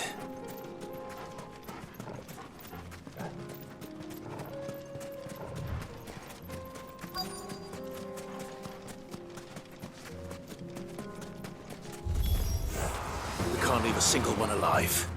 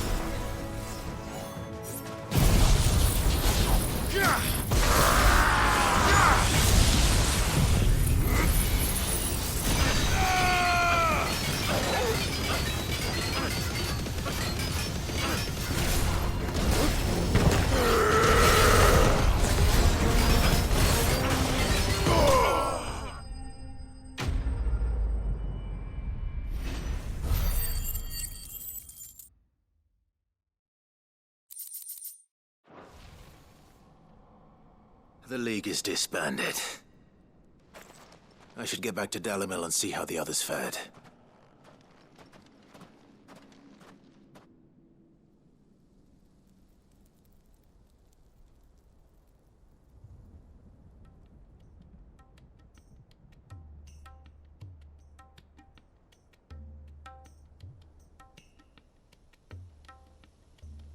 All the Akashic we were able to find have been dealt with. Seems that might be the last of them. Last of them here, perhaps. Lubo, Sir Clive has returned. Clive! What news from Charatina? It's done. Root and branch. I knew you wouldn't let me down. Thank you, my lord. Friends, the Horde has been driven back. The Akashic have been defeated, and we need not fear the arrival of any more, thanks to Clive. Victory is ours. We bloody did it! We saved Dalimil. Lubor, allow me to apologize. After all you have done for this town, we should never have doubted you. But we did. And for that we are truly sorry. We only hope that you can forgive us. We need you, Lubor. Dalimil needs you. So, if you would still like to be considered for the position of mayor, you have our backing. You do remember that I'm a bearer, don't you? We do. But that is not a stain on your character. It is a stain on ours. We thought only of what we perceived bearers to be, not what you truly are. I see. But I will only accept your proposal on 2 conditions. Name them. Firstly, that you will both do everything in your power to rally your people to my cause. If the Town Guard and the Merchants League do not accept my leadership, it will be doomed from the start. Unity is the key to defending Dalimil, and I do not doubt that we shall need to call on our combined strength again. When that time comes, I will expect us all to pull together, just as we did today. Of course. You have our word. And secondly, you will accept that if I am to lead you, the mistreatment of bearers must end here in Dalimil. Any bearer within our walls shall be afforded the same rights as any other citizen. They will not be judged by what they are, but who they are. As we failed to do, and came so close to losing everything. We agree to your conditions. And we have only one in return. That you continue to work for the good of Dalimil, as you always have. Condition accepted. Well then, it seems my mayorship is all but confirmed. Do I get some sort of special hat?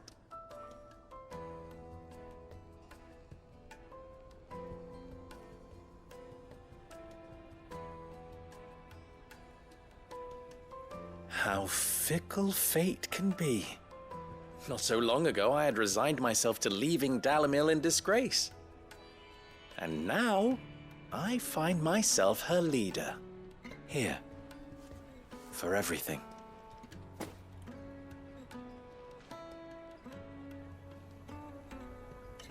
Lubo. About the children. Fear not. You are, of course, relieved of your responsibility. I would sooner face another horde of Akashic than see them brought up as outlaws. I'll make sure they're safe here. I don't doubt that you will. And not just the children, but everyone in Dalimil. I'll do my best. Can't have all your hard work going to waste.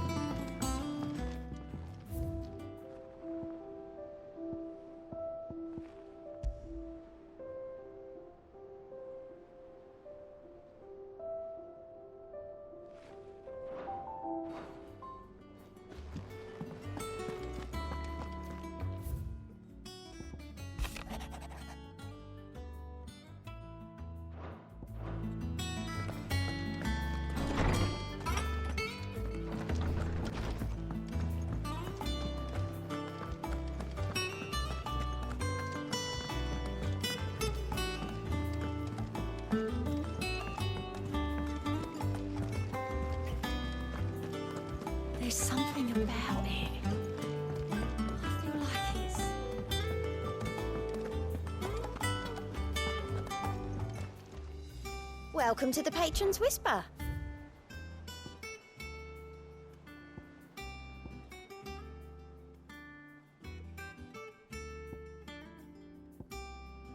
Come again. I may have more for you.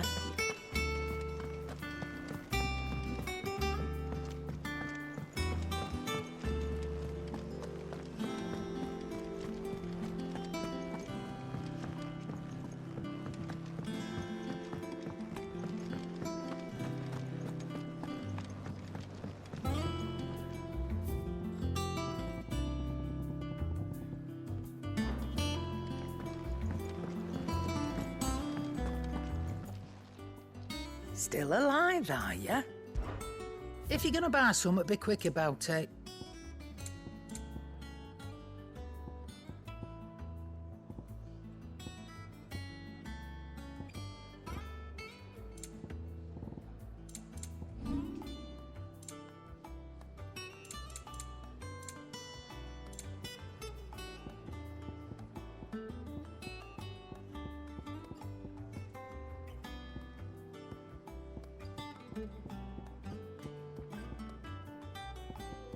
Finished, are you?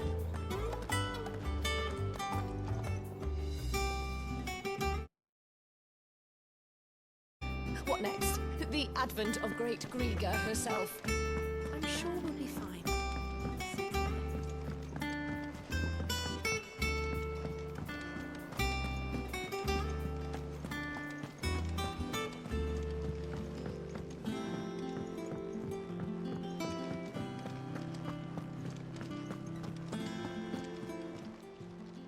Clive!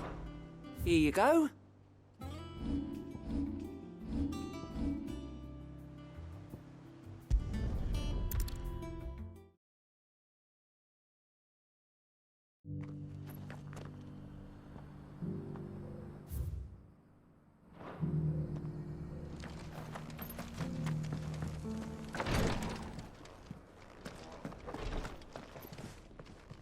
Lord Marquis, if you have a moment. What is it, Cyril? One of our brethren lately journeyed across the strait in order to pursue a new avenue of inquiry in our ongoing investigation. He sent an owl some while ago, but we have heard naught from him since. Was he surveying another fallen ruin? No. The object of his study was a savior cult that has arisen in Ash in recent years. We believe it may have some connection to the Circle of Malleus, an ancient religion that worshipped Ultima as its god. By gaining an understanding of this new faith, we hoped to learn more of the Circle's original beliefs. And so you sent one of your brothers to Ash, a continent teeming with orcs and Akashic. Fully cognizant of the risks, yes. I entrusted the mission to one of the most able of our order, the Third Chair, a master of the arts of combat and survival both. Though he has been silent for some days now, I have thus far refrained from sending any others in search of him, lest they be lost in turn. Yet, it seemed only right to inform you of the situation, given your unique experience of the perils of Ash. For as you so earnestly advised me, it would not do to abandon a man to his fate, when he might yet be saved. It would not. But Ash is a big place. Can you be any more specific? Perhaps. The last owl I received from him mentioned a village where he had heard the cult were wont to assemble. Mickleburg was its name. It lies in the southern reaches of Waloed. If aught ill befell him, I expect it did so there. Right. I'll see what I can do. You are much too kind, my lord. Go then, with my hopes, and may the firebird's flame ever burn in your heart.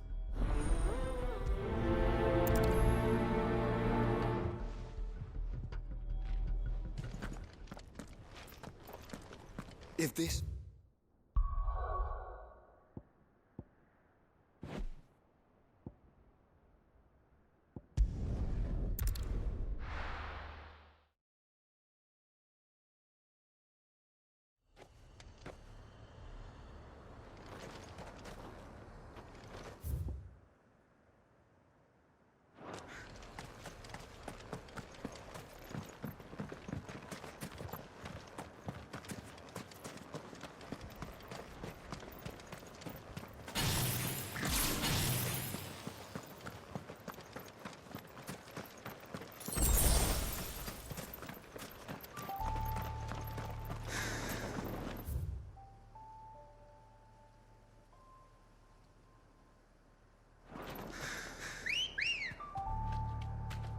Ready, girl? Faster!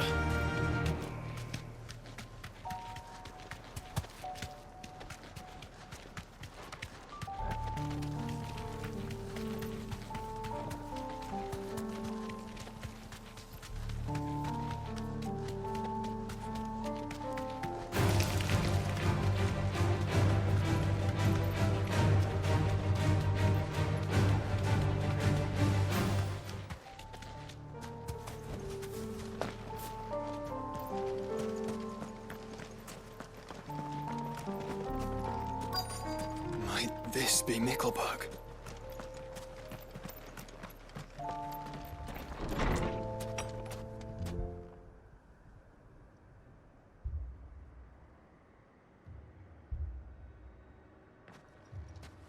These people aren't turned.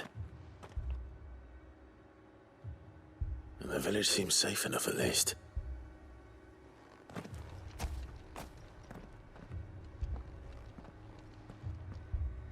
What is going on here?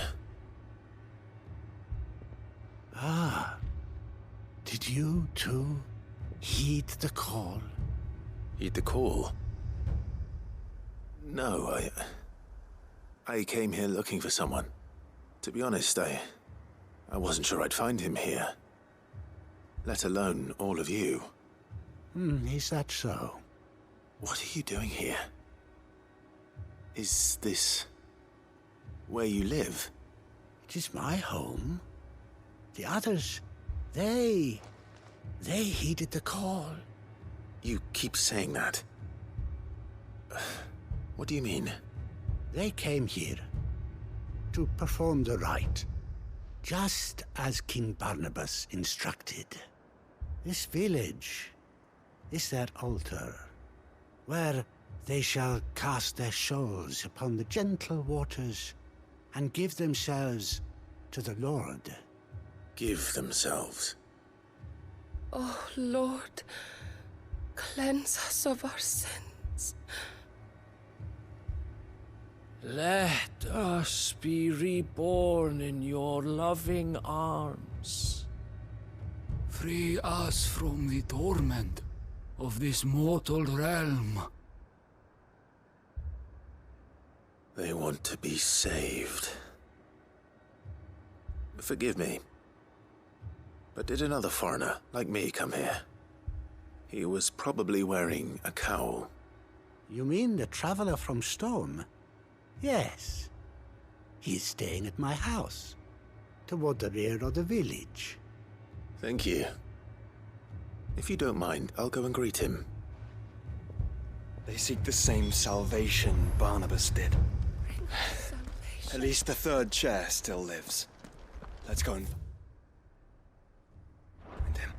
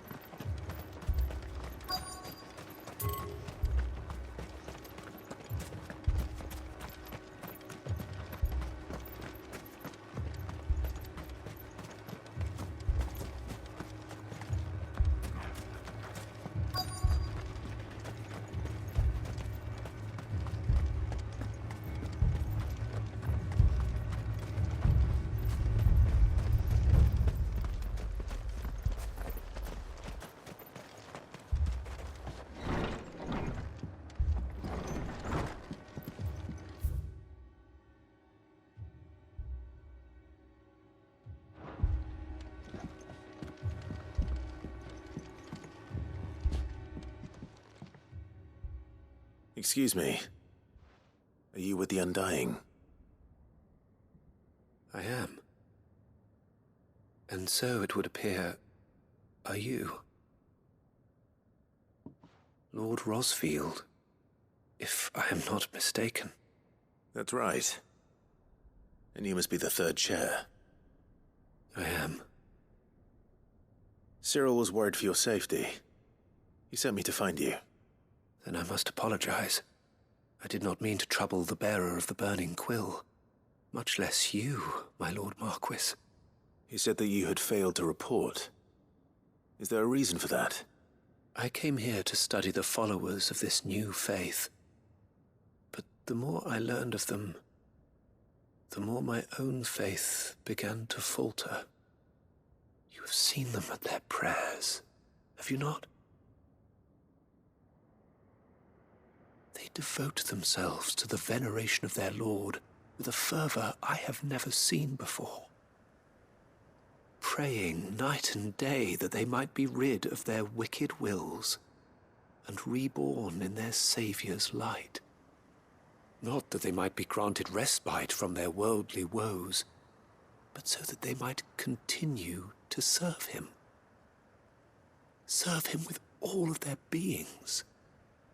I, too, swore to devote my life to the service of my Lord and Master, but this... it is different. It is more. And so I would see it through to the end. See these people safe, that they might achieve their dream. That they might do their duty to their Lord. Even if it should keep me from doing my duty to mine. You do understand what their dream is, don't you? I do, my lord. They would cast aside their wills and become Akashic. I know that it may be hard to believe, but to these people, that is the very essence of salvation. Forgive me, my lord, but I must remain here. If you are to return to Master Cyril, I would consider it a great... Did you hear that, my lord? Something is happening. I'll go and find out what. Stay here.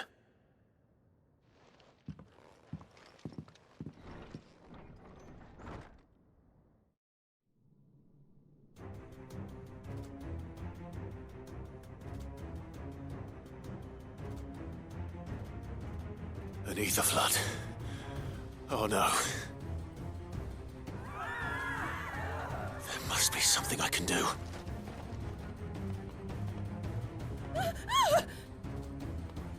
Echoes as well. Found her. Ready, brother? Ready.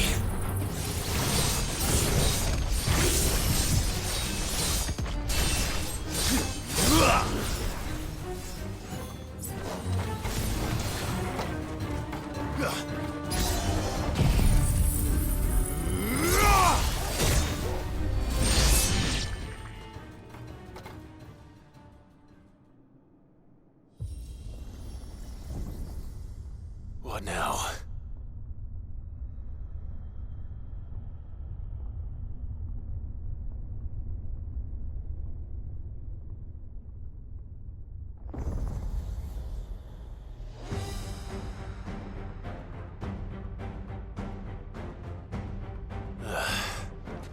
We meet again. I've killed your kind before.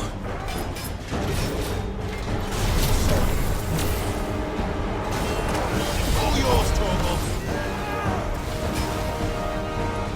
Go for it!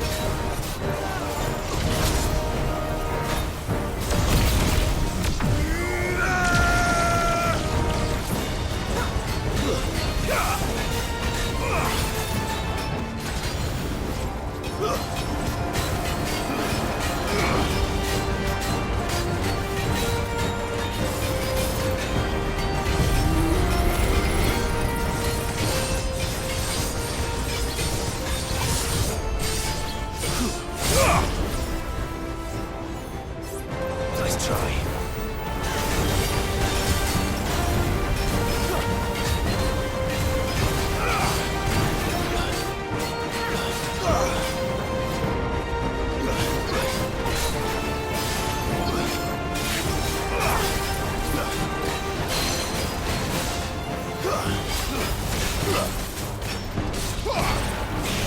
slow.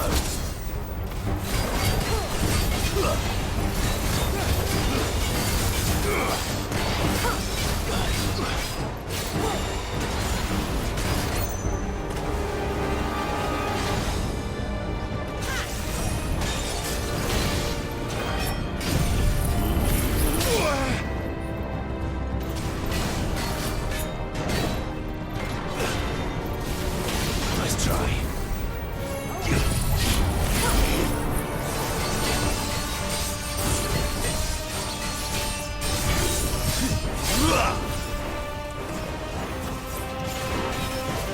Too slow.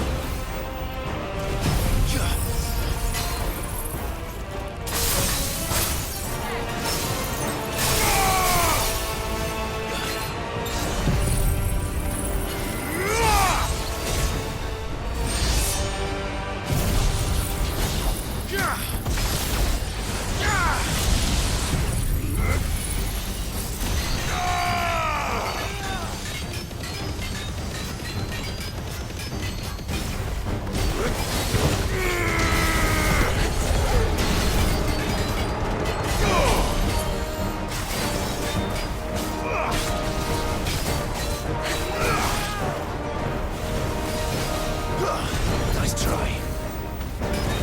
It's over.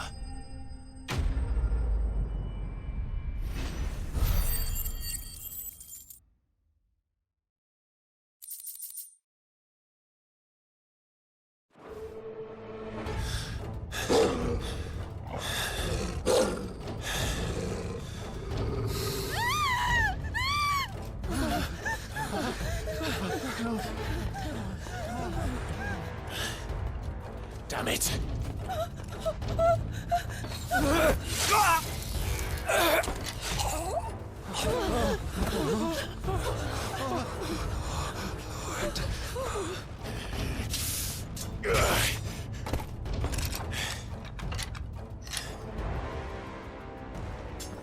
Don't you die. Come on, speak to me. I had to save them, that they might have a chance to find true salvation by devoting themselves to the service of their Lord, just as I did when the Undying plucked me from the gutter and gave me a cause to believe in. A duty to serve was everything to me, and I would not deny them that fulfillment, even if they must become a Kashik in order to achieve it. Forgive me, my Lord Marquis. I did not mean to trouble you with this. My findings, could you deliver them to Master Cyril for me? Of course. Your duty will be done.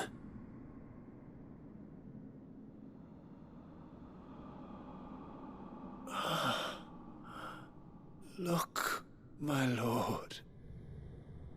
They are saved.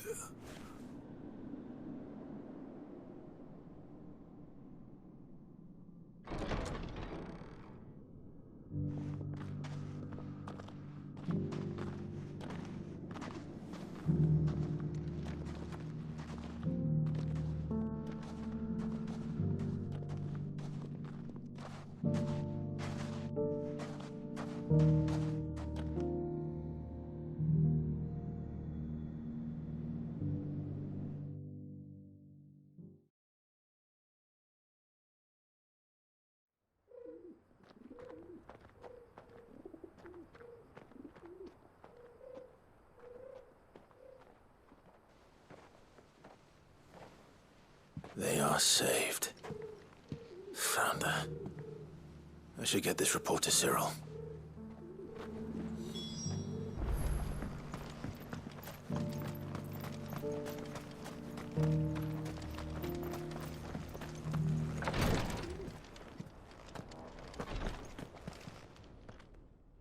My Lord Marquis, welcome back. I am glad to see you hale and whole.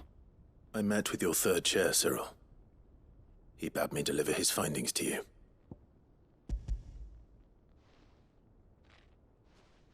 Thank you, my lord. He remained in Ash? He died protecting the villagers from an echo. I buried him in Mickleburg. I'm sorry that I couldn't save him. If you could not save him, no one could. The villagers, they were believers in this savior cult. They prayed to their god that they might be unburdened of their wills. Then an ether flood came, and their wish was granted. Your brother sacrificed himself that they might live, even knowing that that life was death by another name. Then he perished defending liberty. A hero's end. For the right to choose how one dies is no less sacred than the right to choose how one lives. Sid would agree. He wanted to build a world where people could die on their own terms. A noble ambition. To die for one's cause is the most perfect expression of one's faith. It matters not how misguided others might judge one's decision to be, only that the decision is one's own. We live according to the teachings of our order. We believe in them, we protect them, and yes, we die for them. For better or worse, that is our creed.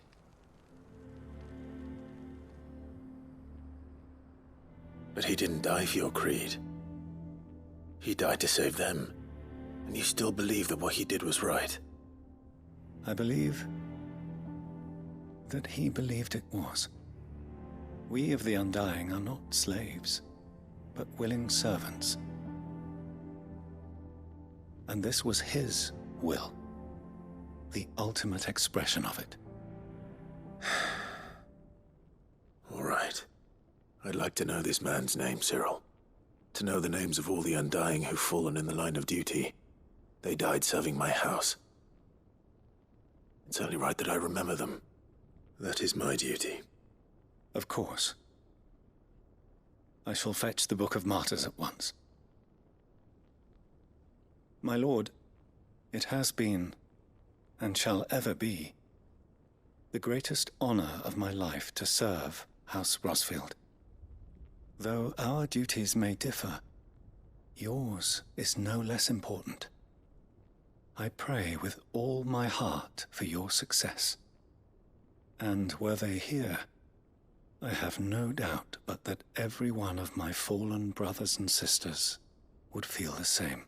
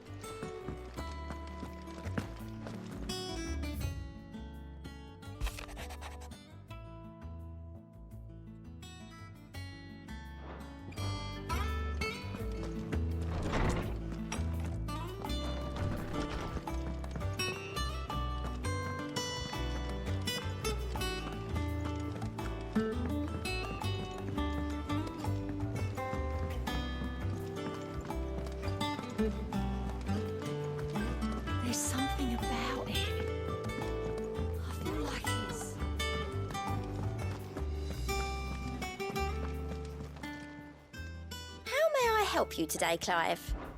Your benefactors are a generous lot.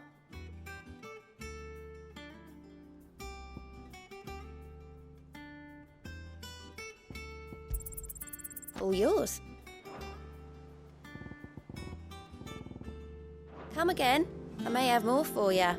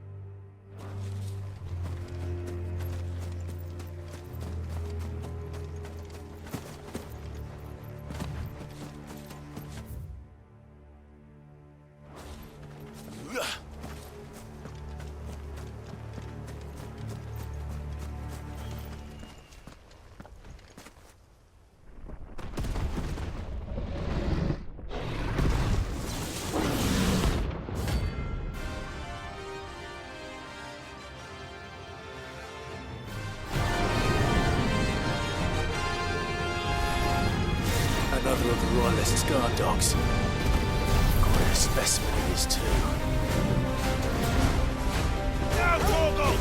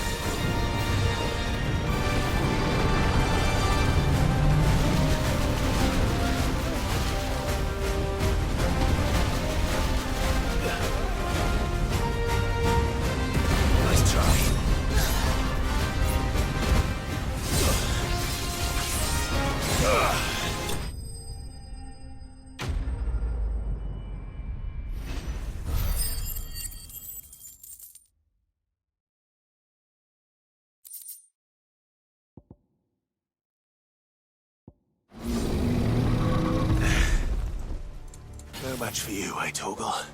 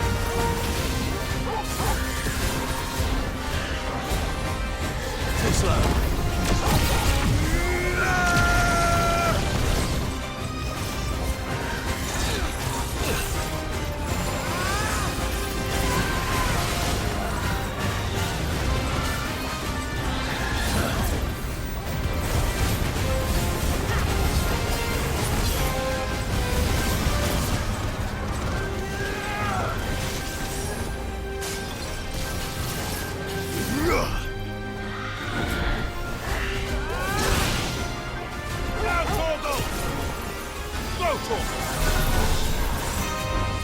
Torgal, kill! Get him! Now, Torgal! Torgal, kill! Sick him!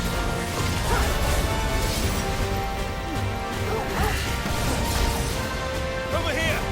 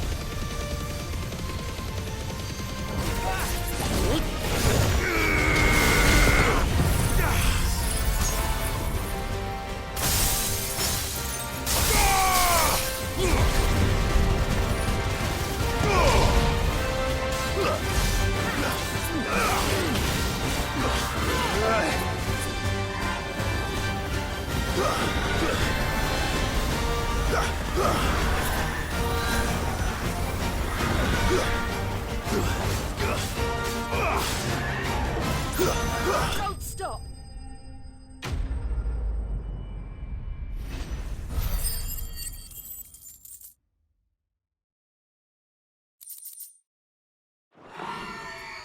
Rest in peace.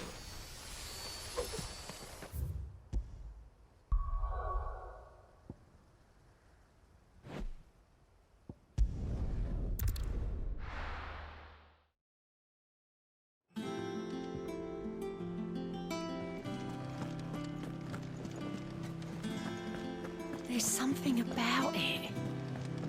I feel like it's...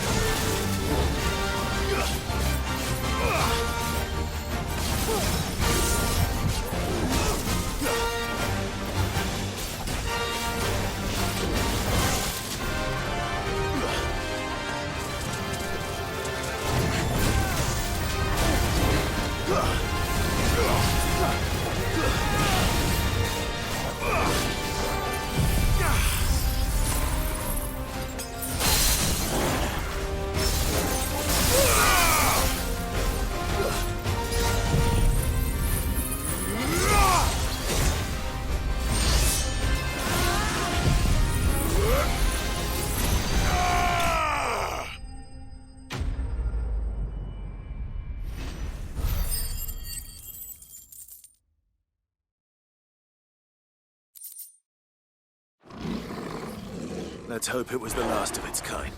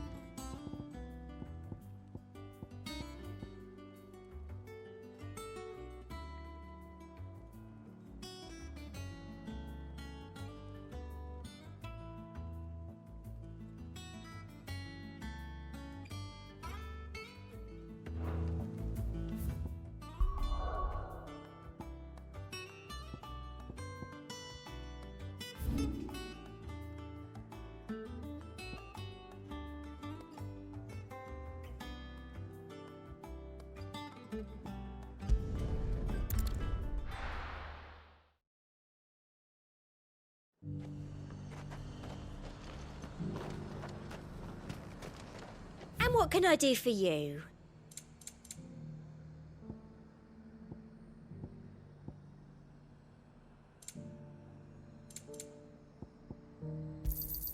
I do like a customer who knows what he wants.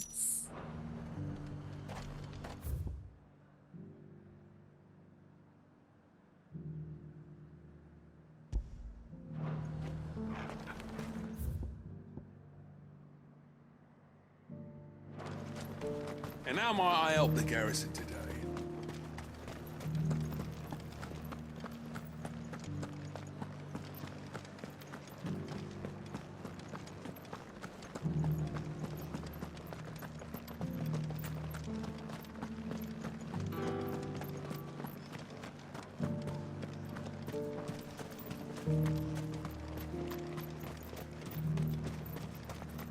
The Duke has pledged to work with the people of Northreach to rebuild the Empire.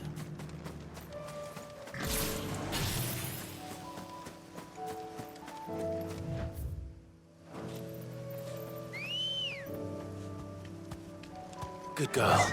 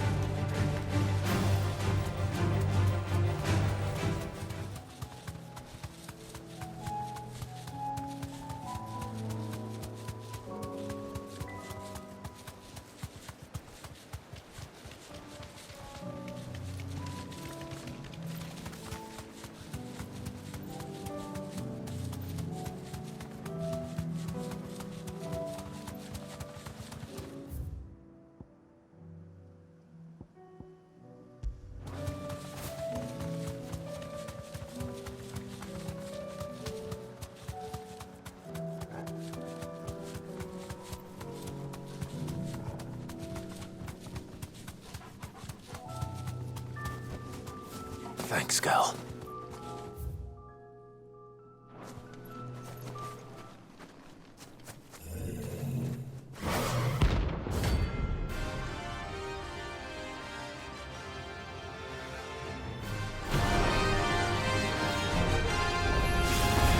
Not another one.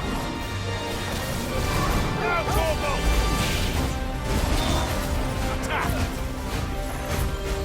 Over here!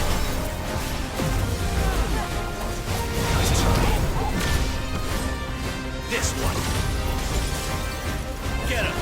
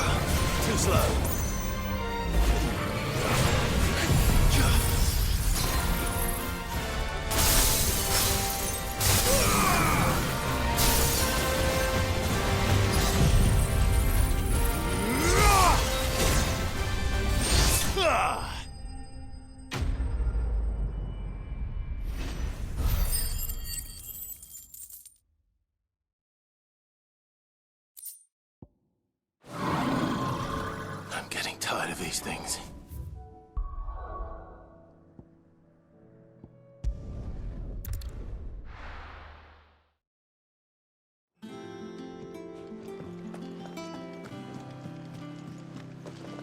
There's something about it. I feel like it's...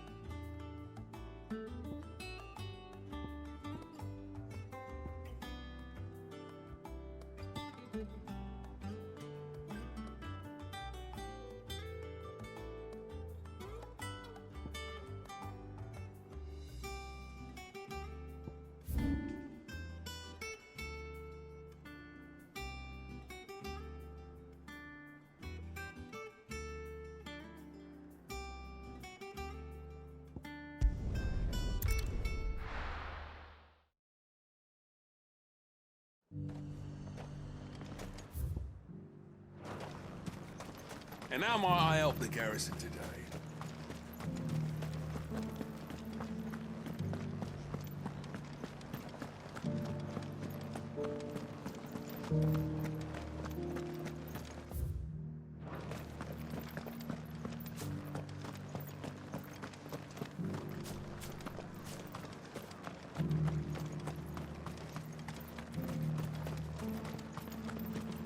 Those things didn't fight like men.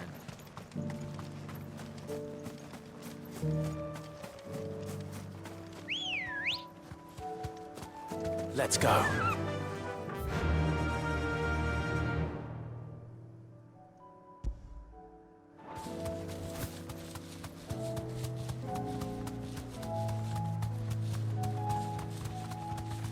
Caution, brother.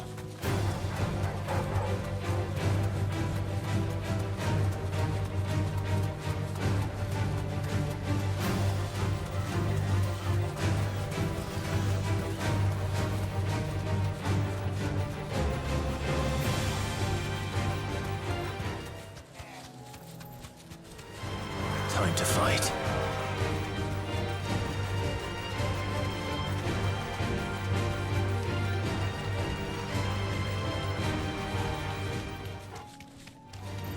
All right.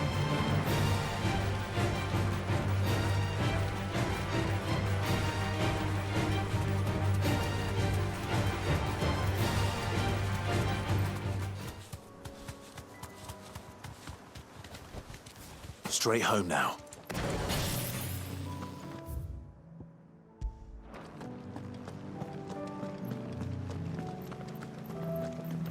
Careful.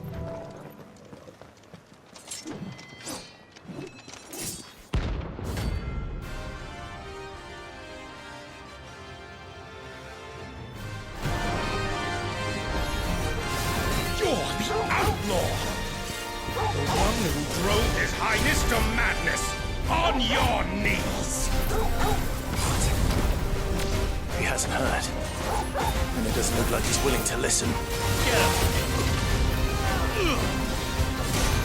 Over here! Down, Holgo!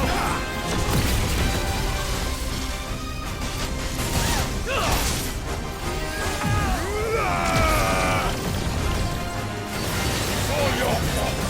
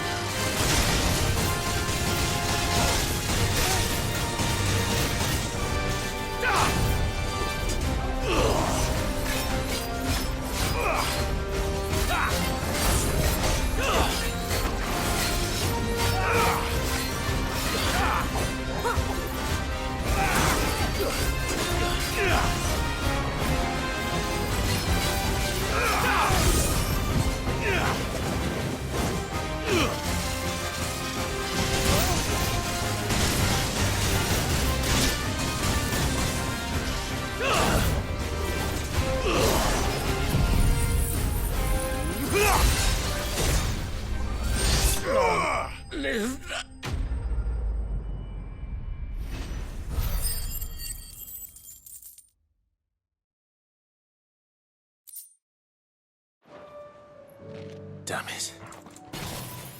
Dion would have been glad to be back at his side.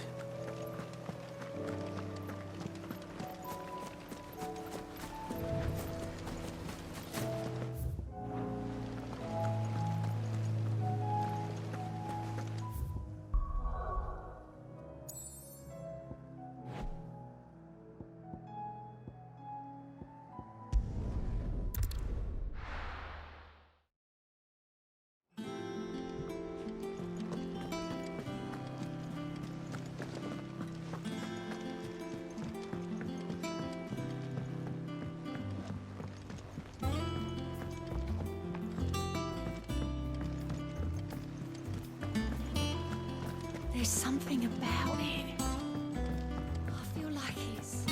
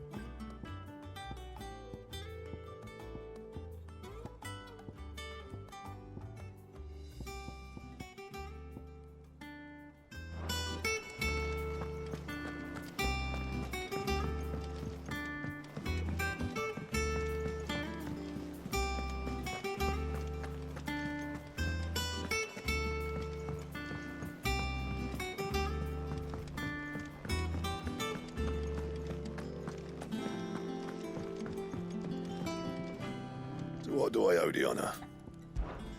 What do you want? Should last you a good while. No scratches, all right?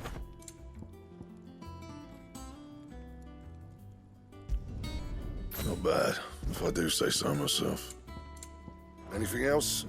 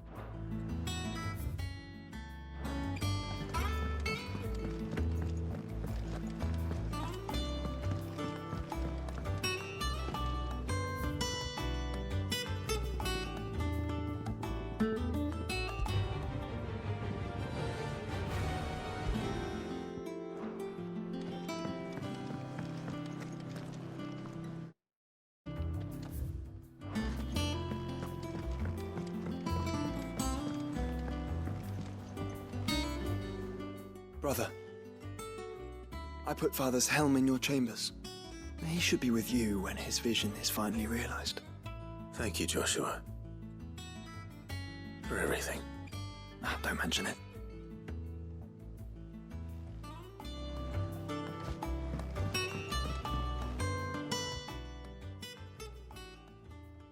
freed?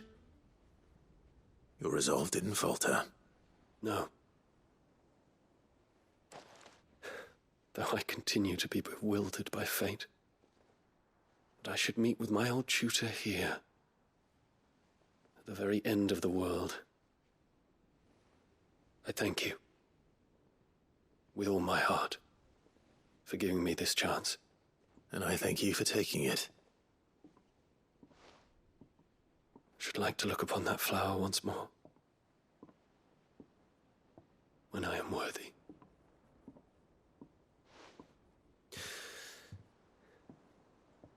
I stand ready to leave for Origin at your word. May Griga go with us. And see us safely home.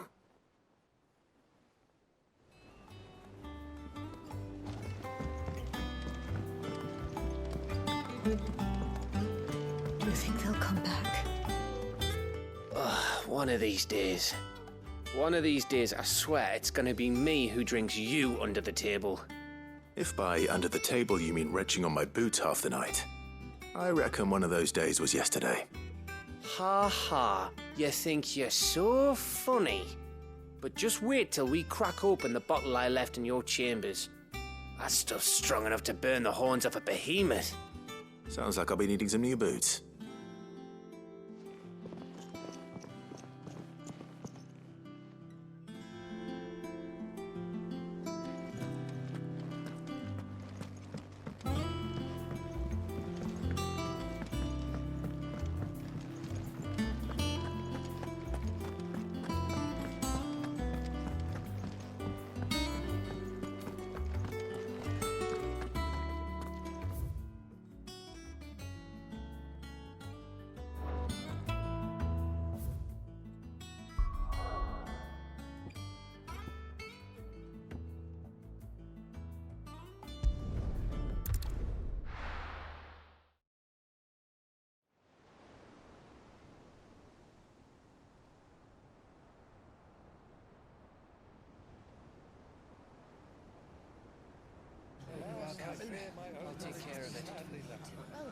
Make sure you do this time. Oh, and while you're at it...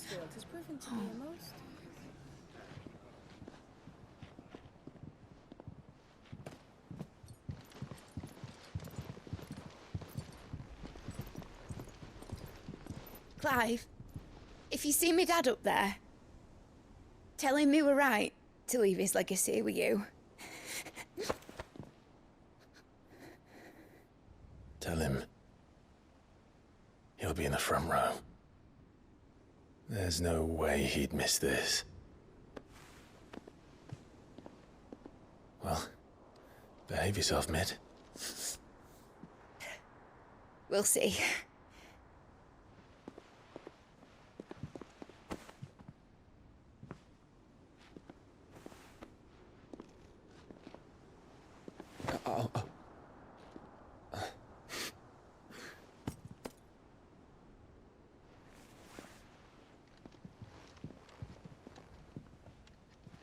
So, you're in charge now, Gav. And what does Tyre have to say about that? Come back before she finds out, eh?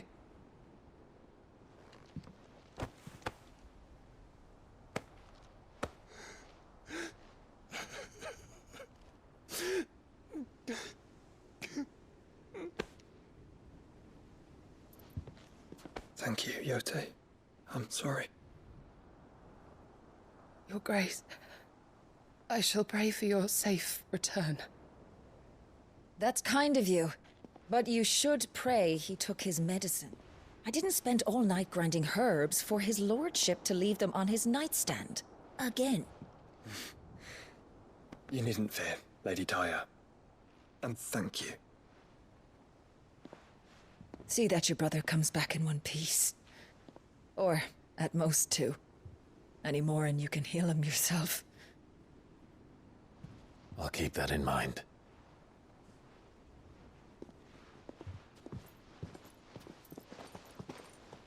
Well, there's nothing to say that hasn't already been said.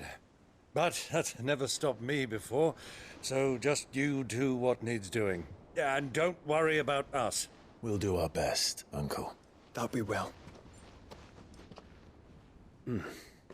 If that is all? Not quite.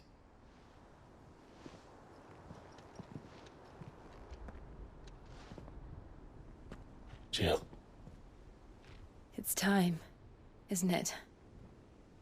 It is. Take care of him.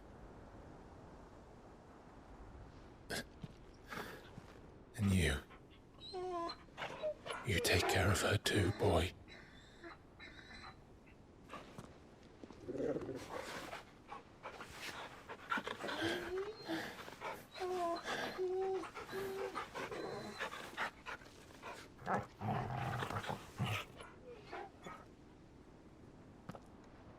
Don't forget, Clive.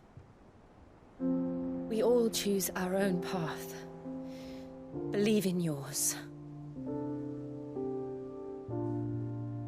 I do.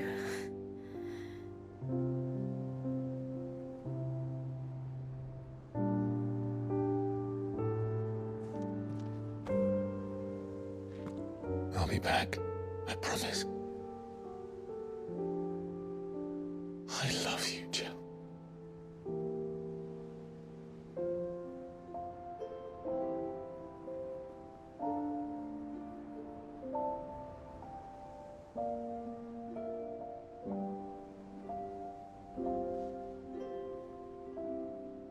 I know.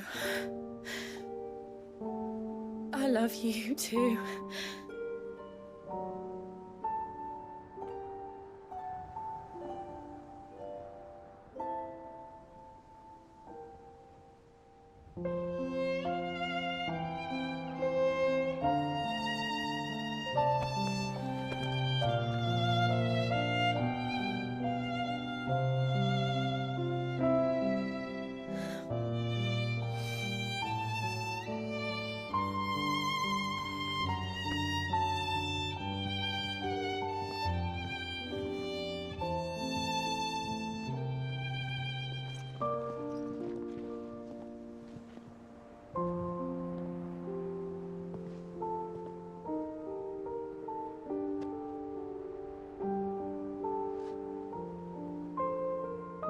Now, we have a god to kill.